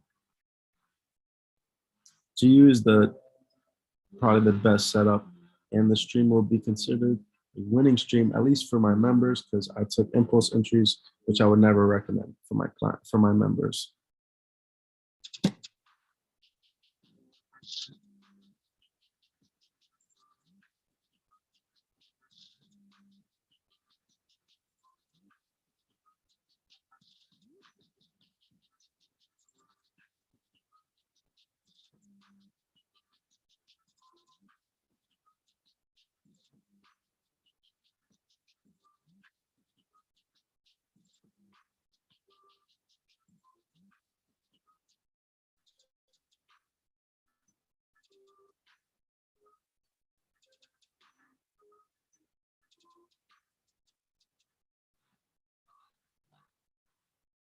GU is kind of setting up.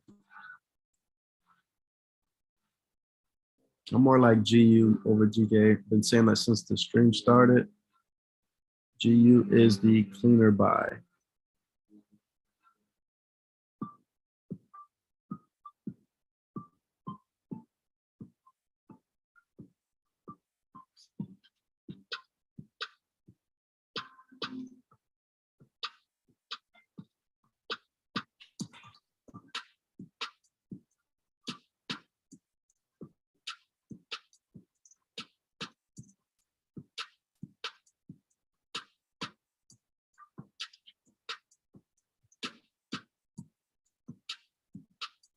What's up?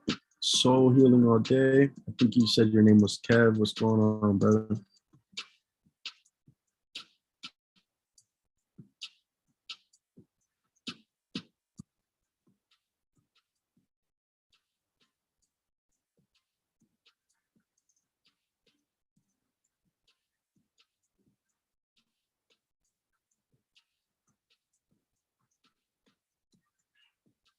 What's up, bro? Hope everything's good. Yeah, everything's good.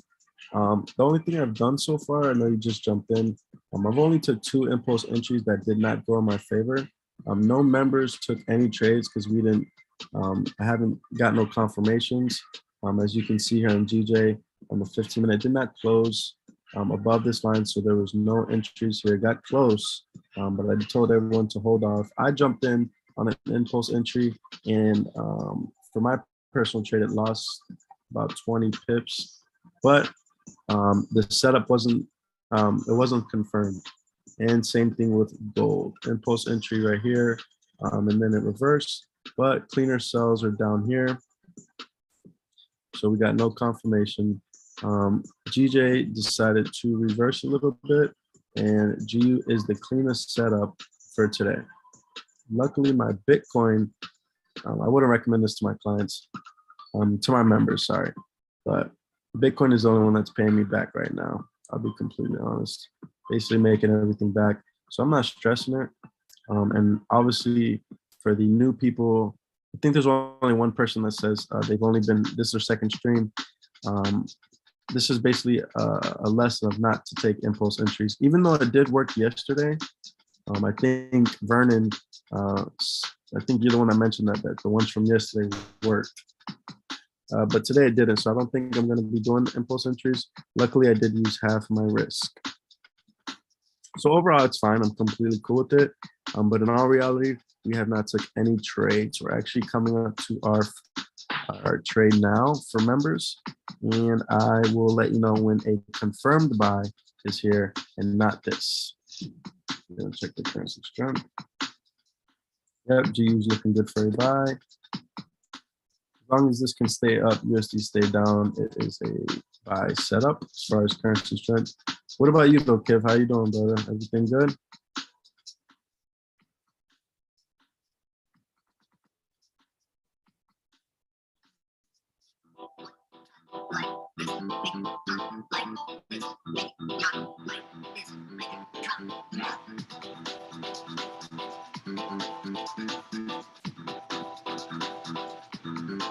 Just a second. Let me see something here. 39173. 391. Let me write this down 1 second. 39173.78. Okay. Yeah, G is starting to set up, guys. So be ready. It's funny because look at GJ now. Remember I said it stopped me out right here and it possibly will reverse. I took an early entry based off impulsive. GU is setting up for a buy here shortly. Yeah, bro, thanks. I knocked that earlier and just woke up. Gotcha. Yeah, I had the little cat nap. That's all right. You didn't miss nothing crazy. You just missed me taking impulse entries and showing people why you don't. But overall, GU, it has the cleanest setup. Were you on yesterday's stream, Kev? Did you guys, were you there on yesterday's stream?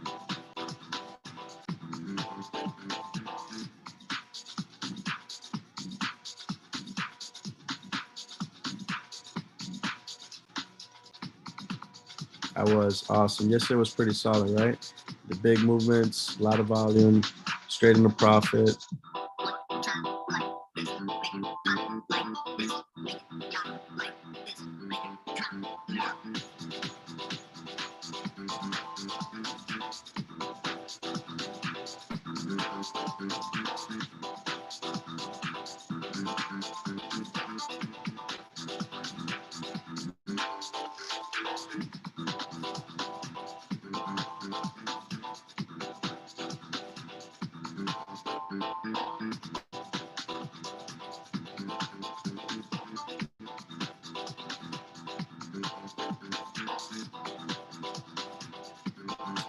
Caught G, yep. Caught GU with you fire, yep. GU yesterday was a fire trade. Flew right into profit. I think Jesus baby, you took that trade as well, right? I think Vernon, I think everyone took that trade. AC, I don't know if you were there as well. But I think I seen Jesus baby and Vernon. They took that. I'm almost sure they both took that trade as well. Yep, Vernon, nice. Yeah, that was a nice setup. Huge push. It was a good trade. Jesus Baby, were you there as well? I think he was in there. AC, I know you. I think I seen you join the stream, but I don't know if you left before it happened. I'm next. Yeah, Daph hasn't took no trades. I don't. No one's took any trades today on today's stream. We've been kind of just waiting for the setup. I just threw myself in a burning building with impulse, but I'm completely fine. Yeah, I missed that one. Oh, okay. No worries. No worries. Yeah, see, this is why I cut my gold. You see why I cut my gold in half? Um, I'm not gonna risk 70 pips on an impulse entry. It's all about risk management. I can lose 5 trades and win 3 and come out on top. As long as you manage your risk.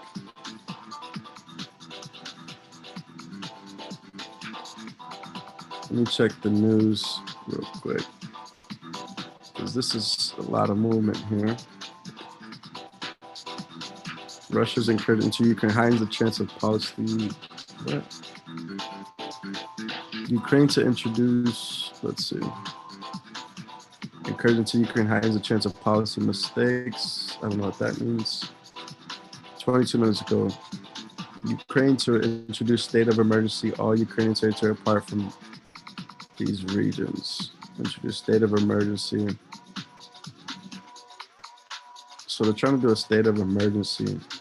That's big for gold. That can possibly drive gold up. Yeah, like I was doing a one-on-one earlier with one of my VIP members, and I was letting her know that when it comes to gold, if news comes out bad, like let's say, oh, Russia throws bomb on Ukraine or whatnot, if that happens, gold does go up. Okay, let me just say that again so you guys understand. When when everyone's in fear, okay, like when something bad happens, gold goes up. If they post something right now, say, oh, Russia just threw a bomb on Ukraine, gold would actually fly up. Gold would fly up. Now, if things are good, if they post something like, hey, Russia took back its troops, or war is over, or it's not happening, gold would actually go down. And the reason why is because when people are in fear, they put their money in gold. When they're not in fear, meaning like if things are good and Russia says, oh, never mind, or if war goes away, people take their money back out of Bitcoin. I'm sorry, back out of gold and put it in fiat and regular dollars. People only invest into gold when they're in fear. So gold, it drives gold up when bad things are happening. When good things are happening, like if Russia says, hey, we're not going to bomb someone, or we pulled our troops back, gold would actually drop from a fundamental perspective. Technical is different, but just from a fundamentals, gold has been the main pair that's been um, getting affected by the news. Hello, what's going on, Amy? Yeah, so just keep that in mind for gold. I don't recommend gold. I say it every time, every stream. I don't recommend gold for beginners, for people who don't have large accounts. And I recommend always just doing half lot size.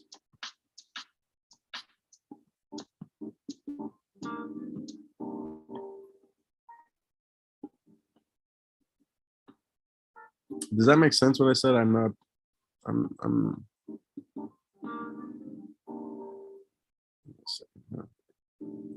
when in fear, gold goes up. When things are good, gold goes down. Yep. All right, cool. That's just from a fundamental perspective. It's me, AC. Switch over to my laptop. Plan on hanging in here for a bit tonight. Okay, cool. Got it. And yeah, like I was letting everyone else know, that's why I took the survey in the group. I know that there is certain members who would prefer the New York session, which is 7:30 a.m. Eastern. Some people would prefer that over the 2:30 a.m. and vice versa. I've had members tell me they prefer to just jump in a 2:30 a.m. session, trade, make some money at night, and go to sleep. So I'm going to see about doing both, because I do have members that have been wanting to join these Zooms, but they have not been able to, due to the fact that it is in a different time zone or it's just too late. So I'm going to figure out a way that we can do both streams.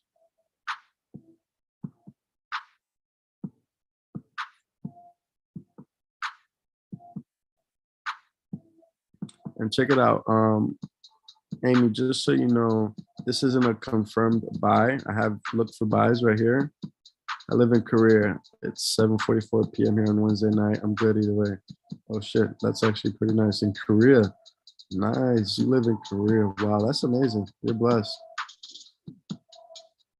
I had no clue I had a member that lived in Korea. That's awesome.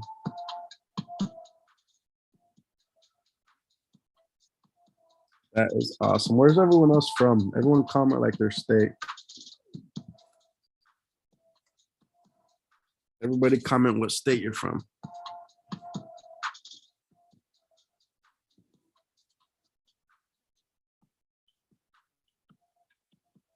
Comment what state, Florida. I'm not Korean though. American living here for work. Okay, nice. Making some money out there. That's what's up. Florida. Yep, that's where I'm from. I was born and raised in Florida, and then I moved to California about 3 years ago. I'm from Orlando, Florida, Central Florida. What do you do for work, Amy? What do you do for work that you're in Korea? That's pretty dope.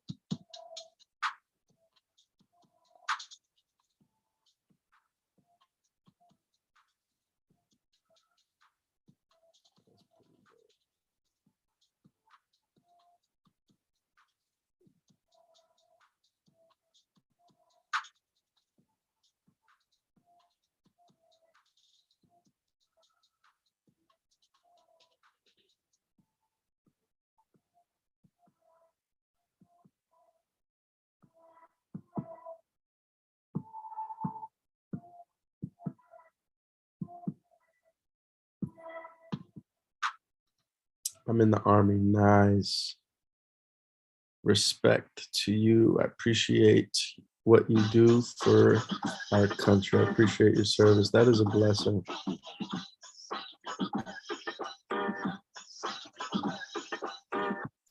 That is a blessing. Thank you. I really appreciate it.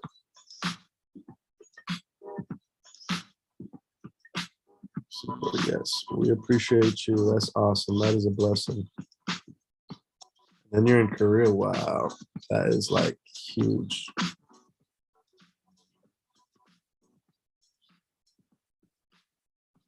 That is huge. I've never been to Korea. Yes, God bless you. That is a blessing.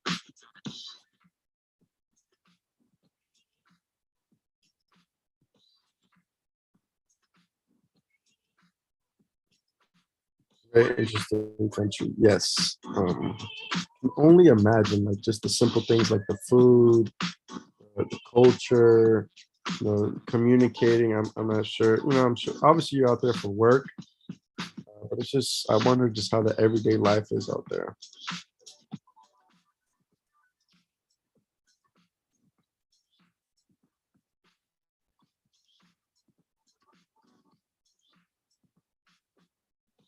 Mind blown at times. Yeah, I'm sure it's. I've heard it's like nice out there though. Like as far as from like scenes, like it's beautiful out there. It's what I heard at least. I've never been, but I just heard that it's beautiful out there.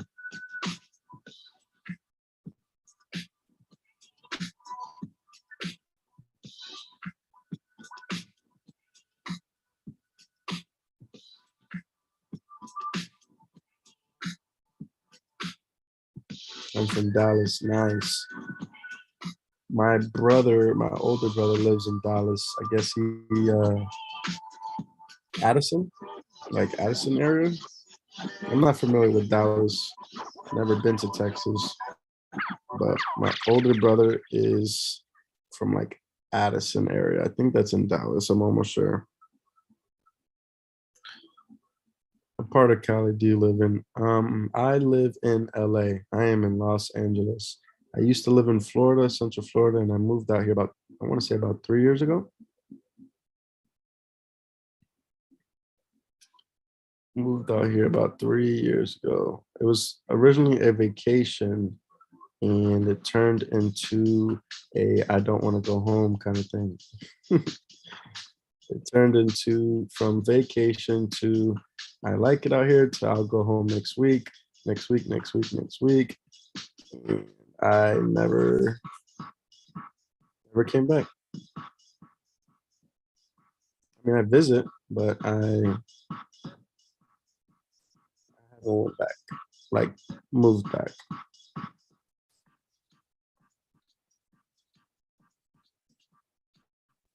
I lived in Sac for almost 4 years. Nice.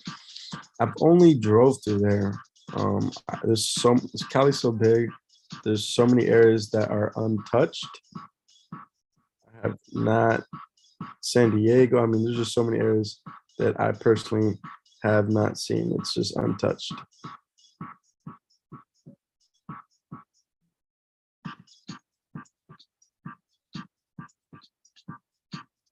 Has anyone else been to California? Vernon baby, Jesus. I said Vernon baby, Jesus baby, Vernon. Daph, have either one of you been to California? Nope. Okay. Yeah, it's pretty nice out here. It's completely different than Florida. Florida's flat compared to out here. Florida is completely flat. So many mountains, scenes. I mean, out here it's a very scenic area.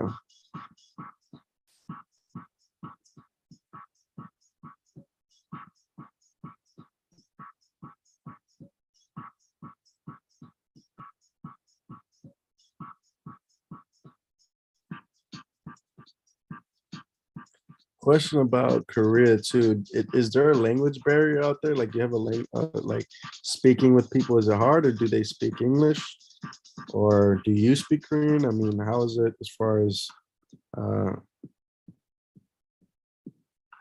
is it humid like Florida? No, it is the opposite. It's dry. It is dry out here. Like, the humidity in Florida is not out here. Out here is just completely dry. Like, it's a different kind of heat. People that go from Cali to Florida hate it in Florida because of the humidity. Out here, it gets hot, but it's like, I don't know how to explain. It's like a dry heat. It's bad too.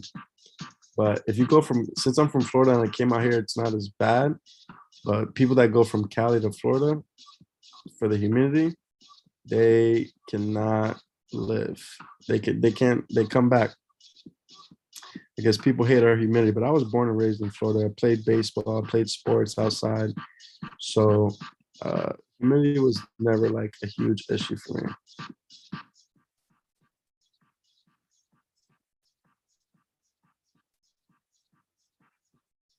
But I experienced an earthquake out here, which is pretty crazy.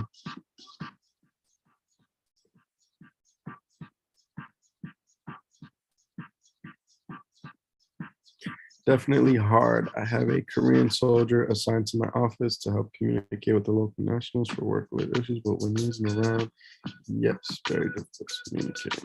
On the basis because yes, I can only imagine. I know that's probably just the most difficult part about your job and about working in a country that the language is completely different to what you're used to. I mean, I give it to you, and I respect that. That's why I ask, because I know that can be um, a huge issue when you're like in a country or you're in an area that not many people speak English. So I give it to you. Sometimes even the simple things are hard, to tell people, oh, where's the restroom? You know what I mean? Like, there's just sometimes even just the basics can be difficult.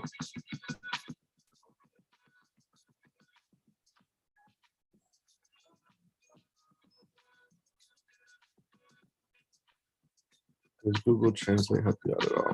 All right, you definitely have to use it majority of the time.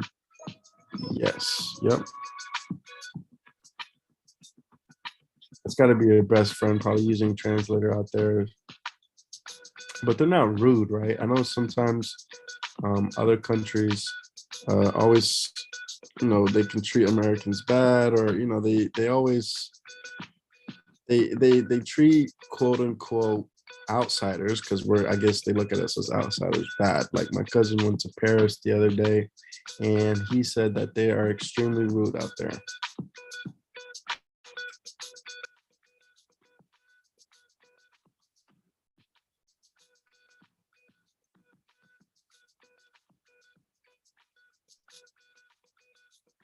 Yes, they're rude. Google Translate helps the time, but believe it or not, they told us Google Translate doesn't translate some things correctly. Yes, they are rude. Yes, I figured. I figured. Usually, people just. I mean, I can't speak for a lot of countries, but certain countries just they don't like us. Or they're just not. I don't know if it's they don't have any house training, but they don't know how to say excuse me, or pardon me, or I don't know, simple things that I shouldn't even think about. They would literally walk by you, bump shoulder to shoulder, and not say anything and expect you to move out the way. For sure, don't know how to say excuse me. Exactly. Yeah, I'm telling you, I just had a conversation with my cousin that was in Paris, and he says it was driving him crazy. Nobody wanted to say excuse me. They would literally bump shoulder to shoulder. Um, it's just like nothing. Service was rude. No customer service. Restaurants, waitresses were acting like they didn't know what they were saying, even though some of them spoke English. It was just bad. No Southern hospitality. Exactly. Because I wasn't raised that way. I wasn't raised in a way, where to be rude. I don't know. It just seems like you should be raised. Everyone should at least have the normal, gestures. Sorry, hello, how are you? Excuse me. You know, apologetic. I don't know. We're just raised that way, so it seems so normal. But then you go to these other countries, and they are manners. There you go. That's the word. Manners. They are just completely rude.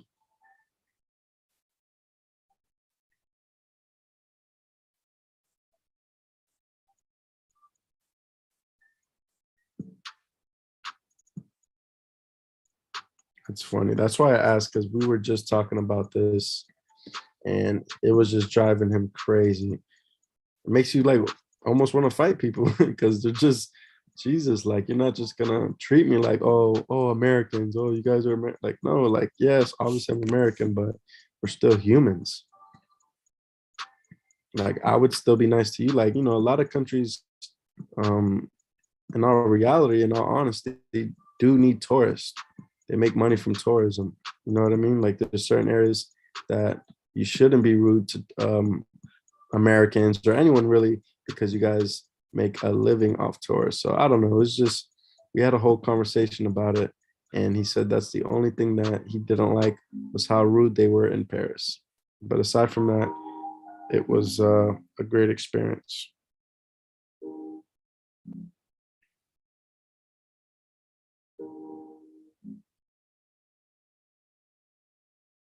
On question, now that I think about it, Daph, question for you, Daph, and I'm sorry if I'm mispronouncing. I think your name is Daphne in the group. You just joined, and correct me if I'm wrong, because you could have the same name, but you just joined the VIP mentorship group, correct? Were you the one that joined the VIP mentorship today? Yes. Okay. Awesome. I just noticed. Thank you so much. I really appreciate that, by the way. We need to schedule a one-on-one. I actually had a one-on-one today with one of the other VIP members, and it went well. A lot of education. So I think you said you're available on Friday. We will confirm a time to set up your one-on-one, and I can really break down in detail, my markups, my lines, my areas, because I know I usually mark up my charts before I hop on the stream.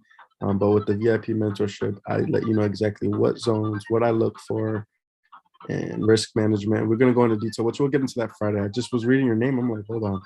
I think you are my new VIP member, which I appreciate that, by the way.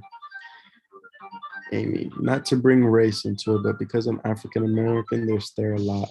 LOL. Some has even asked me if they can take a picture with me. Wow. That is racism.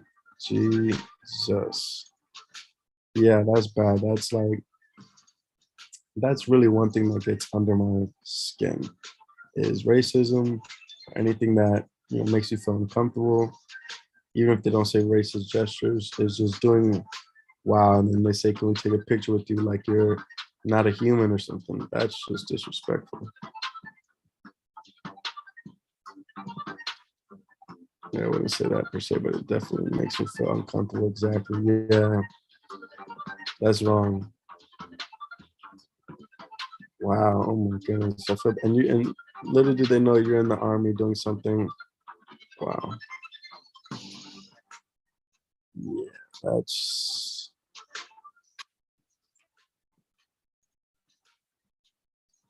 that's terrible. Sorry you got to go through that. Hopefully, things that's just like it just exists out there, unfortunately. But of course, you just focus on your mission and what you're there to do, and take care of business and not worry about all that. That's just distraction and ignorance, and it's just something that lives around us.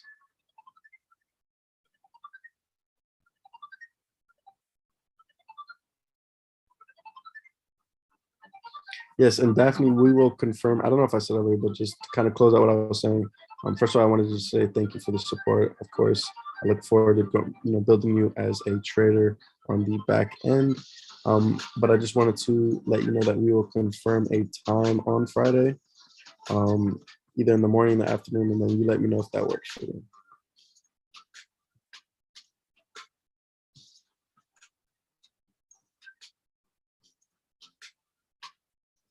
And just so you guys know, I know I said it in the group. I'm just going to say it one more time. I have 4 slots now left for the VIP mentorship group. Okay, it's only $25, and that covers. Let me pull up my list. I'll let you know. Okay, awesome. Thank you. We'll definitely do that.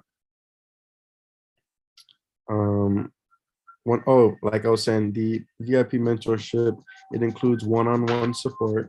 So you can, we can talk anytime, any day. I'm available, majority of the time.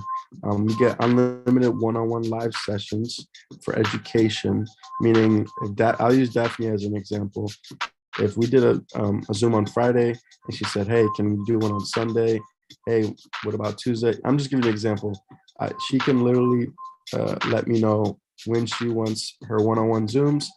Um, she has unlimited, it's not just one or two. She can contact me any day and let me know, hey, and just ask me, you're available for one-on-one? And I have open availability, and I will make sure that we cover any questions in detail, whether it's beginner questions, advanced questions. And I will be teaching my VIP members how to mark their charts in areas and zones. I also will be teaching risk management. Risk management is the one crucial, crucial, crucial feature to have when it comes to trading. You can literally lose 7 trades in a row, win 3, and still come out with profit. Sounds crazy. It sounds crazy, but it's true when you know exactly how much you're willing to risk on each trade, which I teach risk management down to the percentages, because it's no one's perfect. No one wins every trade. Even the millionaires, 6-figure people, whoever, the big guys, the big dogs, whatever you want to call them, they don't win every trade. It's all about risking and managing your percentage and knowing exactly how much you're willing to lose as you take trades.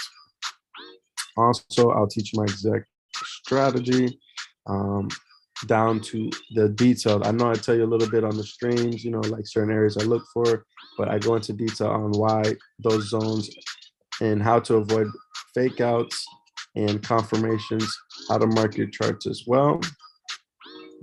Just notice I had my EMAs off the whole time. Okay, we could keep them off. Anyways, and then just to kind of wrap up what I was saying, sorry about that. Another thing I do, you automatically will be entered into cash giveaways. I'll be doing cash giveaways for VIP members. And keep in mind, I don't have as many VIP members as I have regular free members. So the chances of you winning those VIP giveaways are a lot higher, just so you know.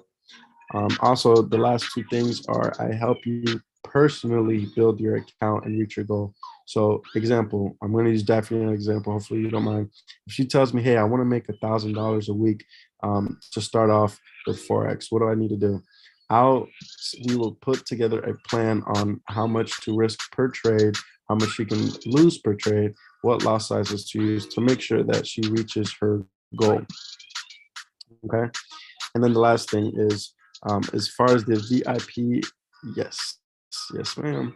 As far as the VIP mentorship, you will receive premium Forex signals, which means when you're in the stream, I do tell you when I enter and whatnot. But let's say you're not in the stream one day or one night, or depending on the session, I send out a premium Forex signals straight to the VIP chat that tell you exactly when to enter, take profit, and when to take where to place your stop loss. So let's say Daphne was, and I keep using Daphne as an example. I apologize, just because you just joined.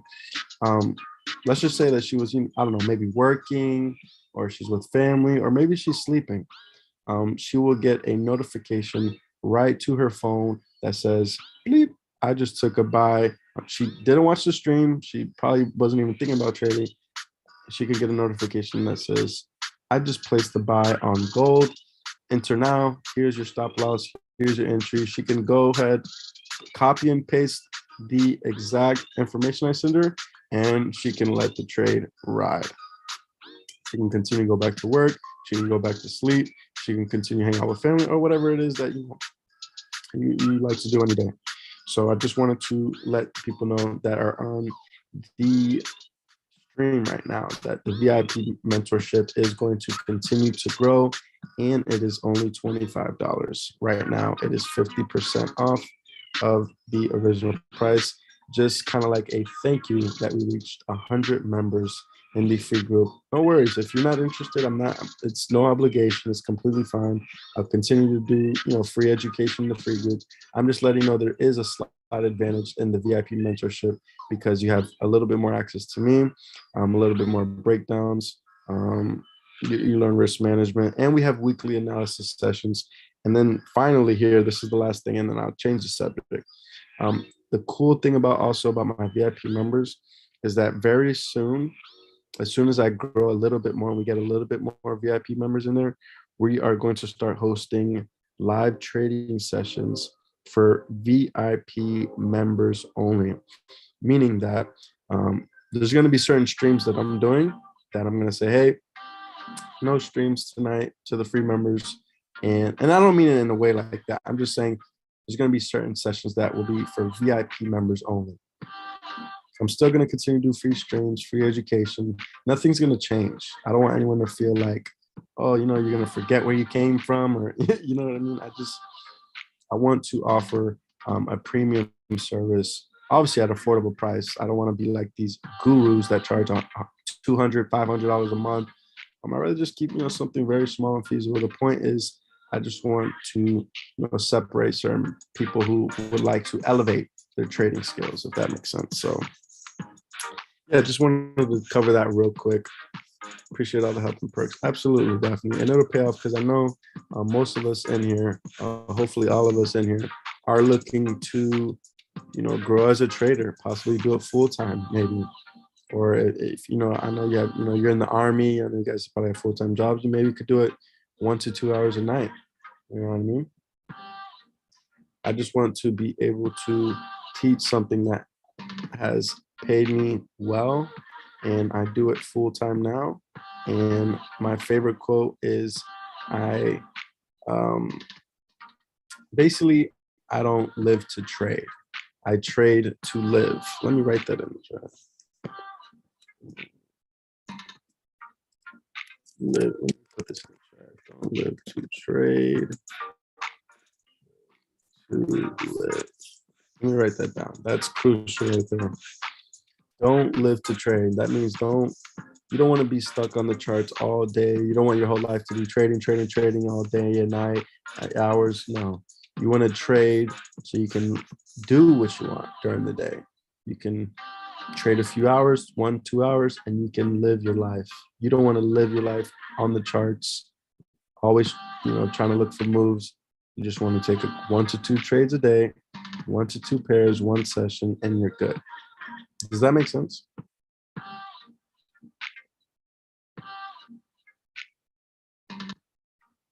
Yes. Yeah. My goal for my members is to give everyone flexibility, freedom. Um, this is not something where I'm telling you, oh, quit your job. And I'm not saying that. I want you to be able to become a profitable trader, that you have the ability to do whatever you like during the day, all day. I trade at night, and all day I can do whatever I like. If I want to take a second income or second job, I could do that. If I don't want to do anything for the day, I could do that. If I want to go hang out with family, I can do that. I just want to have the option. And if I'm across the world, I can still make my money from my phone, even if I don't have my laptop. I just like that lifestyle. Not everyone is have that mentality, but that's just how I've been built.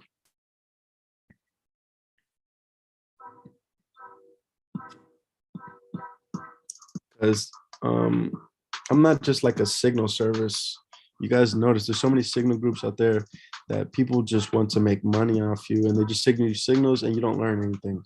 Then you blow your account and you're wondering, why did you blow your account if you pay for signals? It's because those people just want to make money off you. They're not here to teach you. They're not here to build you. I'm here for a long-term relationship or business relationship, whatever you want to call it.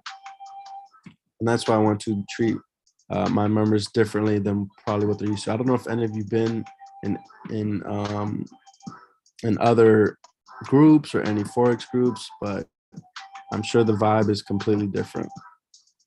My style is completely different. I'm more consistent. Yeah, I'm more patient. It might not be all, oh, I'm trading every minute. It could even be boring at times because you're just sitting here waiting for a move. But guess what? Once that move comes and I get my confirmations, sometimes, uh, like I was saying earlier in the stream, 10 to the same move. All right, let me use an example. Let's just say, let's just say you 10 pips. 10 pips for some people can be $10 profit. And it comes down to lot size. It could be $100 profit. It could be $1,000 profit. It could be $10,000 profit, right? My goal is to get members to master getting 10 to 15 pips over and over and over. Because if you can get 10 pips, you can make $1,000 in a minute. You can make $10,000 in a minute, and so forth. Or you can make $100 in a minute, or you can make the $10. It just depends on your lot size. And mark my words, when you start mastering that 10 pips profit, I mean, it's after that, it's just, what's the word? The opportunities are endless as far as profit goes. This move right here can pay someone $10,000. This move can pay someone $1,000. Just this right here, 10 pips. Yesterday we got 38 pips in like 10 seconds. Took like 10 seconds for the trade. I think Jesus, Baby, and Vernon, you guys seen that in that GU trade. Imagine, I'm not saying, now that doesn't, let me make it clear. That doesn't mean take 1.00 lot sizes or 0.50s or 10.0. That doesn't mean take like lot sizes. That means get consistent at winning at least 10 pips. If anything over that is a bonus. Yesterday it took 5 seconds. I couldn't even close it at 10. I was already up 38 pips. Literally took like 10 seconds. Any big bank or any big guy or big dog or big trader, they probably made $3,000, $5,000, $10,000 in that same move that we caught. The point is if you can consistently make $10 over and over and over, or $100 over and over, you can make $1,000 over and over. You can make $10,000 over and over. Just master 10 pips.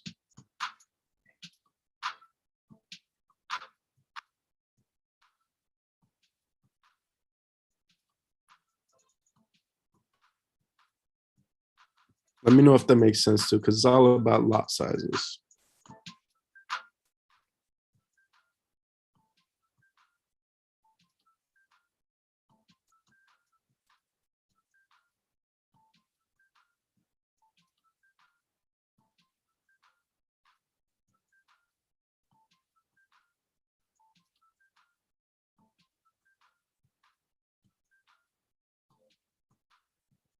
Let me check the YouTube real quick.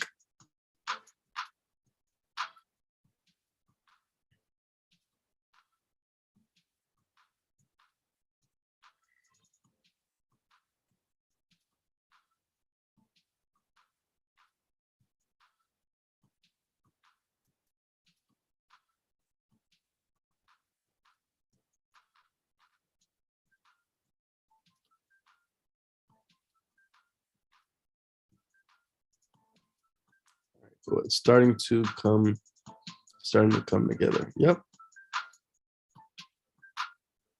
absolutely. I'm telling you, I've learned from multiple people 10 to 15 pips is all you really need. Some people go for 10, 50, 60, 100. They try to get rich off of one trade. It doesn't happen. You might get lucky, but from a risk perspective, taking one huge trade is, it doesn't make sense. Take smaller trades, build up your winning percentage to the point where you can, once you start building your account and you have bigger account, you can afford to take bigger lot sizes. You'll still have your risk management in place. I've seen people who had less money in their account. I'm gonna give you an example. I've seen people who had, and I'm just gonna say numbers. I think it was $500 in his account, and the other person had like a couple thousand. I think it was like 3,500. I'll just say 3,000. They took the same exact trade. It was a losing trade. The guy with the $3,000 had risk management. The other one was like full margin, ready to risk it all. Either I'm gonna win or I'm gonna blow my account. It was a losing trade. The person that had the $3,000 account took a bigger lot size. I'm talking about bigger trade, and lost least than the person who had a smaller account and took a smaller lot size. I don't know if that was confusing, but if you're trading side by side by somebody and the person beside you takes a bigger lot size, you would assume that they are going to lose more because they're losing more per pip. They took a bigger lot size. But risk management is everything. You can take the same trade. I can take a bigger lot size than you, and I can lose less than you if I manage my risk. And that'll make sense soon if it doesn't make sense right now. Once you can master that, it's like you're a monster. It's different. Your mentality is different. Risk management is everything. You can take a huge lot size, huge, but you gotta have to have a tighter stop loss. That's all it is. You got to manage your trades. You got to manage your the emotion part of it. You can't be an emotional trader at all. It's like it's like the psychology part of it. Um, Trading's deep than just looking at charts and taking trades. People blow their accounts more based off emotion than losing.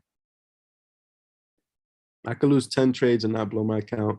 Someone can lose 2 trades and blow their account. Why? They're emotional. They don't have a stop loss. Um, they didn't take the proper risk. They were willing to do all or nothing. And to kind of close it out, what I'm saying is I've seen constantly over people who win 10 trades in a row. They win 10 trades in a row. They're up, they're in profit, and they lose one trade and they lose all the profit from 10 trades. So you're telling me that you didn't manage your risk to the point that you won 10 trades, but you lost one trade and everything's gone? That should never happen. If you win 10 trades with me and you lose one, you'll be way in profit because we're not risking our entire account on one trade. Does that make sense? I'll tell you what doesn't make sense. Winning 10 trades and losing one and blowing your account. How does that make sense? Just, how does it, why is it like that? I don't know if you guys ever happened to you, um, or you're on fire and then you have one bad day and then it just kills everything. You just give the money back to the market. You're gambling at this point. Worse, if anything. It's like going to the casino, hitting, and going back in there again the next day. Why would you come back to the casino the next day after you just made money on them yesterday? Now you're just being greedy. I don't know if that was the best example, but does that make sense? I'm big on mentality more than anything. It does take skills, it does take discipline, but majority of it is just going in the market with the right mind frame, the right mindset. Not every day is a trading day. 1 to 2 trades a day is all you should be taking. I've had people, I've heard and I've seen traders who take 7, 8, 9, 10 trades. Does not make sense. You're over trading. You're actually setting up yourself to lose. Eventually, you're going to lose. But what separates a real trader from from a beginner, from a trader who doesn't make any money, is 1 to 2 trades a day, max 3. That's just max. And I'll probably write it in the chat. Let me put, well, no, I could just say it. It applies to if you win or if you lose. Let's say you take 2 trades today and you lose 2 trades. You're done. Close your charts, close your MetaTrader or whatever platform you're using, you're done. Why? 1, it's going to prevent you from overtrading. 2, it's going to prevent you from revenge trading. Revenge trading is everyone's worst enemy. If you lose 2 trades back to back, as humans, our emotions are already messed up. We're not even thinking clear. What happens next? Oh, I need to make my money back. Next thing you know, you're probably taking a bigger loss size. Maybe you're risking way more. Maybe you're not even using stop loss. Maybe you're literally taking bigger positions because you're in a revenge mode to get your money back. You're not thinking clear. You're upset. You're mad. You're pissed, or you're crying, or I don't know. You're just in your emotions. What happens after that? You dig yourself deeper. Next thing you know, you're taking another trade. It loses. You're taking that. Next thing you know, everything's just lose, lose, lose. It happens. If it hasn't happened yet, it will happen. If you do not end your day at 2 losses. Now look at it from the other way. Let's say you win 2 trades. Let's say it's not losing. This rule applies to winning and losing. Let's say you win 2 trades. You're done. Close your chart, continue with your day. Why? Because first of all, you want to secure your profits. You don't want to give that money back to the market that you just earned from the market. 2, it prevents over trading. Guess what's going to happen? Your head might blow up a little bit. You might be a little gassed up. You might be like, you know what? I know what I'm doing, or I'm the shit, or, you're just kind of thinking like you can't lose almost. Not everyone's like that, but it happens. Now you're taking the next trade overconfident. Now you're jeopardizing your profit that you just made. And usually if you win 2 trades or 3 trades, that 4th loss might come. Then you're gonna chase. Then you're be like, damn, I was just up $500. Let me take another trade. Next thing you know, you're in the red. You were just profitable. You won 2 trades, but you over traded. 1 to 2 trades a day is all you need. 3 trades max, but 1 to 2 trades a day, you're good. If you win, walk away. If you lose, walk away. Come back tomorrow. Clear conscious, clear thought. Next thing you know, the next day is profitable. You win 2 trades. Yesterday doesn't even matter. Let me know if that makes sense. I know I just said a lot right there, but that is huge. I need, the mindset is everything when it comes to my strategy.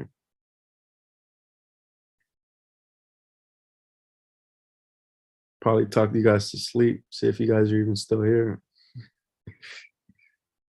I have to run. Have a good one, everyone. Thanks again for these live sessions. And the drop the gems. Absolutely. I appreciate you coming back. And again, I appreciate your service. And I would definitely plan on doing streams at different times as well. Thank you, Amy. I appreciate it. You drop us some knowledge in the chat. Yes, sir. I appreciate it, Vernon. I appreciate that. Good stuff. Have a good one, Amy. Yes, Amy, take care. And there's no setup sometimes. There's just, you don't trade every day, Amy. So you didn't see a trade today, but hopefully next session you will. Again, I'm more patient. If there's no setup, no trade, no confirmation, no trade. So you have a blessed day.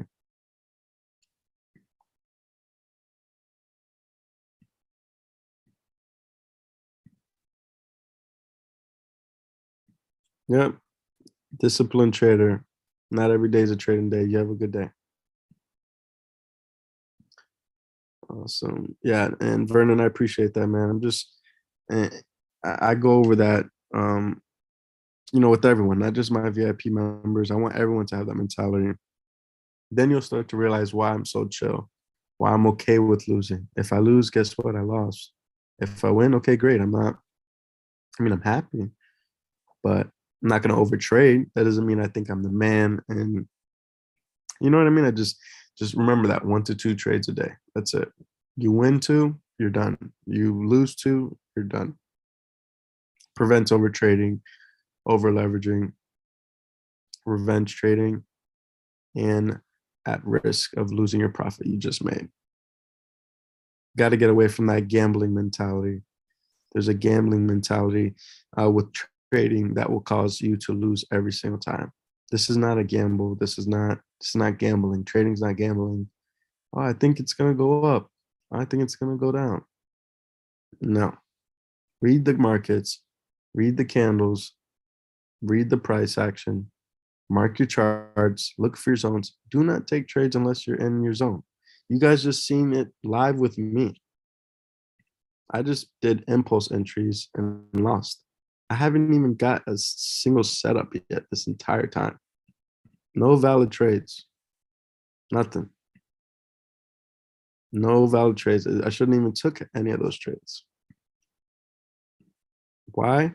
Because it was not my setup. Put it like that. And now look, the GJ possibly could reverse and do what I said, what I thought I was going to do right here. But I didn't wait for the confirmation of coming into the zone. So that's it.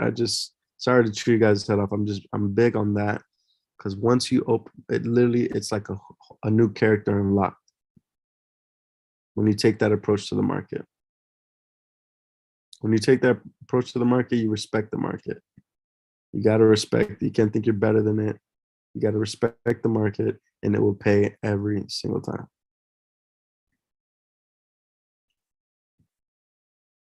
Telling you, it's huge. People think you just got to click buy, click sell. No, learn the candles. You know what I mean? The big dogs spend less time on the charts. I remember when I used to be on the charts all day, 2 to 3, 4, 6, 7, 8 hours. I thought I knew what I was doing, and I would lose more. I make more now, and I'm on the charts less. Does that make sense? That's me right now. Exactly. Vernon, I'm telling you, bro, I know exactly what you mean, because I was doing that. I was on the charts more and losing more because I was just getting lost in the sauce. I was so stuck on the charts. Then I'm chart watching. I don't look at these charts during the day. I look at it every night, 11 p.m. I don't look at the charts all day. I get I get like anxious too. I be wanting, but I'm disciplined. I don't trade no other sessions. I don't trade Asian session. I trade the same session. I take the same setups, and I trade the same pairs. Daphne, I don't know if I told you that already. Trade the same pairs. I trade GJ, GU. and gold. There's Euro USD, USD JPY, NZD Euro. It's too much. Master 1 to 2 pairs. Take 1 to 2 trades per day. If you don't want to trade my pairs, that's fine. I'm telling you, my strategy works best for GJ and GU. It does work for gold, but I don't recommend gold to everyone. I'll say that every single time, every single stream. Gold is not good for beginners, and it's not good for people who don't have a larger account because it moves 50 to 60 pips extremely fast. GJ, GU, mainly GJ. If I had to pick one pair to trade for the rest of my life, it would be GJ. I actually scaled down my list during this live Zoom. Exactly. Good. That's a perfect start. Things will start to look cleaner and just simplify everything. Whatever you learned before, whoever, if you had a mentor, if you're in a group, just kind of almost erase that out of here. I'm not saying forget everything you learned. Take a different approach. When when we're doing these sessions and when I'm going live and when I'm and I'm teaching my strategy, it's actually extremely simple. I mean, my chart is super plain.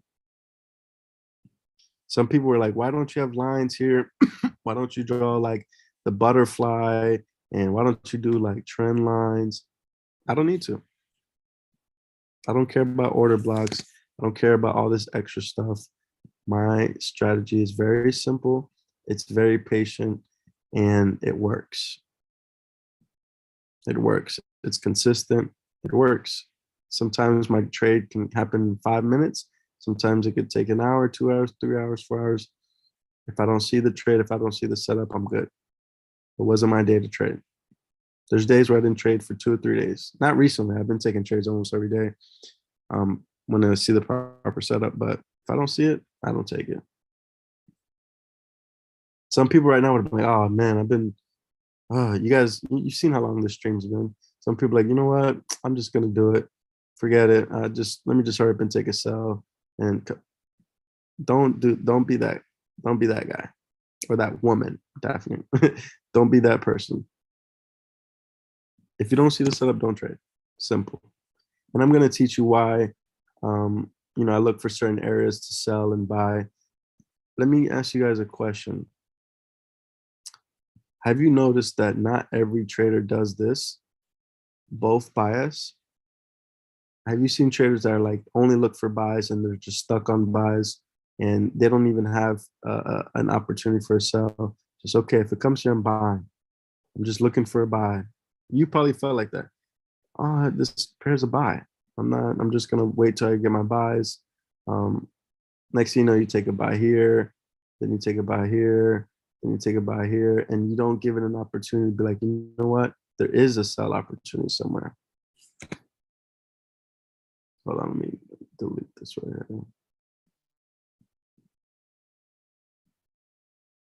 I like both buys. I like to tell you, if it comes to this area, we're looking for buys. If it comes to this area, we're looking for sells. I want to be prepared for both. I need to be prepared for both. I'm not trying to, again, I'll say this on my streams every day. I'm not trying to be predictive. I'm not trying to predict where the market's going. I'm trying to be reactive. I'm trying to react to what the market gives me. Really be proactive. Never try to guess where the market's going. No one knows. My charts used to be disgusting. I used to be like, okay, it's going to go here. It's going to go here. Probably going to go down here. Then it's going to cut. Then I'd be like, bro, why? It looked cool. Why am I doing this? Why am I trying to guess, acting like I know something? 99.9% of the time, it's not going to do what you're drawing. So let's keep our charts clean. Let's delete unnecessary, stuff that are on the charts that would distract us from our mission. Does that make sense? I've seen people whose strategy are so technical. They look for liquidity grabs, institutionalized. They say they know what the banks are doing. They got an insider with the banks. I mean, come on, bro. First of all, that's bullshit. Let's just call it how it is. And two, it makes no sense. We trade straight price action. So hopefully that makes sense. I wait to see what the market gives me and I react.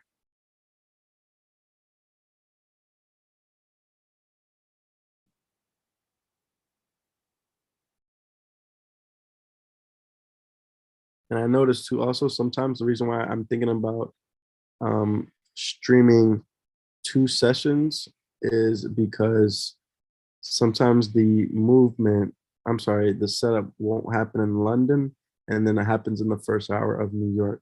Or sometimes London does not have volume and then New York has the volume, or vice versa. Vice versa. You can have a lot of volume in London, awesome moves, awesome setups, and then you get to New York and there's nothing. It's consolidating. It works both ways.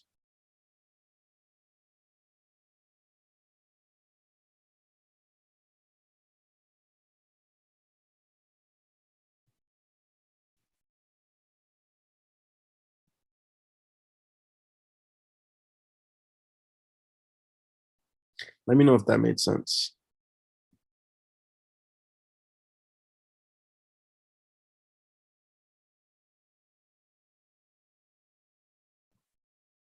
Let me know if that made sense. Giving you guys some sauce right here.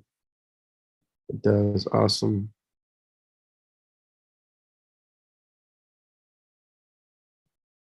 Perfect. I'm telling you, I can't turn someone into a profitable, consistent trader overnight, over one session, over one call, over one Zoom.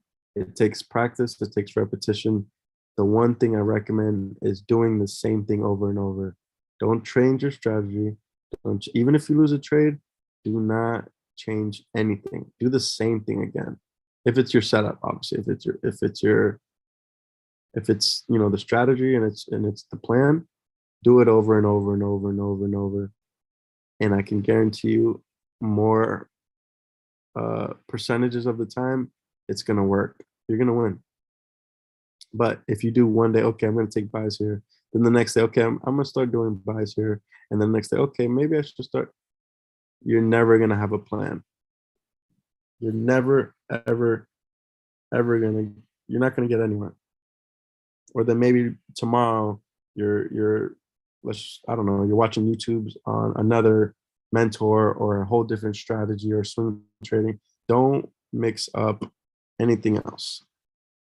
I'm not saying stick with me forever. I'm just saying learn what I'm teaching, run with it, and practice it over and over and over.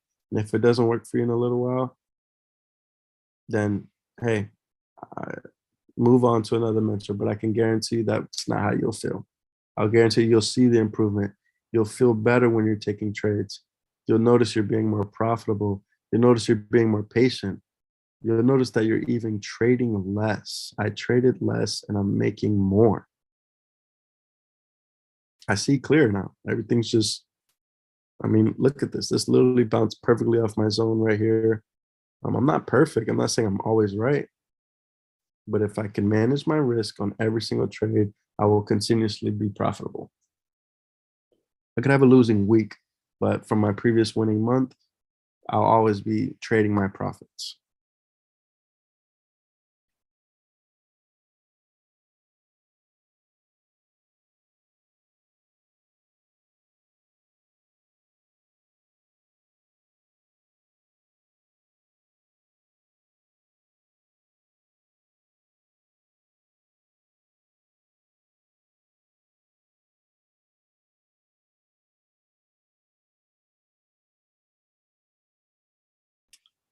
All right, I was just reading a message here real quick.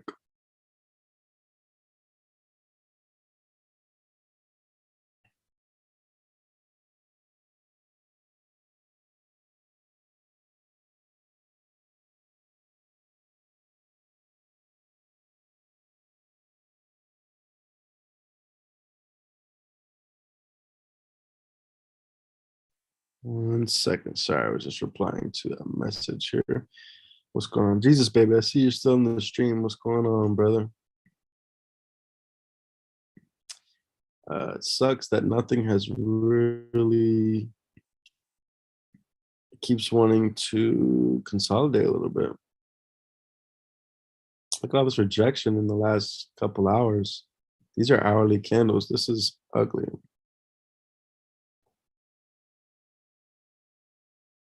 It's crazy to think that price literally bounced off this blue line perfectly. Let me show you guys something real quick too. I post my, let me know if you're watching this. Just say yes. Comment yes.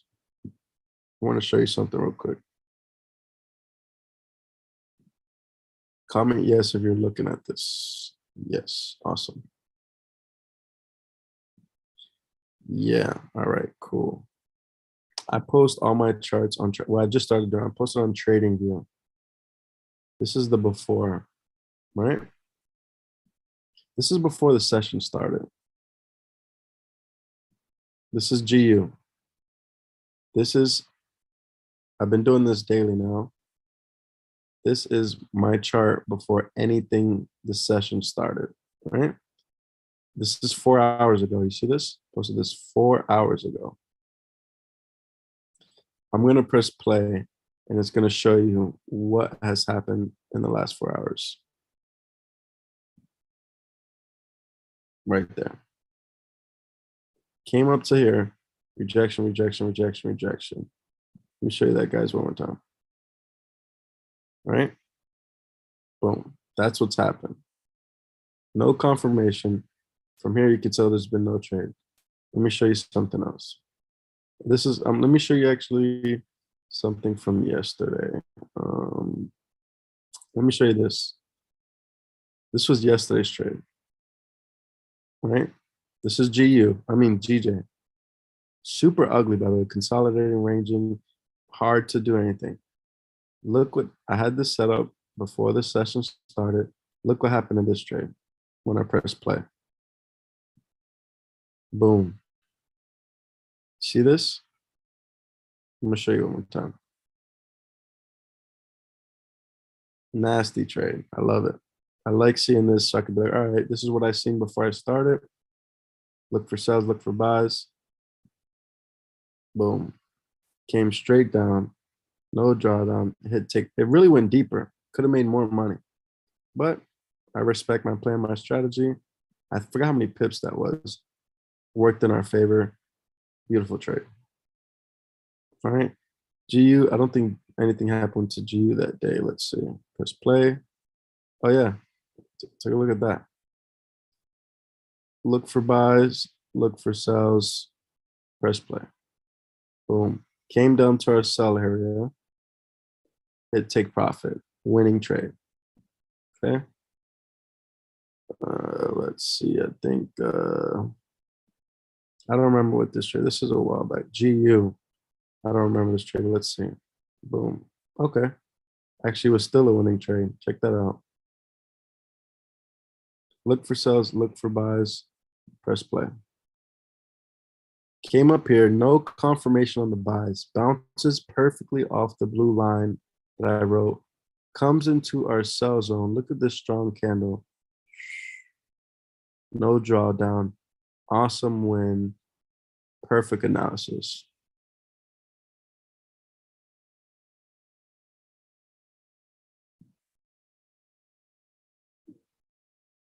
Four. Boom. After. Look at that. A fake out. Fake out wick. No confirmation. It didn't close above. So those buys would have not been taken because the body of the candle closed beneath the blue line. And the next one opened up and went down. No confirmation. Then it went to our sell zones. Look for sells. Boom. We would have took the sell and we would have hit profit. That's a crazy trade. Let me know if you're seeing that.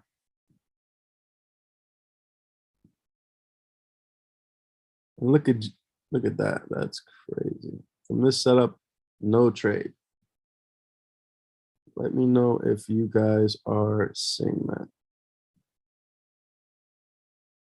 GJ, look, no, it would have happened right here. Look for sells, take profit zone. It happened over here. No trades this whole time until here. Boom, boom, clean setup. I mean, I could keep going on and on. Gold probably was different. Oh, look at that one. Let me know if you see this. Look at this. And this is the last one I'll show you. Gold. I said all I did. This was just a buy. There's no sells. I must have been super confident about buys. Flies through the roof. Look for buys. No drawdown. Straight into profit. And still in profit. What do you guys think of that? That's crazy, right? Setups just you just gotta respect the strategy. I mean, clearly that's proof, and that I can't delete those posts. Like they're just there in my trading view account. Cool. Yep. I just wanted to show you that, you just gotta wait for certain setups to happen.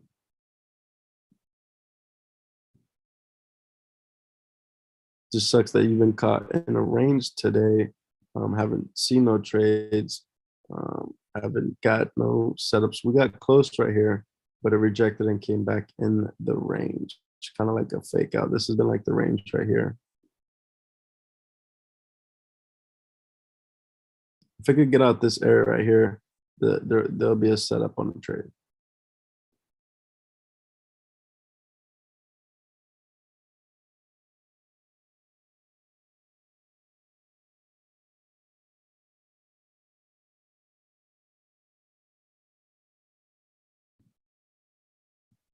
GJ's been ugly for days.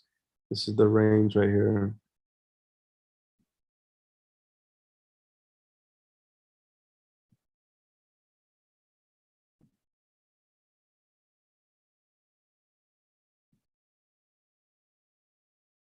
Any other questions, by the way? I know I've been chewing you guys' ear off, but I just want to give you guys some game. It's a mentality thing. I just wanted to put you on some info right quick.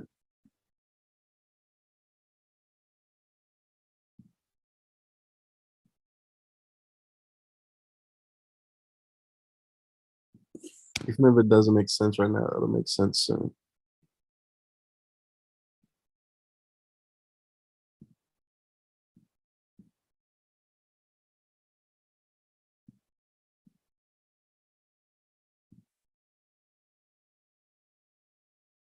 Crazy how much rejection we ran into.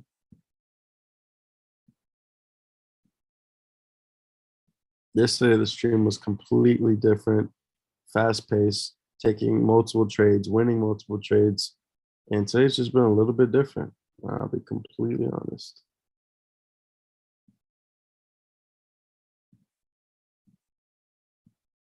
This is Bitcoin. I don't trade Bitcoin that often. Look, GU could possibly finally come to our sell zone after all this time, or could get caught in this range of doing something like this.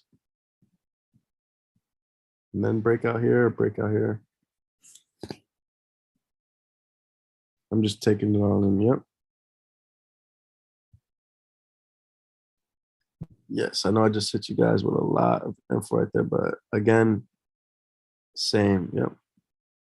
Again, I'm telling you, there's so many people that are in the group that have not joined a single stream, which is okay. I know they'll start joining when I do New York session because a lot of people are sleeping right now, but nothing too technical, just stick to the rules. Yep. Nothing too confusing. Stick to the plan. And I said the quote earlier, but I'll say it again. Plan your trade and trade your plan. Let me say that one more time. Plan your trade. Before you even do anything, plan what you're looking for. Plan it. Literally say, okay, that's what I always say. If it does this, it goes here, it's going to go up. If it goes here and goes down, it's going to go down. Plan your trade, and not only plan your trade, but trade your plan. After you plan your trade, stick to it. Do it. I've seen people say, okay, if it goes here, I'll finally buy, I'll do this. Then they get impatient next thing, like, I'm just going to hurry up and buy. Shit, I did that today. If you want to be in our reality with impulse buys, and guess what? I paid for it. I lost both of those trades. Literally, today was a good example of plan your trade. Not only plan your trade, but trade your plan. Plan your trade, trade your plan. That's like my favorite quote.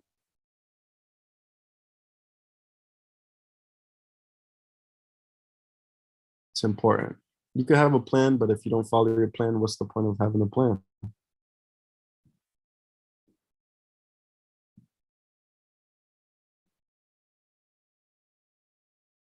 What is the point of having a plan if you don't even follow your own strategy? Cancels out everything.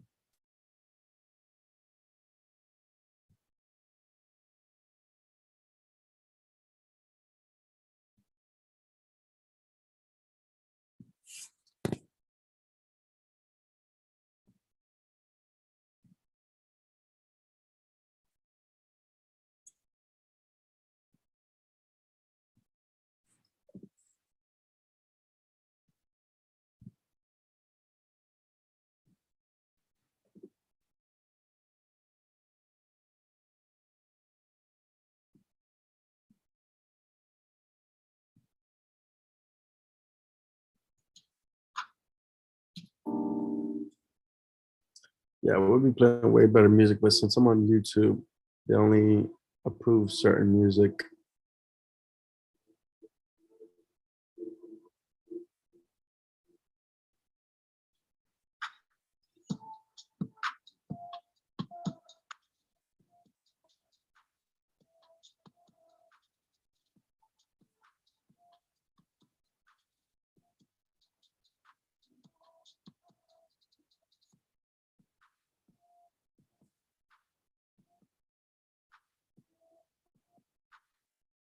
Would you consider showing members how you mark up the charts during a live stream?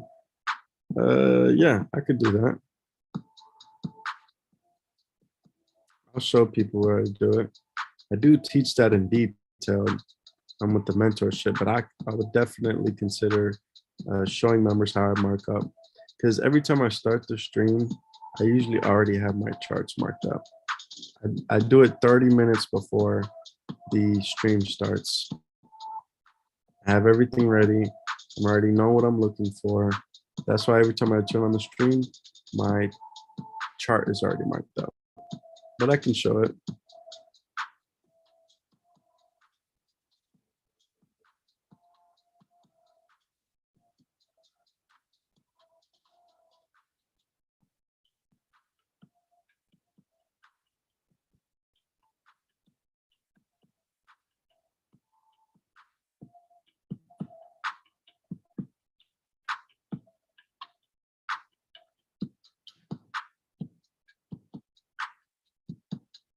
I definitely will show it because that's key.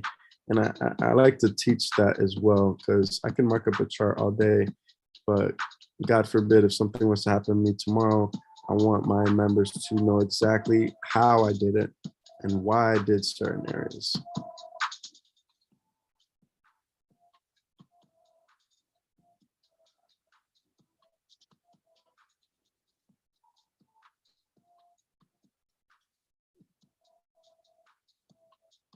Because you know the quote, you can feed a man a fish. What is it? You can give a man a fish, he'll eat for a day. But if you teach him how to fish, you feed him for a lifetime. It's the same concept.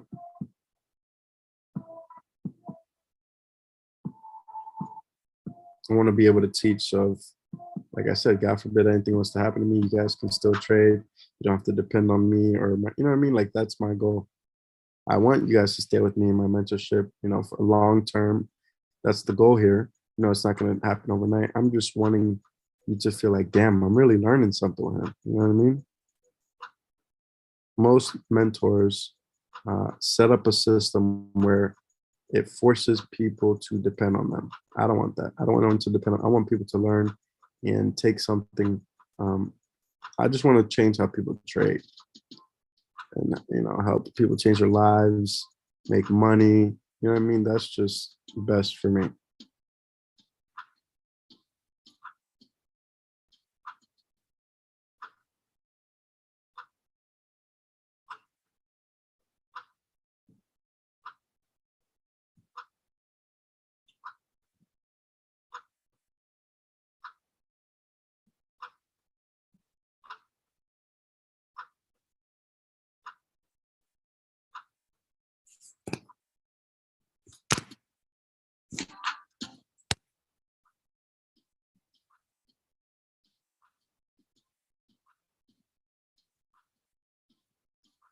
What I do recommend, Vernon, though, is jump on that VIP mentorship, brother.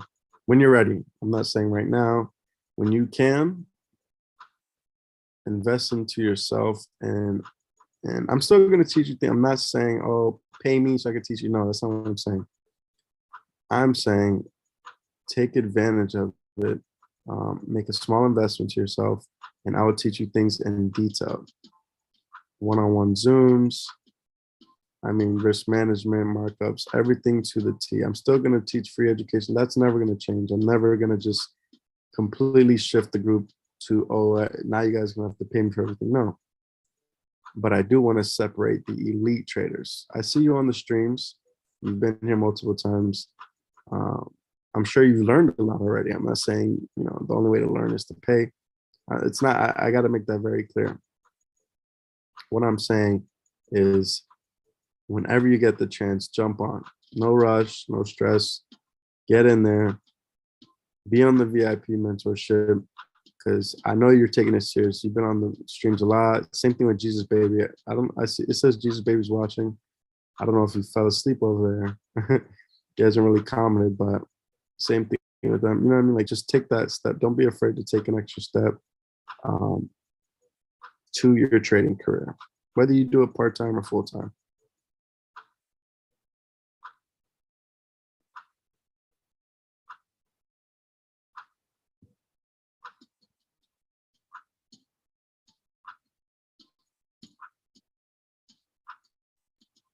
One thing I can guarantee is that you will become a profitable and consistent trader, because I'm going to teach you guys everything I know. I'm going to, whether in the free group, mentorship group, it doesn't matter. You're going to learn. But I want to make elite traders. It's time to become elite.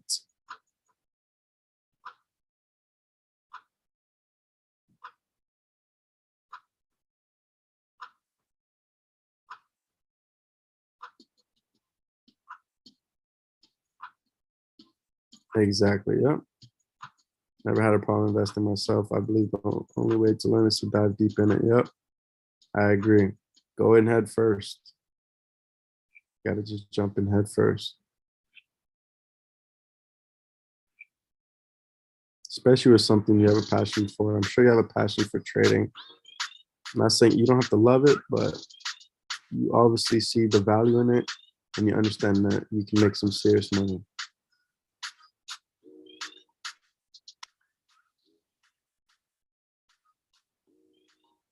Sometimes you got to go head first. As soon as I went head first with trading, and I said, you know what, I'm going to do this thing for real, I haven't looked back since. But I had to really tell myself, I learned. It took me years. I'm teaching you guys 5, 6 years of game. You know what I mean? I've lost thousands of dollars. I made thousands. I've tried 20 different mentors, 20 different strategies. Some worked, some didn't. I'm taking all the sauce from the top guys and simplifying it. I'm saving people years of research. I mean, I've been researching this trader, this mentor, this strategy, this book, this. I mean, my charts didn't always look this clean compared to before. It seems simple. It seems so easy. Oh, just put line here, line there. No, it's not. And you'll realize that if you haven't already.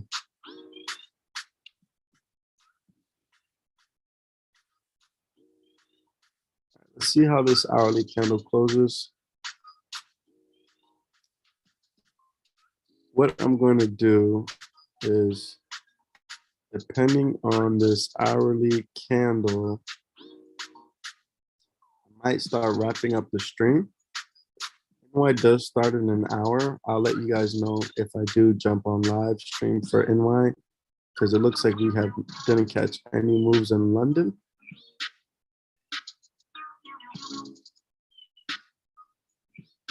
And of course, I'll send a signal in the group.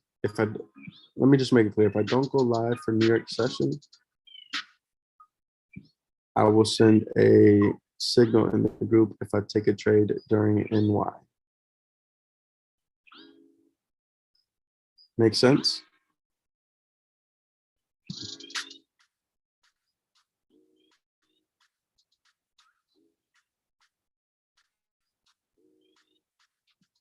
Yep. Yes. And I do apologize that.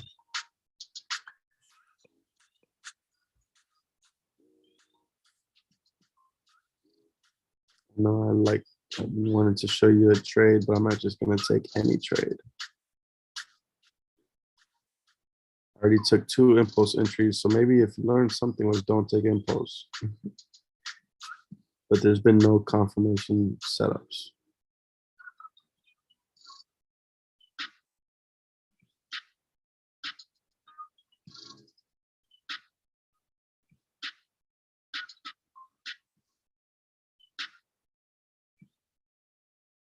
Not every stream is like this. You can watch the replay from yesterday.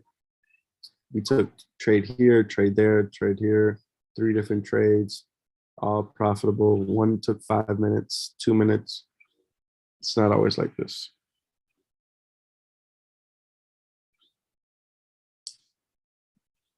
All right, let me see how this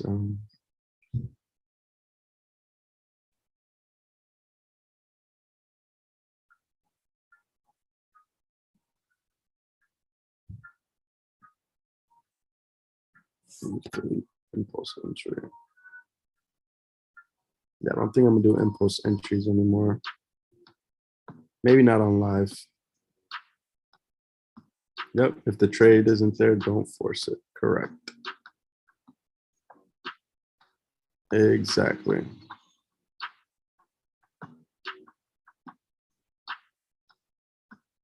If the trade isn't there, don't force it. That's correct. Sometimes people get caught in a range like this.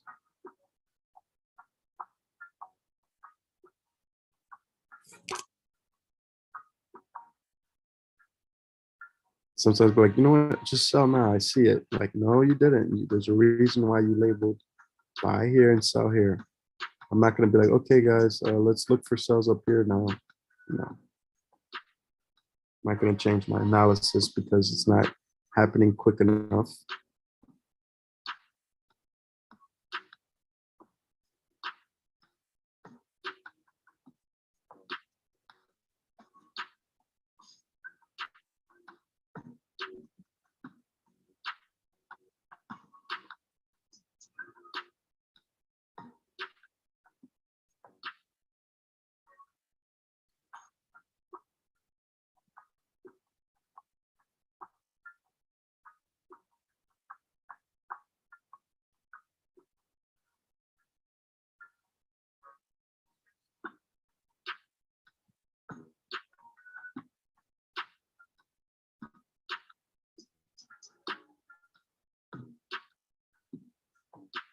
The cells are clean under this wick, though.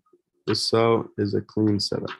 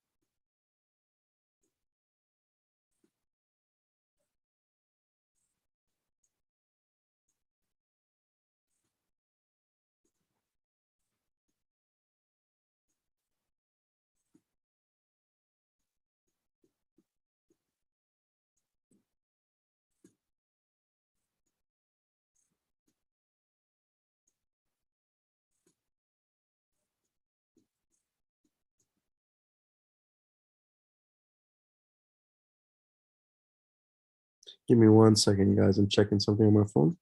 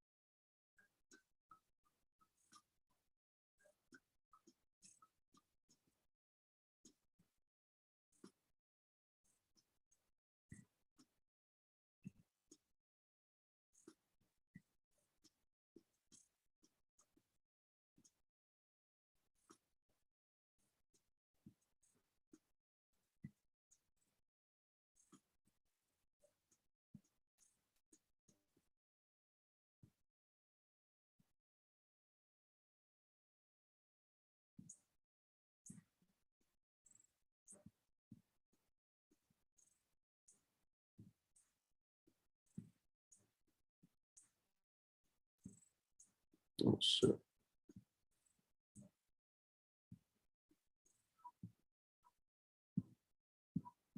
And keep in mind too, as the group grows, we'll have way more viewers, way more engagement, um, way more action.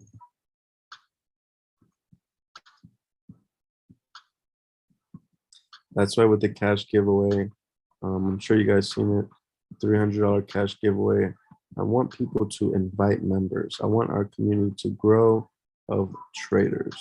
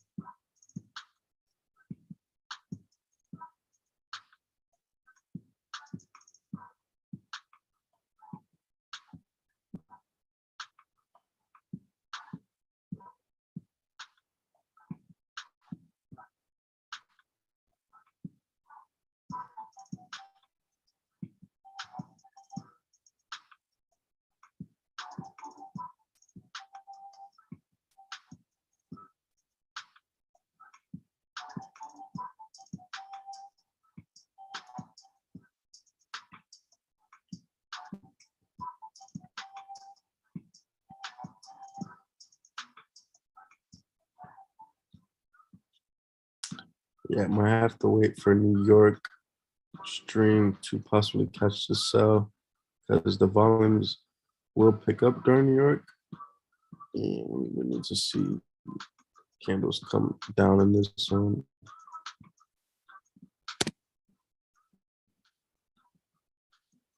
It's kind of still getting caught in a range. All right, so any last minute questions for now? I do apologize that we were on the stream for a while and there was no trades took. However, not every trade, not every day is a trading day. However, don't be surprised if I send a signal in the group if it does decide to come down to this area due to New York session. It's happened to me a lot. I don't get my setups during London, and then New York comes around and it happens in like 5 minutes. So just remember I said that. Setup doesn't happen right now in London. New York's about to start in about 50 minutes, and we might catch a huge push down here. Kind of reminds me of fishing, waiting for the bite. Yep. And sometimes the fish can bite as soon as you throw the freaking cast out, or sometimes you just gotta wait for the fish to bite. And the market right now is definitely the fish. And we're throwing out bait, but it has not bit yet. Just don't be surprised. Like I said, the first 30 minutes of New York, all these hours on London and no confirmations, kind of like consolidating. And then New York comes around and boom, one strong move, trade's done, day's over. It happens. But I do see G possibly becoming bearish. It broke through the 1 hour 8 EMA and the 50 from a 4-hour perspective. It does have a bearish outlook as it broke the previous wick right here. Now it's coming to retest this one. If it breaks that one, possibly coming to retest this to come and test this support, which is our take profit. So what we would need to see is for this bearish candle to continue down and close under this previous wick, break this support, close under this blue line, not only close under the blue line, but the next candle must open below and continue on.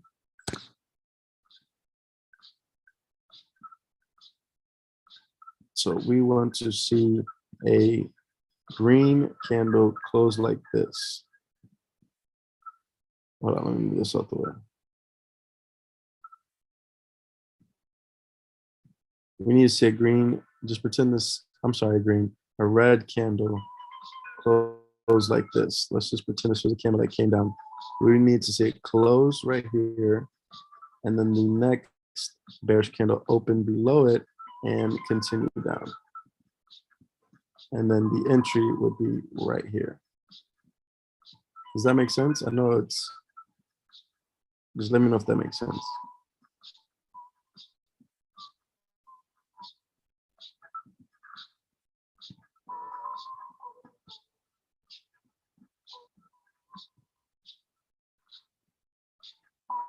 Yes, yep. This is what we would need to see for a clean entry.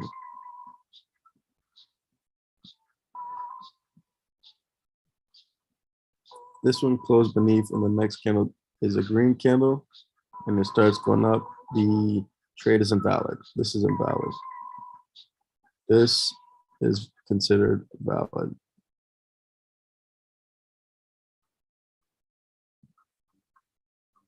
All right. So with that being said, I am about to end this stream. I really appreciate you guys hanging on to the end. Again, I do apologize that there was no trades took during London session. Unfortunately, like I said multiple times, not every day is a trading day. And don't be surprised if New York pushes price down and gets the move. I will definitely send a notification in the group if that decides to happen. Any last minute questions?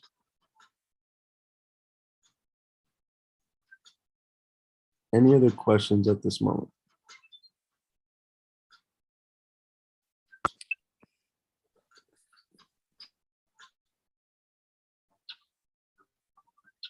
Let me know if you have any questions. Not right now. No questions. What about you, Daphne? Any questions?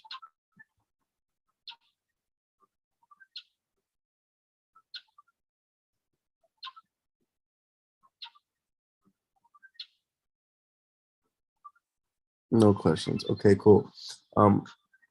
More things will make sense as we continue on more streams. Like I said, do not, if I had to say anything about today's stream, do not take impulse entries. Wait for the setups to happen and manage your risk. Just kind of remind yourself everything I said today. Remember mentality, mindset, 1 to 2 trades a day, 1 to 2 pairs, master 1 to 2 pairs, and 1 session. We don't want to be stuck staring at the charts all day and night.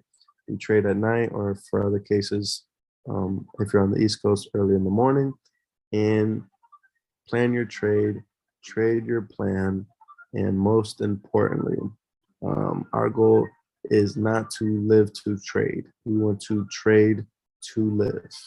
All right. On that note, shoot me a DM if you have any questions.